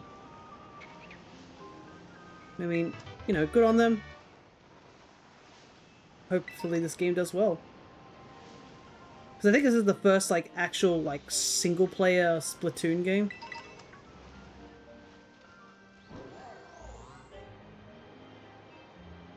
Well, besides, obviously, the story modes in those games.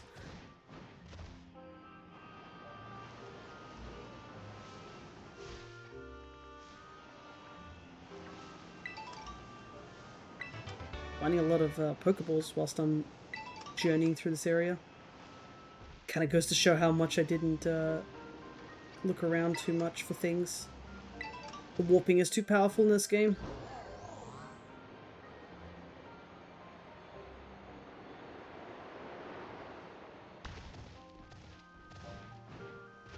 Okay.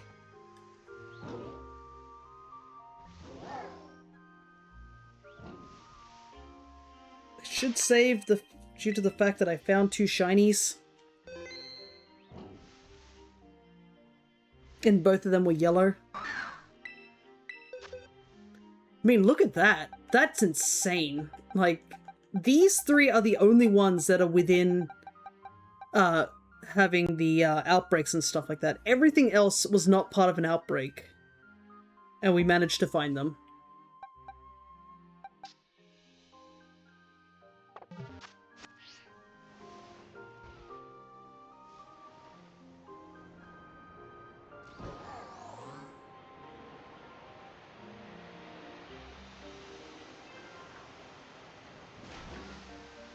Okay, back to where we were. Quick save again.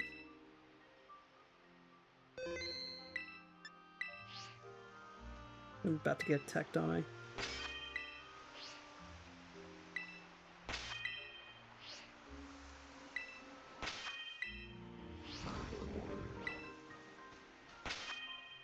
There we go.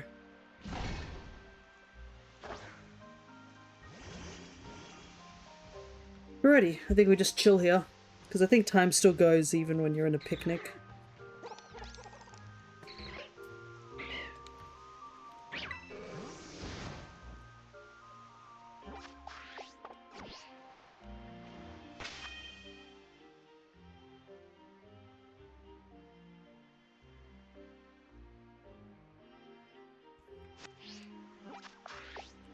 Yep, it's definitely becoming daytime, so we have about half an hour to work with.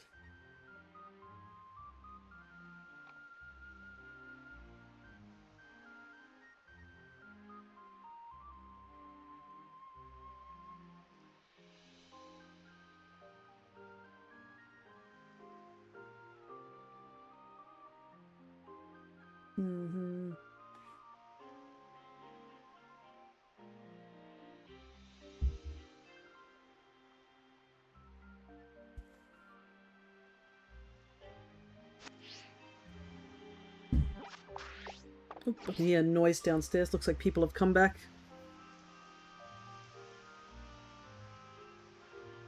Gonna stare at the sky until the stars go away.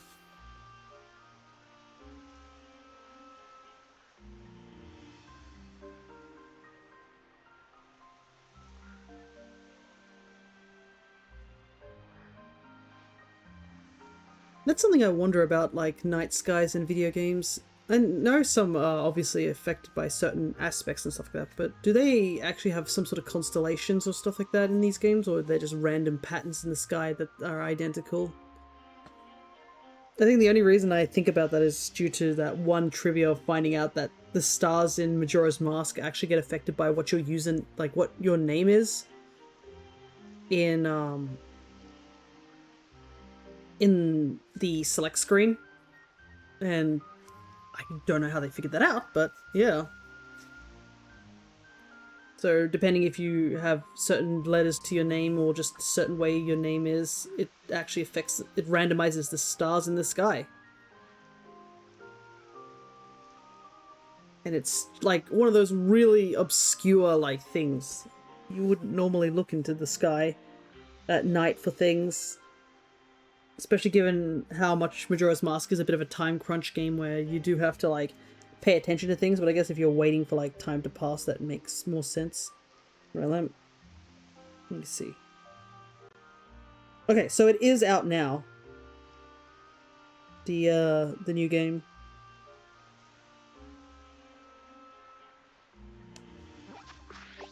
Okay, I think it's daytime. Yeah, all the fish are on the surface now. Alright, sandwich time. And I'm gonna make it in the regular eye color because I'm gonna burn my eyes out if I don't do it elsewhere.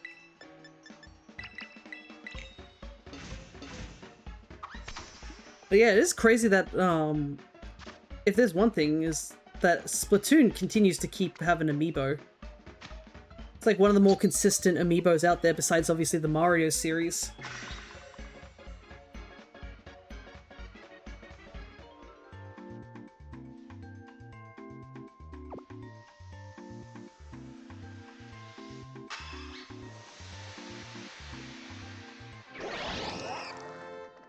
Alright.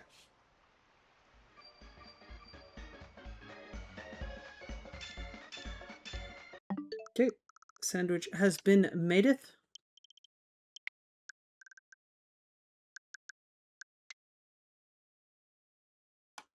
I don't know if the high contrast will help, but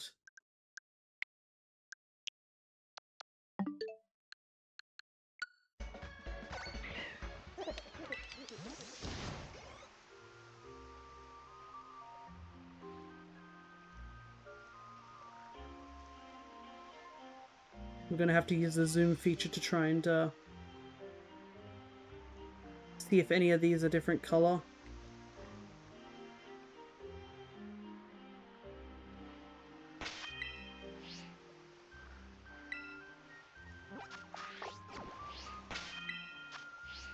I'm gonna pull up that picture.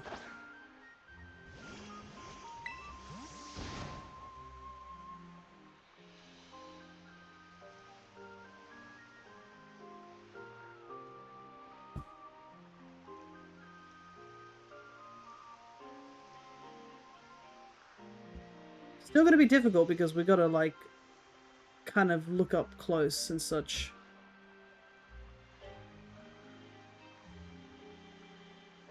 Like for example, I feel like that's the shiny, but I don't know. It looks very much the same color as the other two.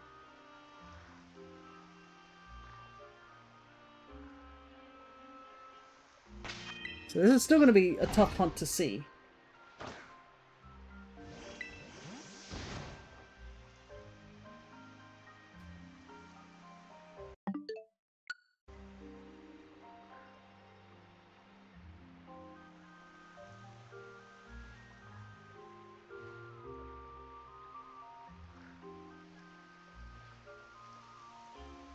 But at least if I can get one, then we'll count that as a success.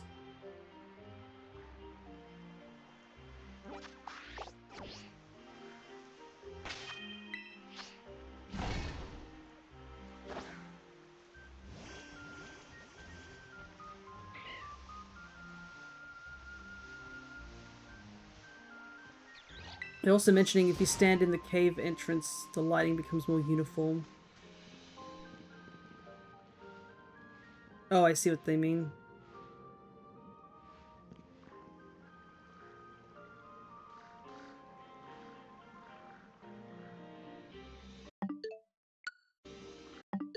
Come on.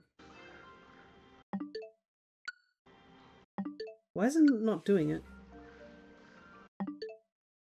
I'm trying to zoom in, but there we go. Don't know why that zoom took forever.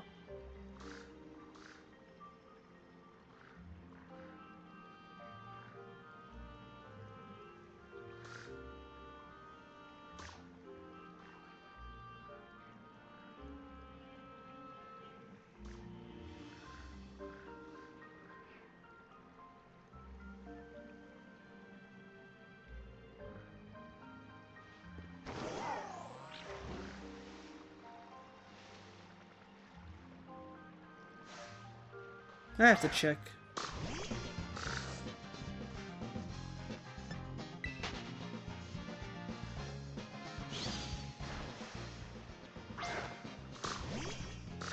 Nope, it's still pink.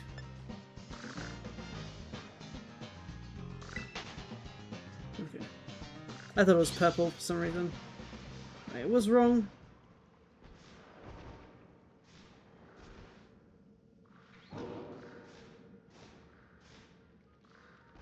Let me see where they're standing in the cave. Kind of just on the lip. Man, I could do the home thing earlier with ease, and now I can barely do it in time.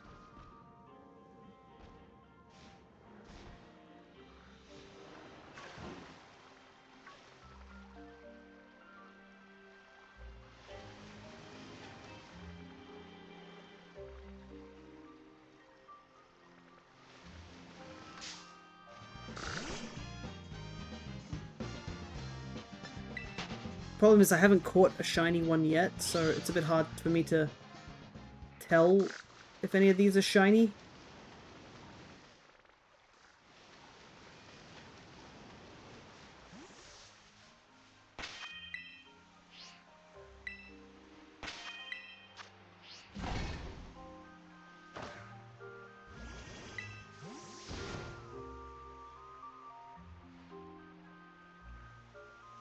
Might be just a thing of just me staring at the screen closely. I'm just trying to eyeball if it's a shiny or not. Because supposedly it's a purple color, but it's still rather difficult to see.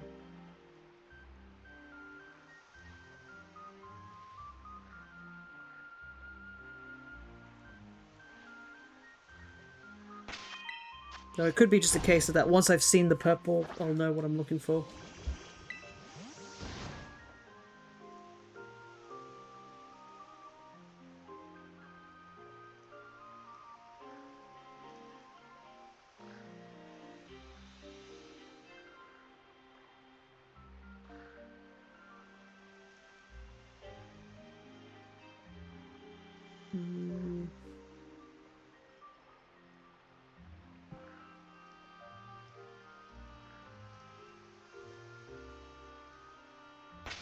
Problem is I don't think I can go into a picnic if I'm in the zoom mode. If there was a way for me to go into the picnic and then go out of the picnic whilst zooming, that would be handy.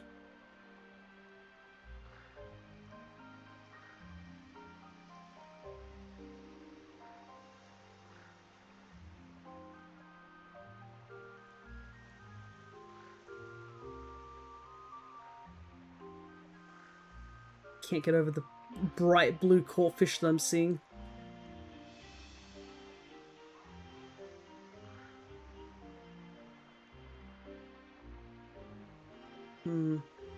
Is it just me or that Wooper is a different color from, like, the other Wooper in the background? Like this one here. Oh my god, is it a shiny? I think it is. It is a shiny Wooper. That's funny. I cannot believe I figured out that that was a shiny Wooper. I was like, man, that Wooper doesn't look the same as the Wooper in the background. That's the only reason I realized it was a shiny. Because it's this dark blue color rather than the brown color it's supposed to be over to the left. Alright. I found a shiny, but it's not what I'm after.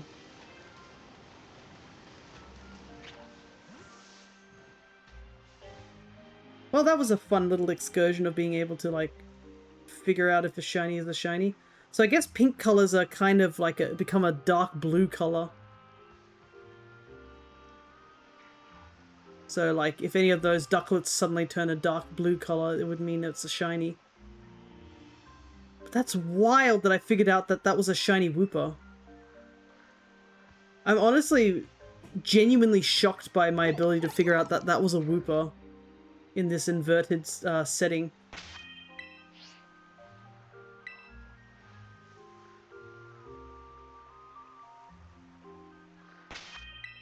Okay, there we go. Well, you can at least say that we caught a shiny in the inverted colors. It's not what we're after, but we definitely caught a shiny.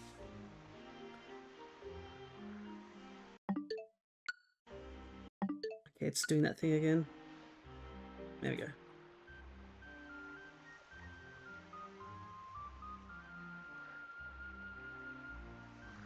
Yeah, I wonder if there's any other Pokemon that would be really easy to see in the inverted colors.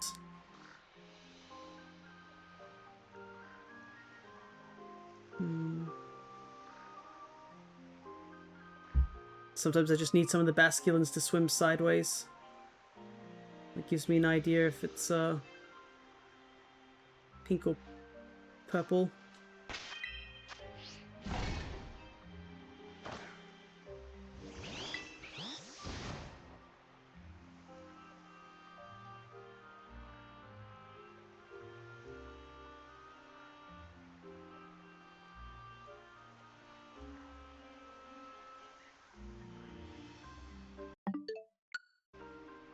Come on, Switch, stop doing that. That one, maybe? I need him to swim closer to the other one.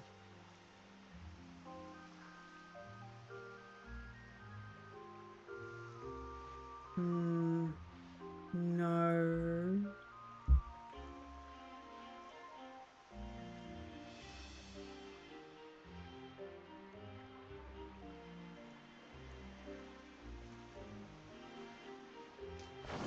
I don't know if this Gyarados is supposed to be this bright orange. Okay, it is.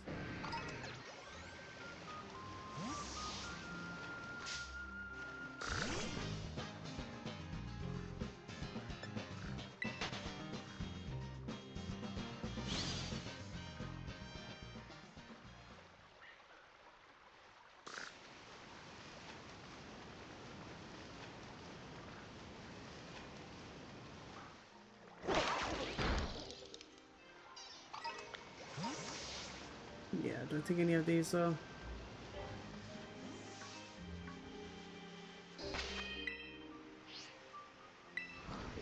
No, I'm getting attacked by the Apom.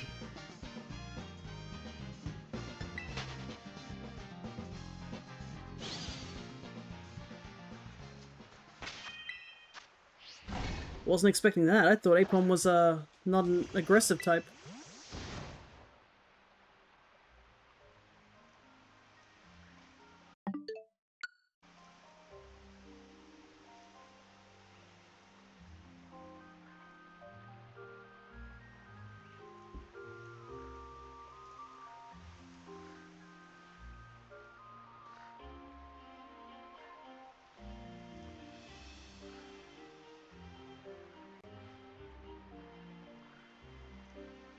I feel like my eyes keep playing tricks on me. Where I'm trying to see if one of these is purple.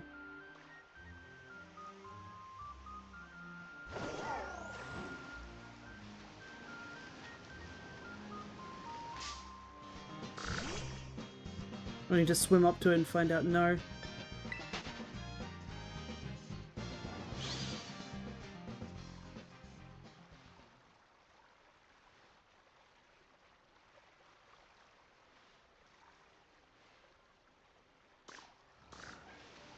Because yeah, they look lighter when they're up here.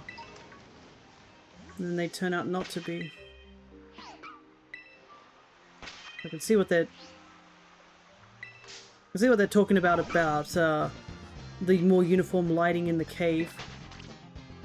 I wouldn't mind going into the cave, except the problem is that getting a picnic set up is so fickle here.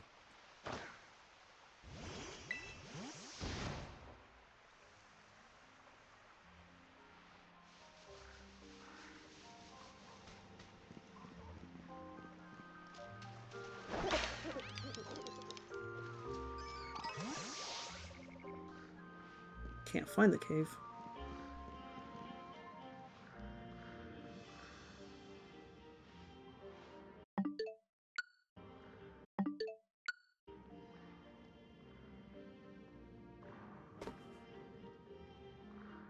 Problem is, I don't have much of a view here.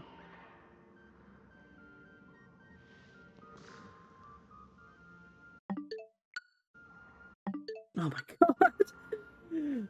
Oh, I'm getting so annoyed by this zoom feature. I'm having trouble with it.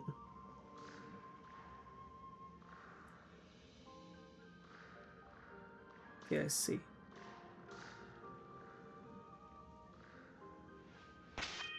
Like, if I could make a picnic in here, it would be so much easier, but it's too small. My first wish cache here.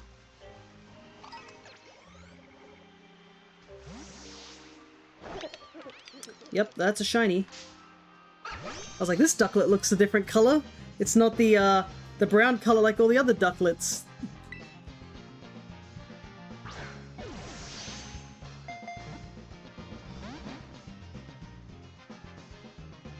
It looks kind of cool in this coloration.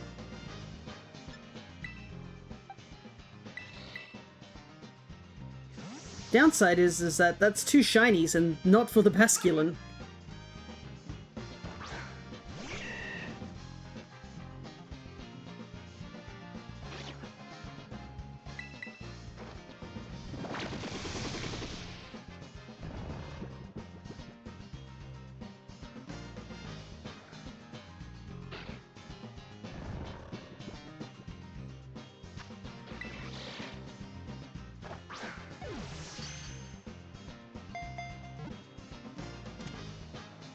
More ducklets. Honestly, if I needed this ducklet like ages ago, but I no longer need it now.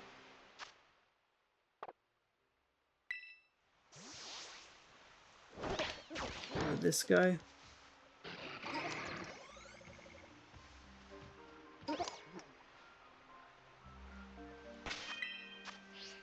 Alright, back to the hunt.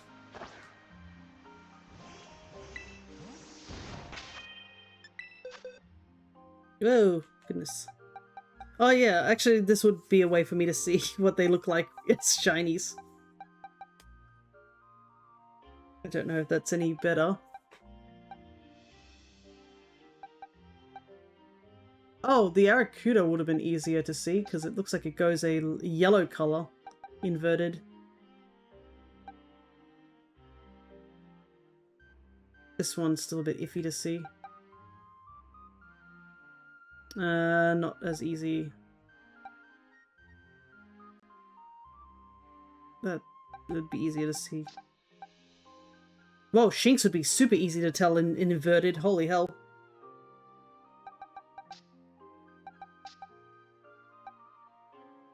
It's like a dark blue.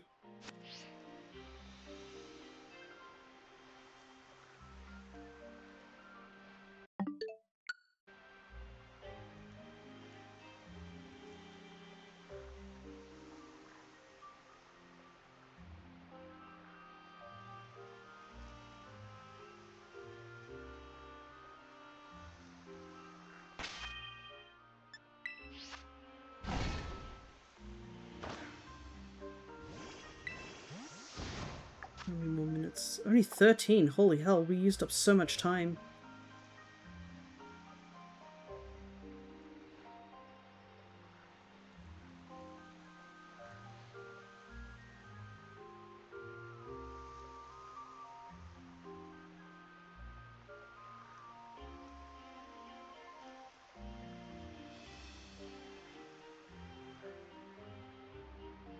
I think it's also due to me constantly second guessing that I see the shiny or not. Because, as a reminder, they're not too easy to see.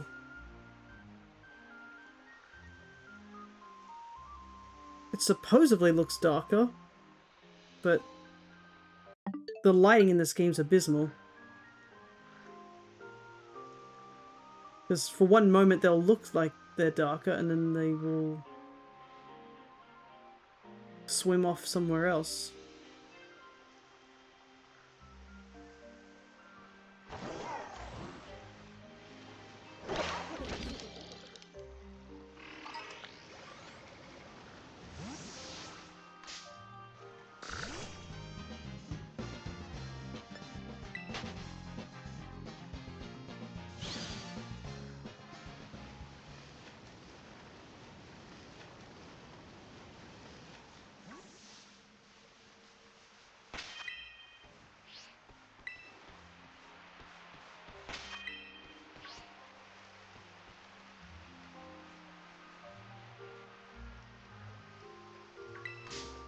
Yeah, that bird was waiting for me to get out of the menu.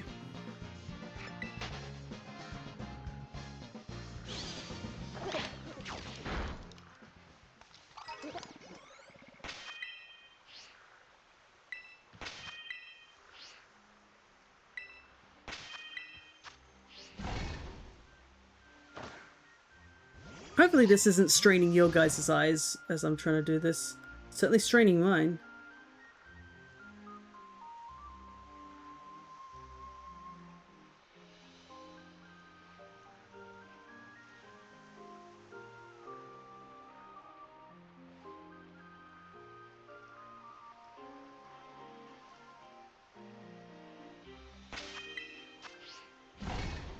Hey, Warmaster, good to see ya.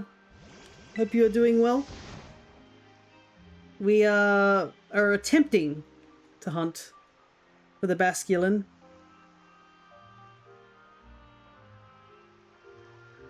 I wish I was well today. It's been so awful. That's not great to hear.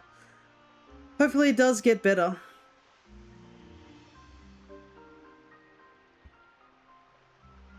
Sometimes the day just happens to be like that and there's nothing you can really do about it. But hopefully tomorrow, not only is it 100, it is 37 degrees outside. You've literally had to be outside most of the day. Oh, right. Yeah, I can't imagine working in a heat conditions would be terribly fun. Well, hopefully you have a chance to cool down. Had to get food then for the Pokemon Raid Hour. Ah, yeah. Unfortunately, I don't have any friends nearby who can help. You weren't working? Ah, okay, you were just going to do other things outside. But I can imagine, like, being in those conditions. I've done that at my own work on really, really hot days. Thankfully, our work acknowledges that and is just like, yeah, if it's too hot, just stay out of the sun and don't go out. You're doing errands and wanted to get a shiny Solgaleo, but no luck. Ah, okay, you're looking for the Solgaleo and Go. I know I'm still hunting that guy in Dynamax. I try to avoid getting Go shinies unless it's like necessary. Or like there's no other means of getting them. I do have the Mew and I have the Genesect, I think.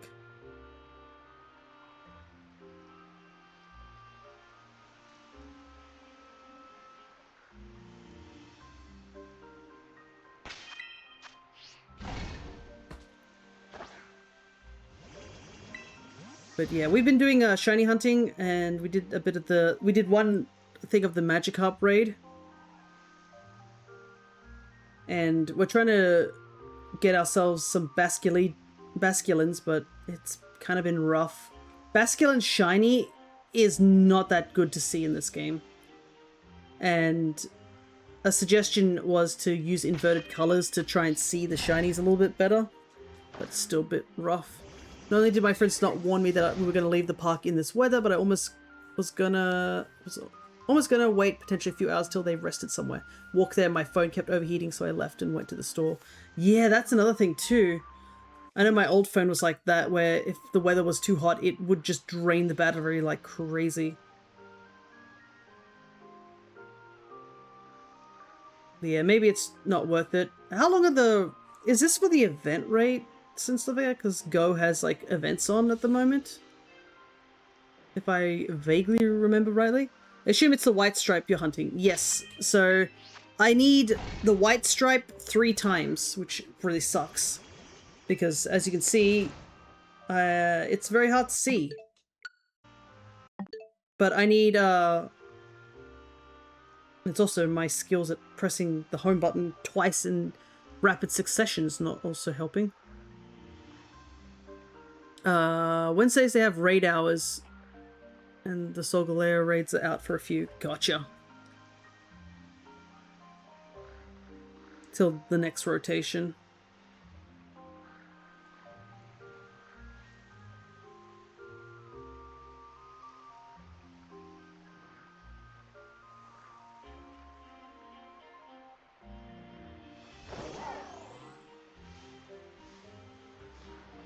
Yeah, I believe these hunts are going to go on for a little while. I'm just curious about this guy. just a regular one. The thing is that in the inverted, I don't completely know what's, you know, what's a shiny and what's not. Somehow I've managed to catch 2 shinies in these conditions, but still not easy. I've started to get the idea that a lot of the brown colors go, blue is sort of like the brown colors, or the yellowy colors.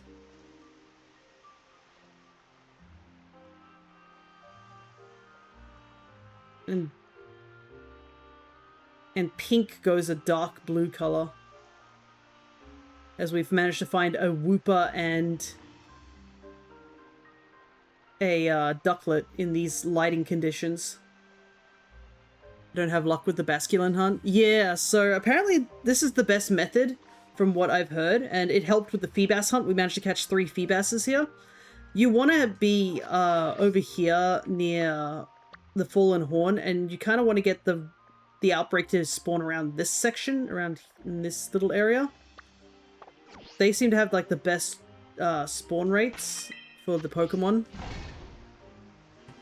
And I've tried other areas, and yeah, they have not been as good as this area. I think this is probably the best area to do it. It did take us a couple of like resets, but yeah, this is probably the best area. Another thing they mention is for the Basculin hunt, you probably want to use inverted colors, because apparently shiny Basculin is a purple color. I'll show off this picture I'm using as reference. So the Basculin on the left is the shiny, and it goes like a more noticeable darker purple compared to like you trying to see it in the regular light, because as we know, Scarlet and Violet's lighting system is kind of ass. You underprepared today? I had 3 cold waters and only ate at 12 PM and was out at 6. Yeah.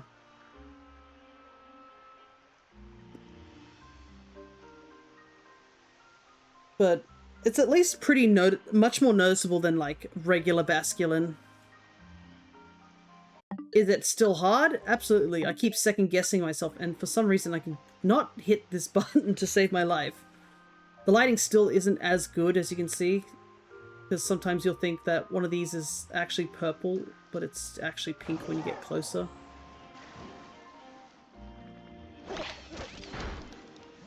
Apparently the guides also states going into this cave actually helps, because it neutralizes all their lighting. So they're all under the same lighting conditions.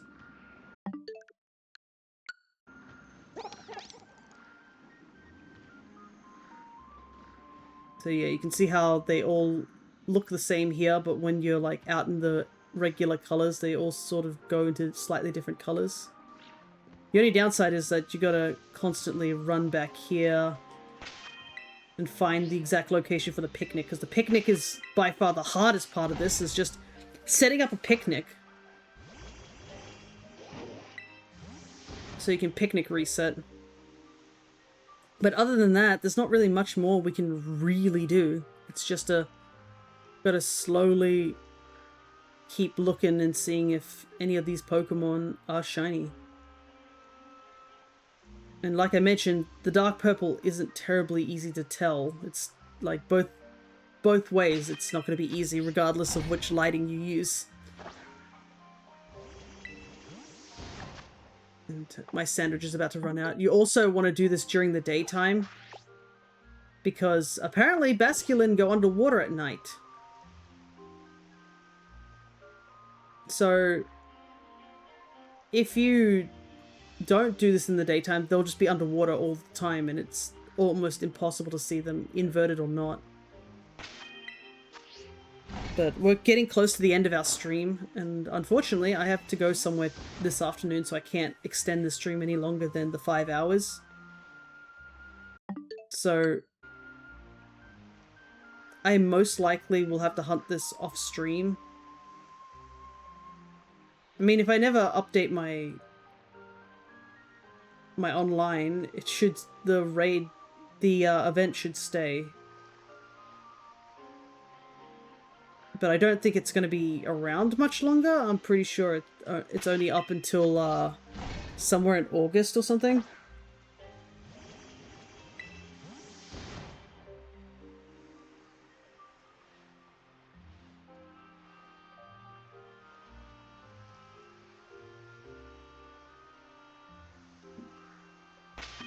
But I'm happy I got the Feebas at the very least. We didn't even get to hunt anything else today.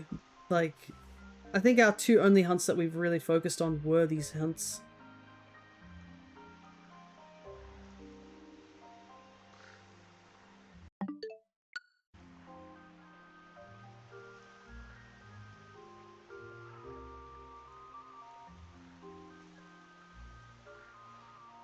And I mean, I'll take the W for being able to somehow catch 2 shinies in these lighting conditions. These hunts made me realize why I easily got burnt out from playing this. Yeah, thankfully these are spaced out quite frequently. Well, like this is the first like actual event shiny hunt that has happened in a while. So it's not too bad, but the highs and lows that we experienced today were wild because I started the hunt for Barraskewda because I really wanted to get those out of the way whilst I had some outbreaks. Used up an entire Barraskewda outbreak, didn't find anything, went to, with only like 13 minutes left on the sandwich, decided to head up to an Aracuda hunt that was in Kitakami, attacked the first fish and it was the shiny, and then turned around and there was a shiny Bronzor, full odds. So I was genuinely shocked about that, to say the very least.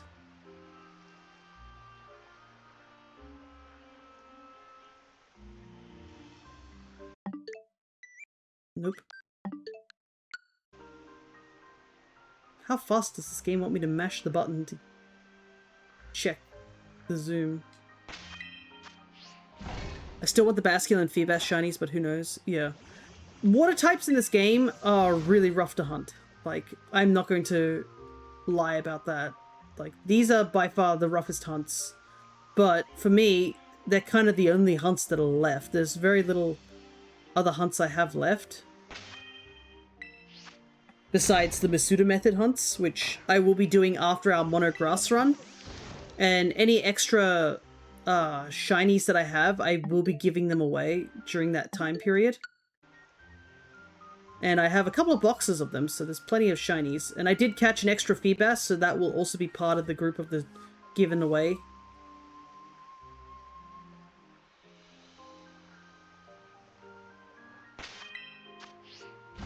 And reason being is literally I don't need duplicates for my living decks. And I'm running out of space in my Pokemon home. So I kind of need to start giving away or getting rid of it. You'll head off, you've been too overheated, you want to cool off with a shower? No worries. Thanks for just dropping by despite all that. We're probably going to be wrapping up in about 40 minutes, so if you do want to come back, that's totally fine. If you don't think you have enough time, that's also fine. Don't know how long you'll stream for. Oop. Yeah, I've been streaming for a couple hours prior, so... And I do not have any extra time today, so... I don't know... I think we'll have enough time to make one more sandwich, but... Nope, which we're going to have to. Perhaps you can join back? Maybe. You have... I probably will have to make one more sandwich. I'm saving just because we caught two shinies prior. But looks like we're going to have to make another sandwich. Let's see what the sandwich looks like in inverted colors. It's going to be cursed as hell. Well, the tablecloth looks cool, though.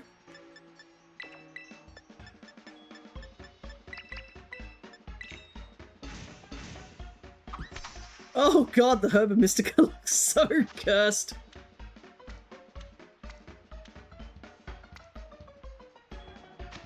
I guess eating my blue bread.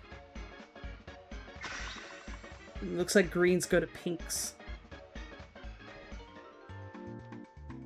I guess delicious void sandwich.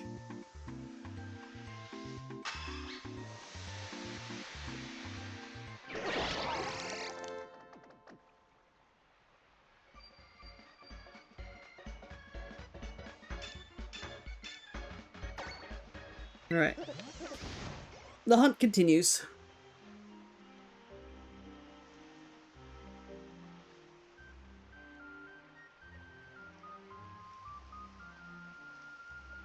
And this will be the last sandwich for today. But I'll probably continue to hunt in this area.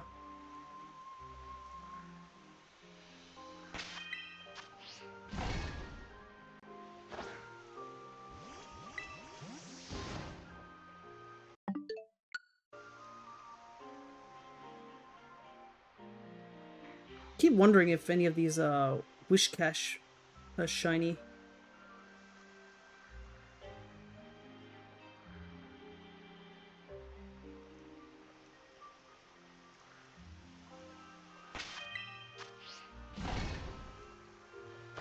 Unfortunately, I don't have a tracking guide of like what shinies look like in this game.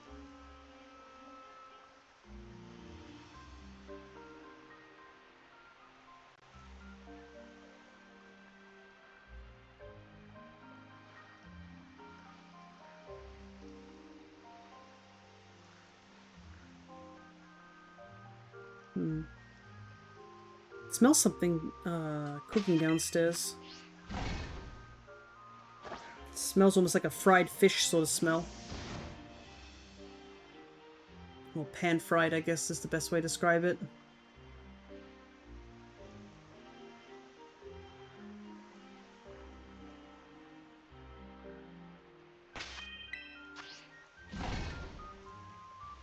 Feels like the water's slowly changing color, so we must be getting into, yeah, we're in the dusk phase. I need to look up and see how to change time because I really need to. If I'm going to use up this sandwich.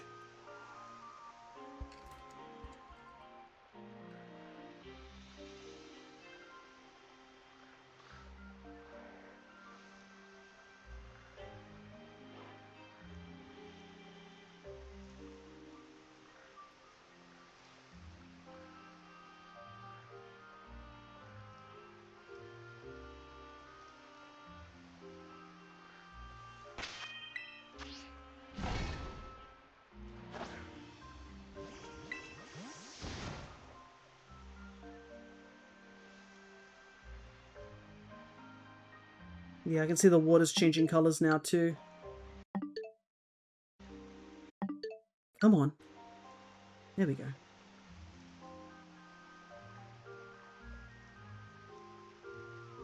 Kind of sucks because like they look a little easier to see they're all the same color, but it's just because we're in sunset mode and they're going to start disappearing into the water soon.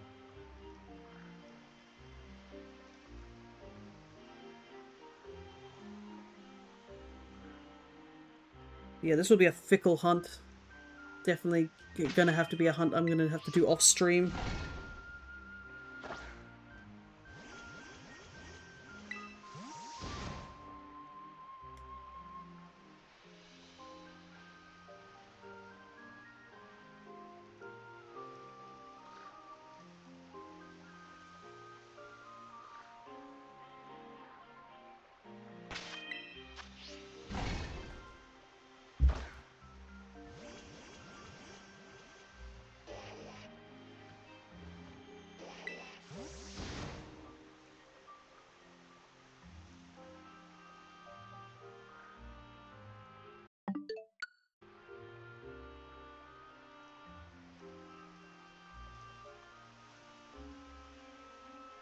Yep, it's nighttime. You can see them all dipping under the water now. Okay, let's see, how do we go forward? Okay, supposedly if we just go forward 36 minutes, it should theoretically go to the right time.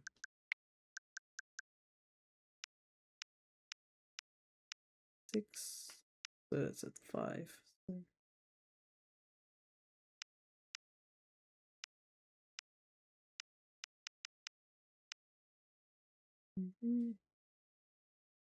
That's 16, 17, 18, 19, 20, 21, 22, 23, 24, 25. 26, 27, 28, 29, 30, 31, 32, 33, 34, 35, 36. So this should be 36.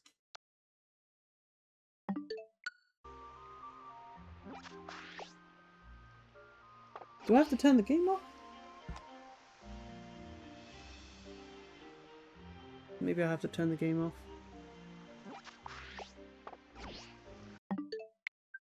Oh, but if I turn the game off, the sandwich ends. Okay, that's unfortunate. Guess we'll have to reset the sandwich.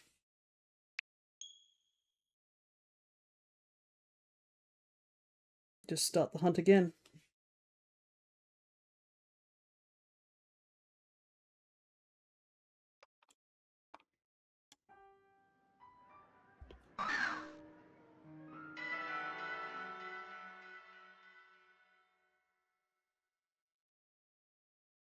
Okay.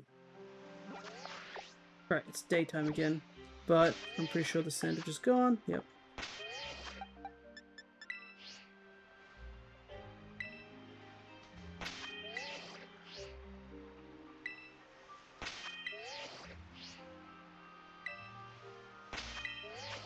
Okay.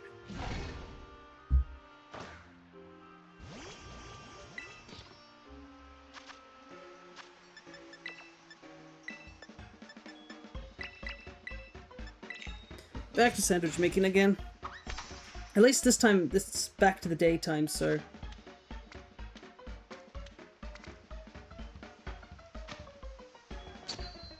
Now we just gotta get through all the cutscene again.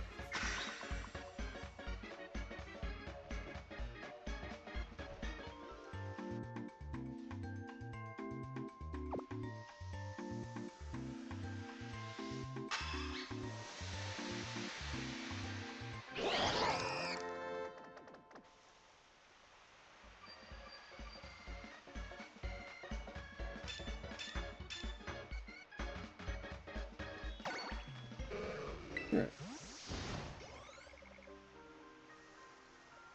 Yeah, so I was playing Brilliant Diamond.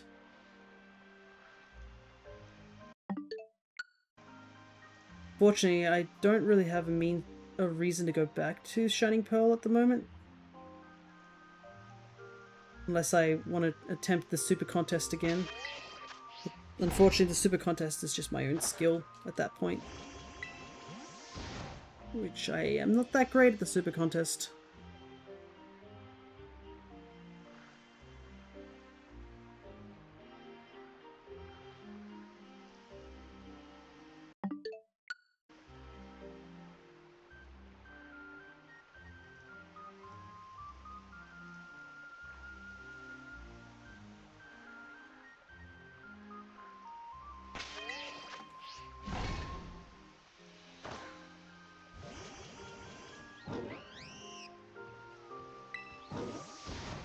But I think you need it to get a ribbon or something like that, or some sort of mark, and I wanted to get it on one of my shinies.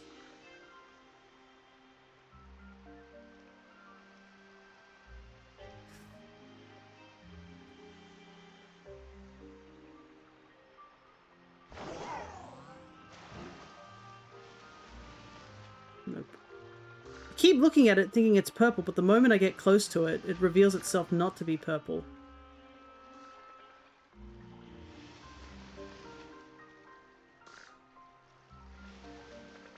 They're just pink from in a different lighting.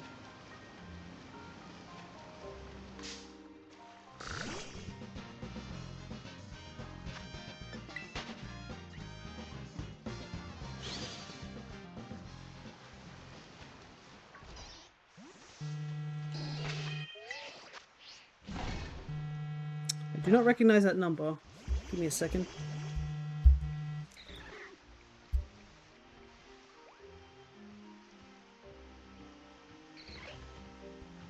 Okay, apparently I didn't get my phone in time because I was busy pausing. Well, if it was important, I guess they'll call me again.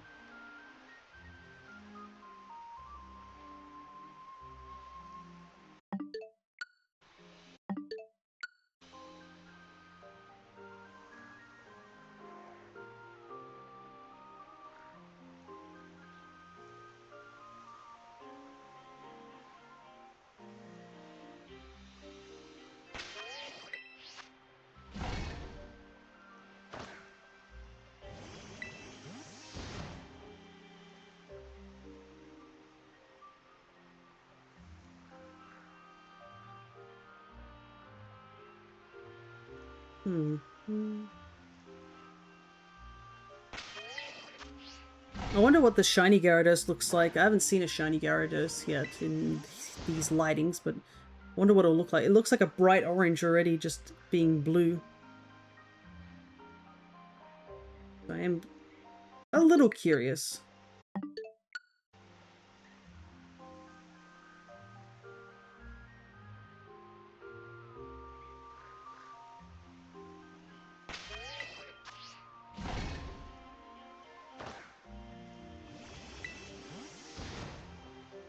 Definitely not also just focused. Like a part of me is like, maybe I should go back to regular colors, but I also realize that I think I'd have a genuinely harder time seeing it in regular colors.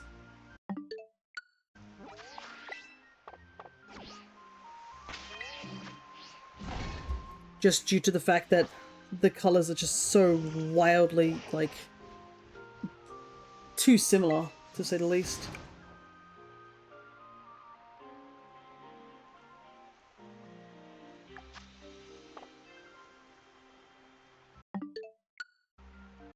Sandra's going to take 25 minutes, so yeah.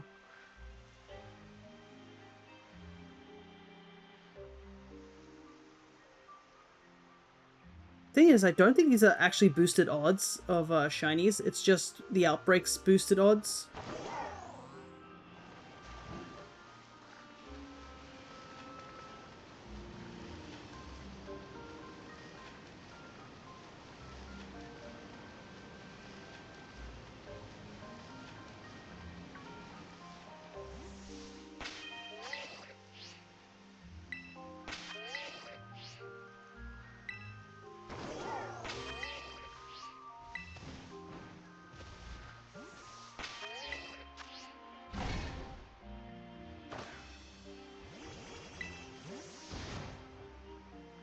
But I definitely have a better shot than I would have if it was in that little pool over in the Timeless Forest, so I'm not going to complain.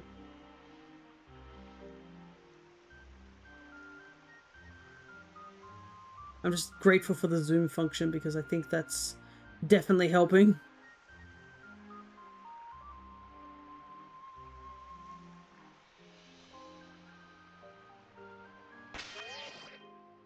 Thing is, I do wonder if the high contrast is causing any issues, but I think it probably isn't.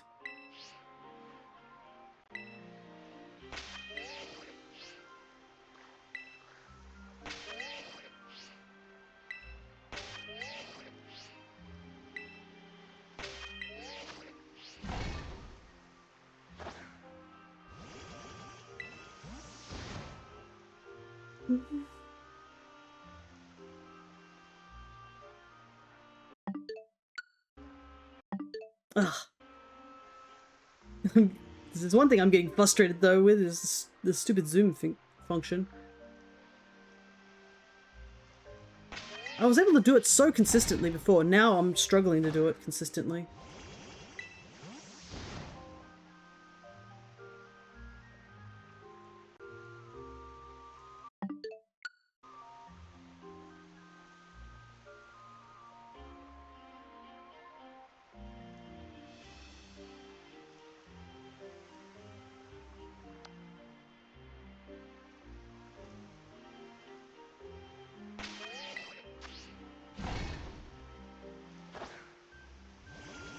Imagine if I'd played one of my games in this inverted lighting setting. It would be so cursed.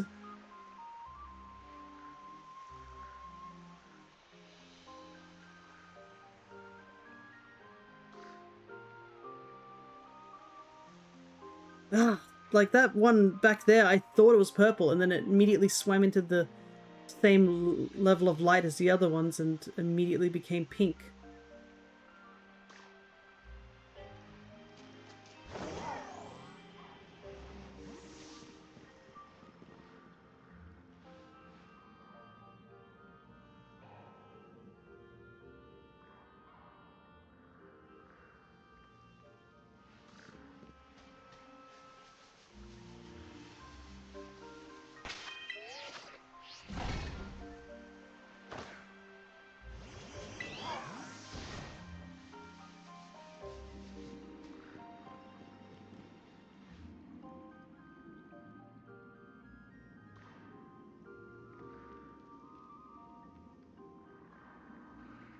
Hmm.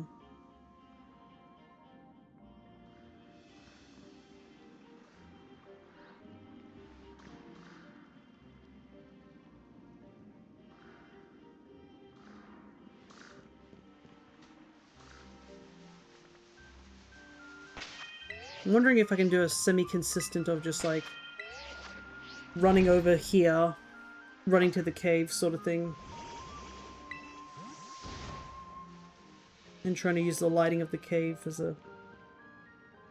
a means to see the shiny a lot better.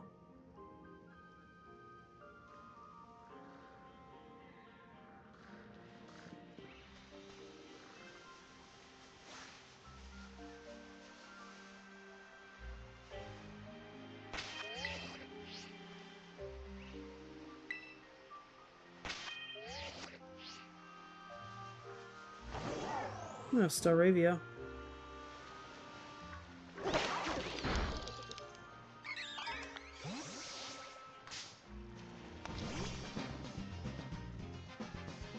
Immediately bombarded by birds again.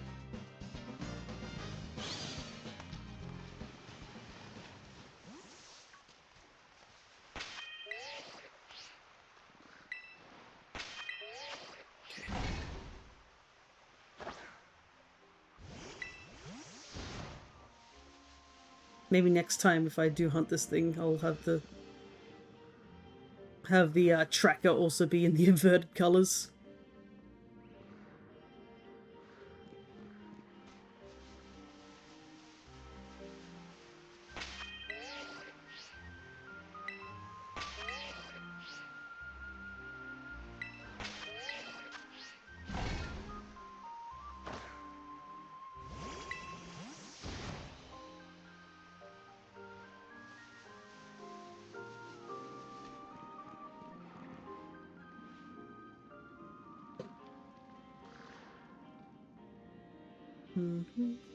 Part of me is like scared a Bomberta is going to be a shiny.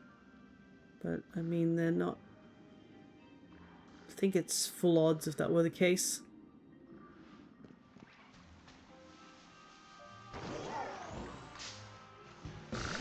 Nope, you are still pink. And that bird's camping me. He wants to attack me the moment I get on land. Not today.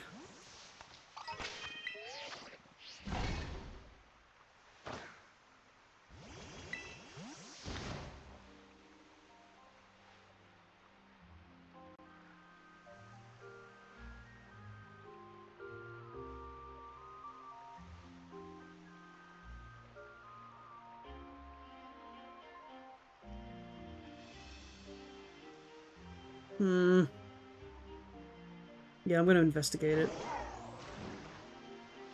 I doubt it, but, you know, gotta investigate. Yep, regular basculin. And I'm pretty sure the one next to it is also the same color. I think the worst part of this hunt is that my hopes keep getting, like, brought up for a moment and then dashed immediately. Like, I'll look at the fish and I'll be like, oh, this might be it, and then it's not. And that makes me so incredibly worried, thinking, like, there's probably, like, a time that I've actually gone over the shiny. I had no idea it was the shiny because I didn't look closely enough or something.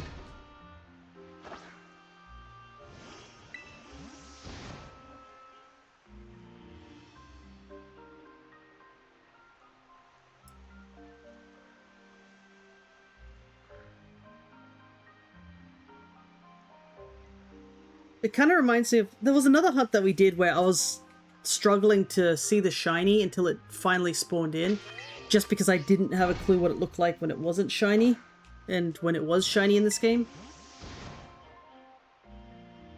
So that one was a... I can't remember what it was. It was something that I was really worried that the color difference was going to be so hard to tell, but when I saw it I was like, oh no, that's really easy. I think it was one of the last shinies we hunted.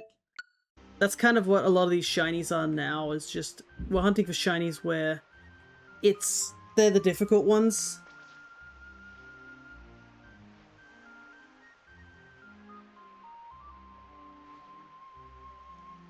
and there's nothing we could really do about them. I could theoretically hunt these guys over in Legends Arceus. There's nothing stopping me from hunting them in Legends Arceus. It's just that the one time I've supposedly seen one, it fled before I even had a chance to even save and attempt to like save scum it.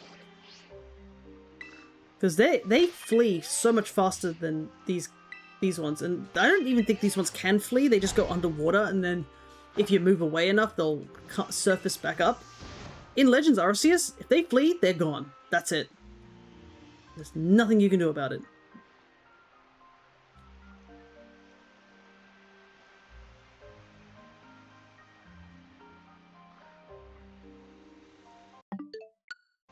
So I'd rather them without the sound. The thing is too, like, if there was like an indicator that the shiny was here, then maybe.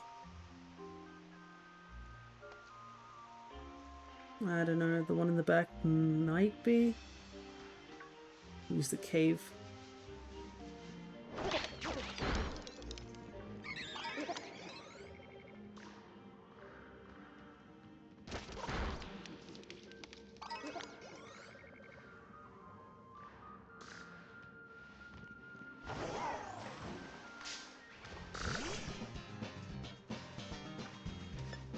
Yeah, it's only when you get close that they immediately go pink.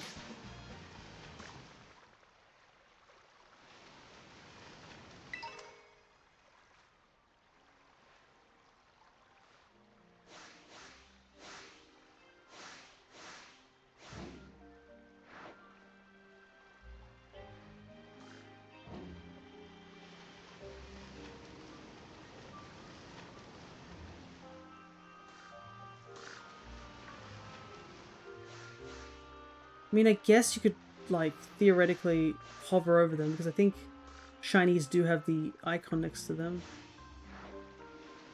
to indicate they are shiny. So theoretically, you could go up to every single one and just highlight over them until they say it's shiny.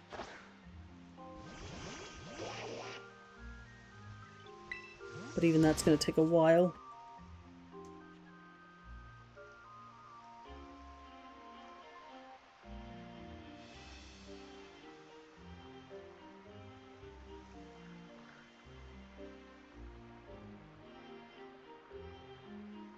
Yeah, it's unfortunate that all the ones in the back are when they're the darkest.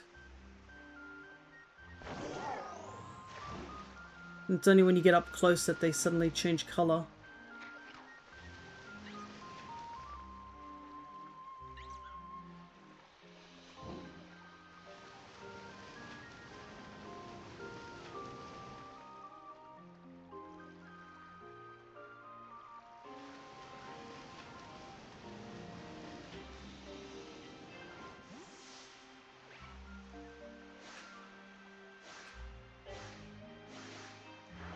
Problem is I caught those two other shinies, so I can't determine if they do have a sparkle next to them. I'm pretty sure they do have a sparkle icon next to them if it is the shiny.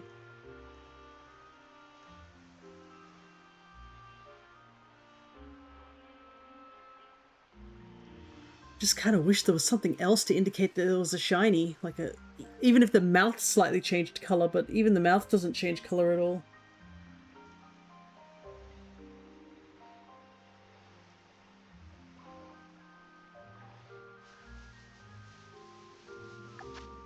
Well, we've got 12 minutes, so I guess I kind of doubt we'll find the shiny. But I'll just need to take a break and then come back to it later. I think it's this is going to be one of those hunts that I'm going to just have to do off stream because it might be just a lot more time consuming than I expected. Plus, I mean, there's not much commentary that I can really give because I got to focus pretty diligently just to see the shinies.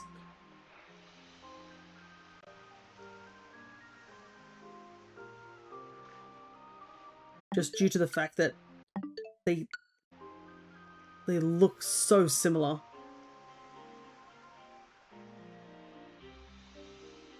And I can't go knocking them all out or anything like that.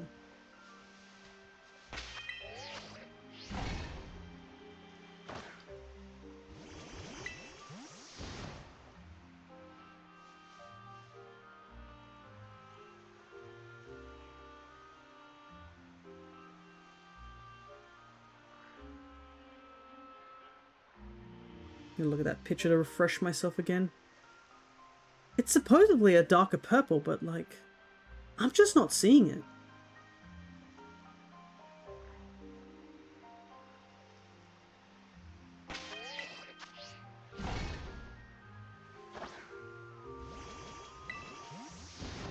Anyways, we'll have a little bit more interesting things to do once we come back to stream next Monday. I think also it'll help me think about things I want to talk about. Because not much has happened for this week.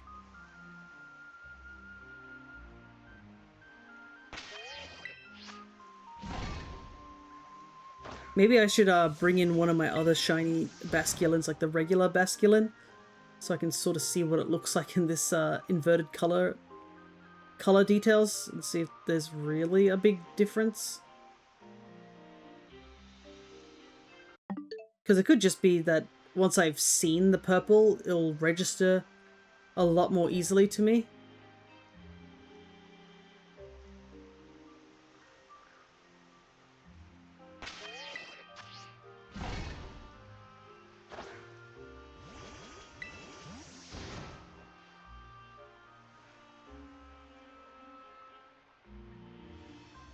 But I guess worst case scenario, if I somehow do not find it, I mean, as long as I don't reset or connect to the internet, the raid and the outbreak should stay the same. I can always just do another time reset until it shows up in this same location.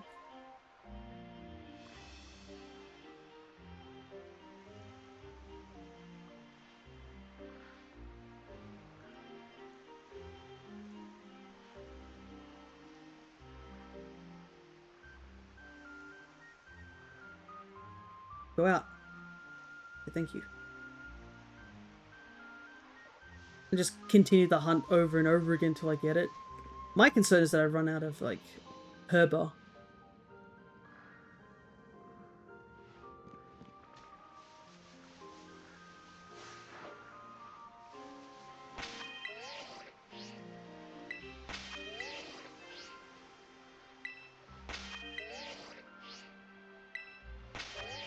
I also wish there was a bit of a more visual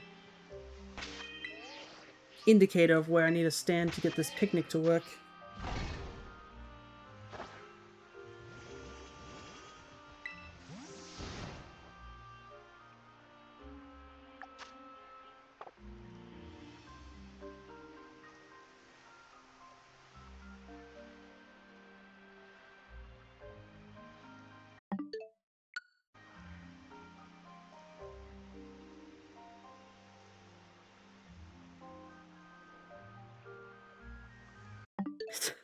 I'm gonna go mad from this zooming feature. Like, this button press shouldn't be this difficult, and yet it ends up being.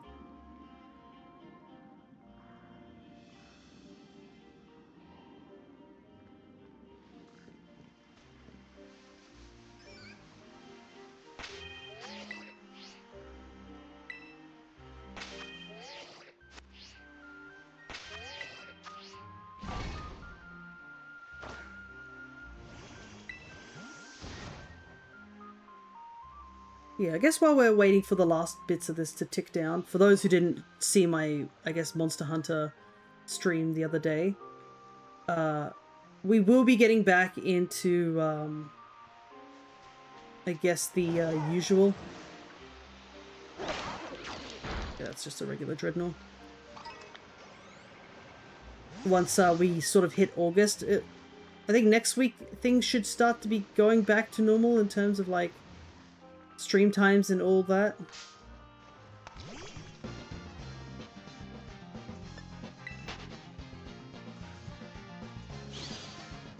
But yeah, it'll be basically, we'll be doing the Monograss run, and then I think we'll be doing Pokopia.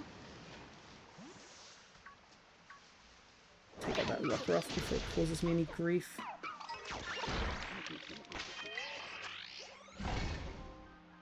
And then after that, I think it's just back to the usual schedule. So I think there will be a time somewhere in August where I will not be available on the Sunday, so I will probably stream a Saturday or a Thursday instead. But I will obviously let you guys know in advance when that happens, so I don't leave you out hanging, basically. But other than that, I have missed being able to stream. So being back to a somewhat regular schedule will be handy, to say the least.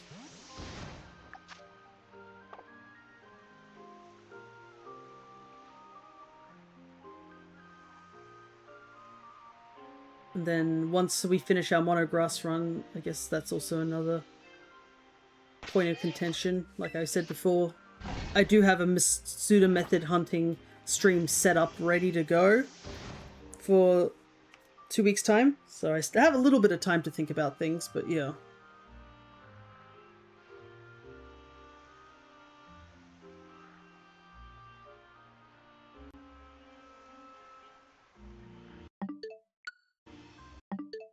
I wonder how much of my time is actually spent wasted trying to navigate the menu.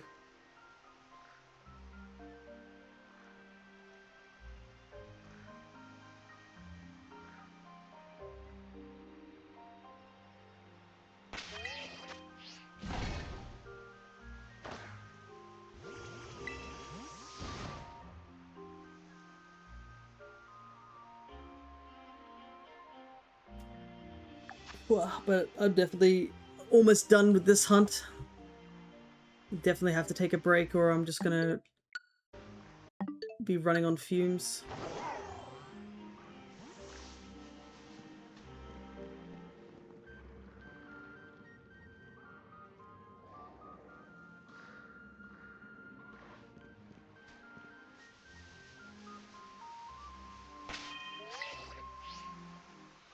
And yeah, a good majority of the Pokemon we caught today will probably just be given away.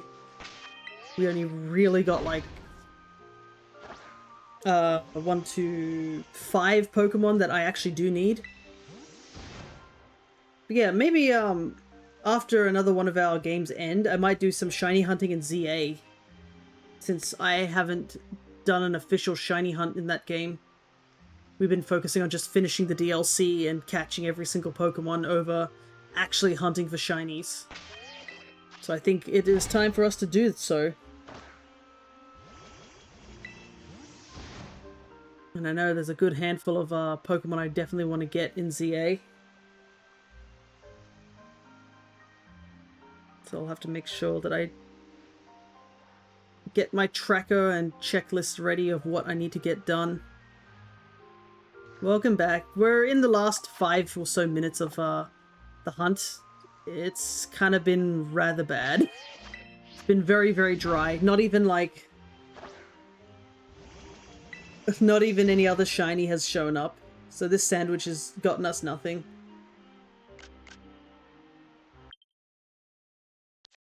Oopsies. There we go. I'm probably glad that the sandwich hasn't gotten us anything, because that means I can save the sandwich for another time. But yeah, this will probably be a hunt I'll be doing off stream, because it's a bit too tedious to do on stream. Because I'm just sitting here quietly, like, just staring at my screen, trying to look for a single, like, fish, and if it's different color. But yeah, basically, go to picnic, go out of picnic, stand in this doorway, and all the fish go to the same lighting. And then rinse and repeat. But the downside is just getting into position for the picnic again is so unnecessarily hard to find the exact location.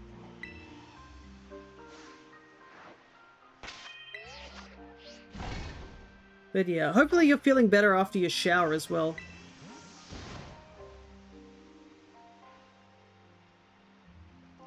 Because you were mentioning about being slightly overheated, Warmaster. You feel a lot better, yeah. That's why you gotta stay hydrated. I know I have to go and get a drink after this because I had a cup of tea here, and then it turns out I didn't have anything downstairs to make tea when I went off on my little break. And then I was rushed to get things sorted for my grandmother, so I didn't have time to get anything sorted for myself. So I can start feeling the pangs of hunger.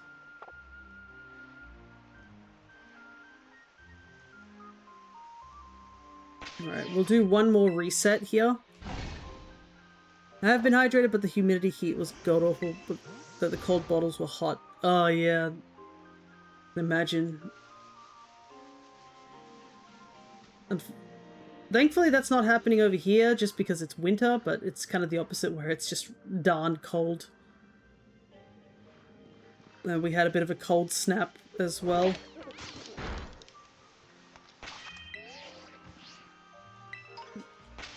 Okay, I think this will be the last one. I think I'm still within sandwich, yeah, still within the minutes of the sandwich. Yeah, I mean, the thing is that I don't think we can hunt for Basculin in ZA. I think it's literally Legends Arceus. And a part of me is like, do I want to go back and hunt it in Legends Arceus? I mean, if I can get a Basculegion hunt, that would be handy.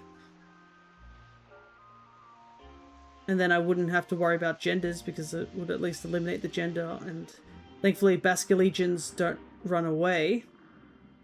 The only way you can have actual Basculins not run away, I think, is for them to be an alpha.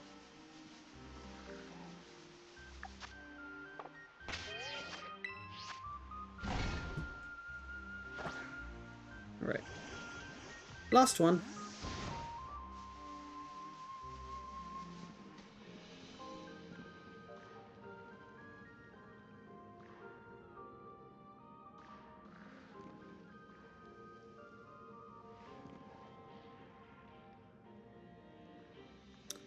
Yep, I think that's it. Alright, let me get my switch back into the proper coloration now.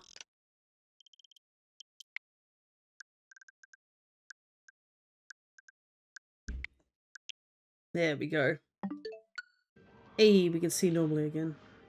So yeah, you can see how, like, when you're in this sort of section of the cave, the lighting sort of dulls out so everything can be seen. That method would burn my eyes.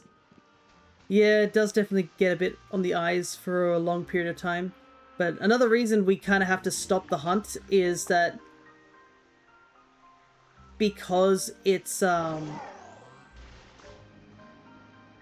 slowly becoming nighttime. The Basculins are just going to go underwater, so this is a tough hunt for two reasons of just like hard to see, and then at nighttime they go underwater and won't come out.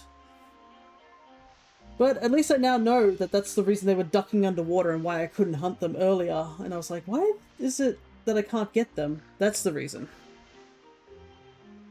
But yeah, there's obviously other methods to get Basculin. I could go back to Legends Arceus. I could technically just Masuda method them, but I think I do not want to Masuda method this one because I need 3 of them and they all need to be different. 2 of them need to be different genders, so I think hunting them like this is probably the fastest way to do it, but it's definitely going to be a hunt that I'm just going to have to step away from today, give it a couple of hours and then come back and do it a couple more times and then leave it at that. But we can take a look at all the shinies we did get today. So, I evolved my Silicobra into the shiny Sandaconda that I needed. We did get the Barrascuda. This is the one I caught earlier and evolved. We got a random Marini, a random Finizen, a random Shelder, the Aracuda we need for our Living Dex as well, random Bronzor that I don't know if I need yet. I'll have to double check by looking at it in my Living Dex. Ducklet, the Feebas that I'll need to evolve at some point into Milotic. Another Feebas, which will go into my Living Dex, and this one, which is just a spare. Another Ducklet that I found. Noctowl, that was almost full odds. A Shinx that was full odds. This Wooper and this Ducklet were found in the inverted colors as well. So yeah, I mean, whilst we didn't get the Basculin, we got a chunk of shinies. But for those who are curious to see, I don't have Phoebus to trade and help, but I do need to trade a Poliwell with a King's Rock. It's okay if you want to trade. I mean, yeah, I could do that trade if you want to do it like right now. I just need to have do a quick trade.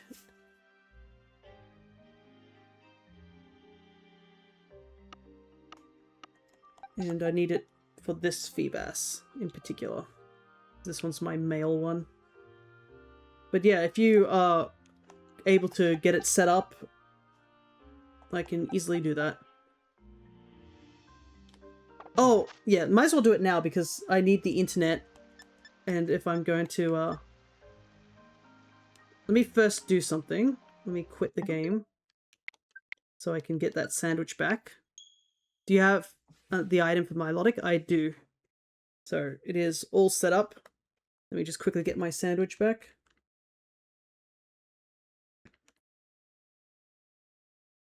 Before I do any trading.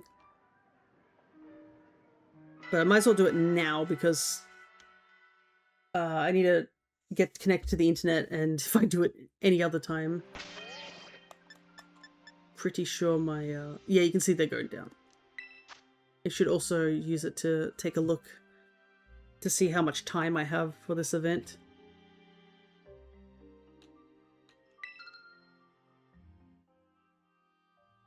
Alright. Outbreak of Basculin. August 6th.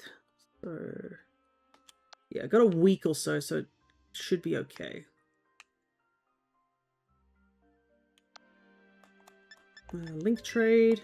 We'll do our trusty number of 1245, 1245. Oh, you put the code in? 4545 6565. I usually use 1245. That's what I usually use. But I can I'll change it to 4545 6565. All right.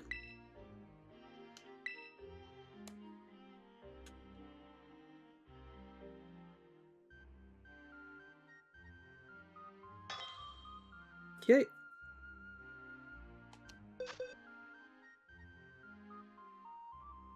Your name isn't Warmaster, so I'm assuming it's Aldo from what I see.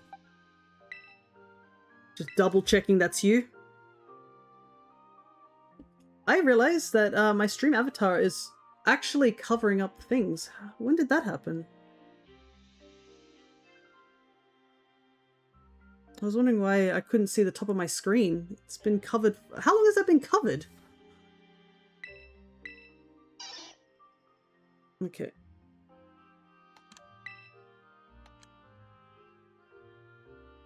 Let me see if I can fix that right now.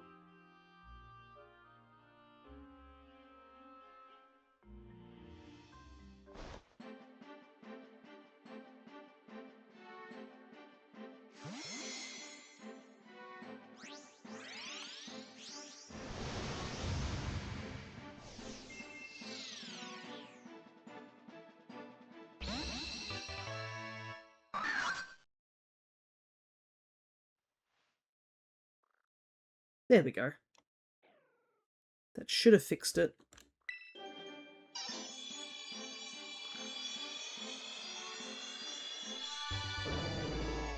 Hey, shiny Politoed. But I might have to look into why it wasn't working properly. As I can see, it's still clipping slightly on the side, but I'll do that later.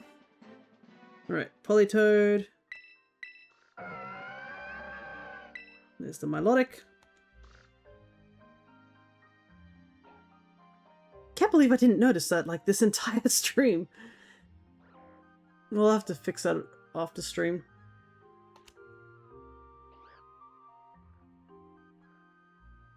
You can see this Politoad's all hyper-trained and stuff like that. Thank you, no worries. I got the Milotic, so that's also handy for me. If I wasn't pressed for time, I would also ask if you would do the Ogre Ousting hard level, but maybe that will have to come for another time.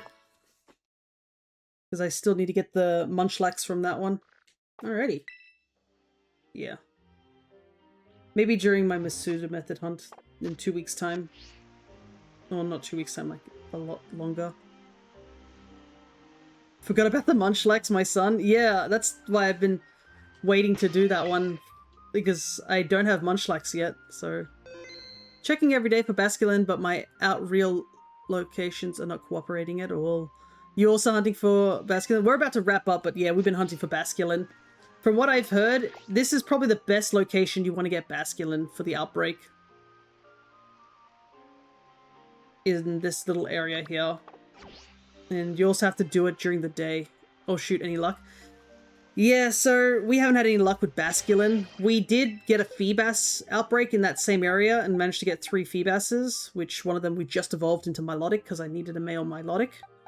But yeah, you can see we caught all these shinies today. So we had a good streak for shinies, but for the actual Basculin, yeah, not so much. But yeah, this is apparently the best place to hunt for it. You want to come here. You're always getting the edges of the map or places with weird geometry. Yeah, I think standing around in this area also helps. Like, I think outbreaks tend to spawn near you, so it's best to go to locations where you kind of want to have it, and then you just got to keep trying. But yeah, we've been... Thanks to stream, hope to catch up with you next time. No worries, Warmaster. I'll be wrapping up in just a moment. But I've been using inverted colors as well to try and see the... Fingers crossed I'll try that and check tomorrow, yeah. So you want to come here, and you also want to do it during the daytime, so if you need to do a time reset to make sure it's daytime, because at night the Basculin go underwater, as you can see, so you can't actually check if they're shiny or not. And what we've been doing, as awful as this is, we go into system setting, accessibility, and use invert colors. And invert our switch into this nonsense, because apparently the inverted colors are a little easier to see than the shiny Basculin. And I can show off that image. Did you hear about the OBS shader someone wrote? I did not, so I've been using my Switch. But yeah, here's an example that someone did of the inverted colors. You can see there's the shiny on the left and the regular one on the right. So it's a lot easier to tell that they're shiny. So if that helps, then yeah, definitely give it a try. Let me take out this bird before it attacks me. Another thing is that apparently standing here in this cave mouth neutralizes all the lighting. So the lighting is the same all the way over there, so it's a little easier to see even with the pinks, because the pink tends to turn into a more darker purpley pink in the weird lighting this game is. So if you're able to just stand here, check them, and then go back over here and get a picnic all set up, you can use that as a method to shiny hunt them. But yeah, this is apparently the best place to do it. You're not the only one who's looking for it, so a lot of people have been trying to find ways to hunt for this silly little fish, because I need 3 of them, unfortunately. But no, I didn't hear about the OBS shader, at least, because I think the shader lets you pick a color and graze it to anything that isn't that specific color. Ooh, that would be really handy, to say the least. I'll have to take a look into that, because that would be really handy for, like, say, tandem mouse hunts. Because of their stupid little brown color fur being so hard to see.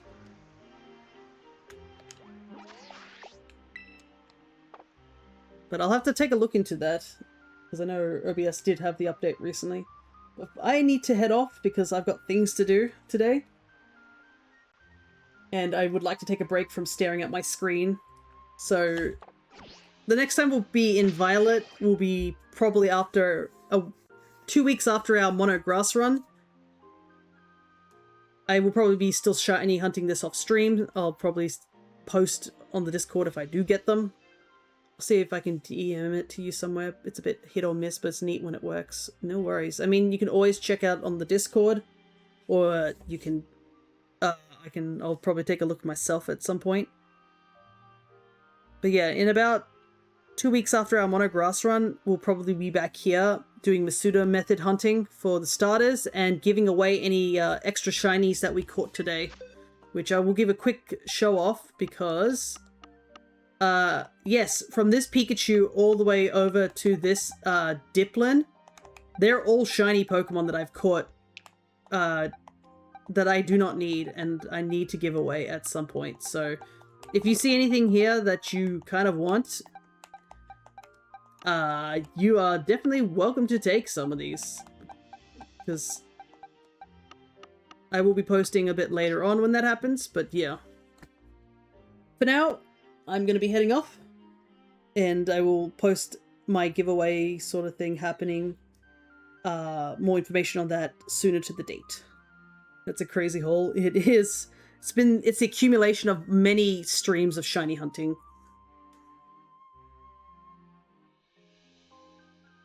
But until next time, which will be this coming Monday, where we will be doing our monograss run and hopefully finishing that run, because we are just outside Victory Road. I will see you all then. So, take care, everybody.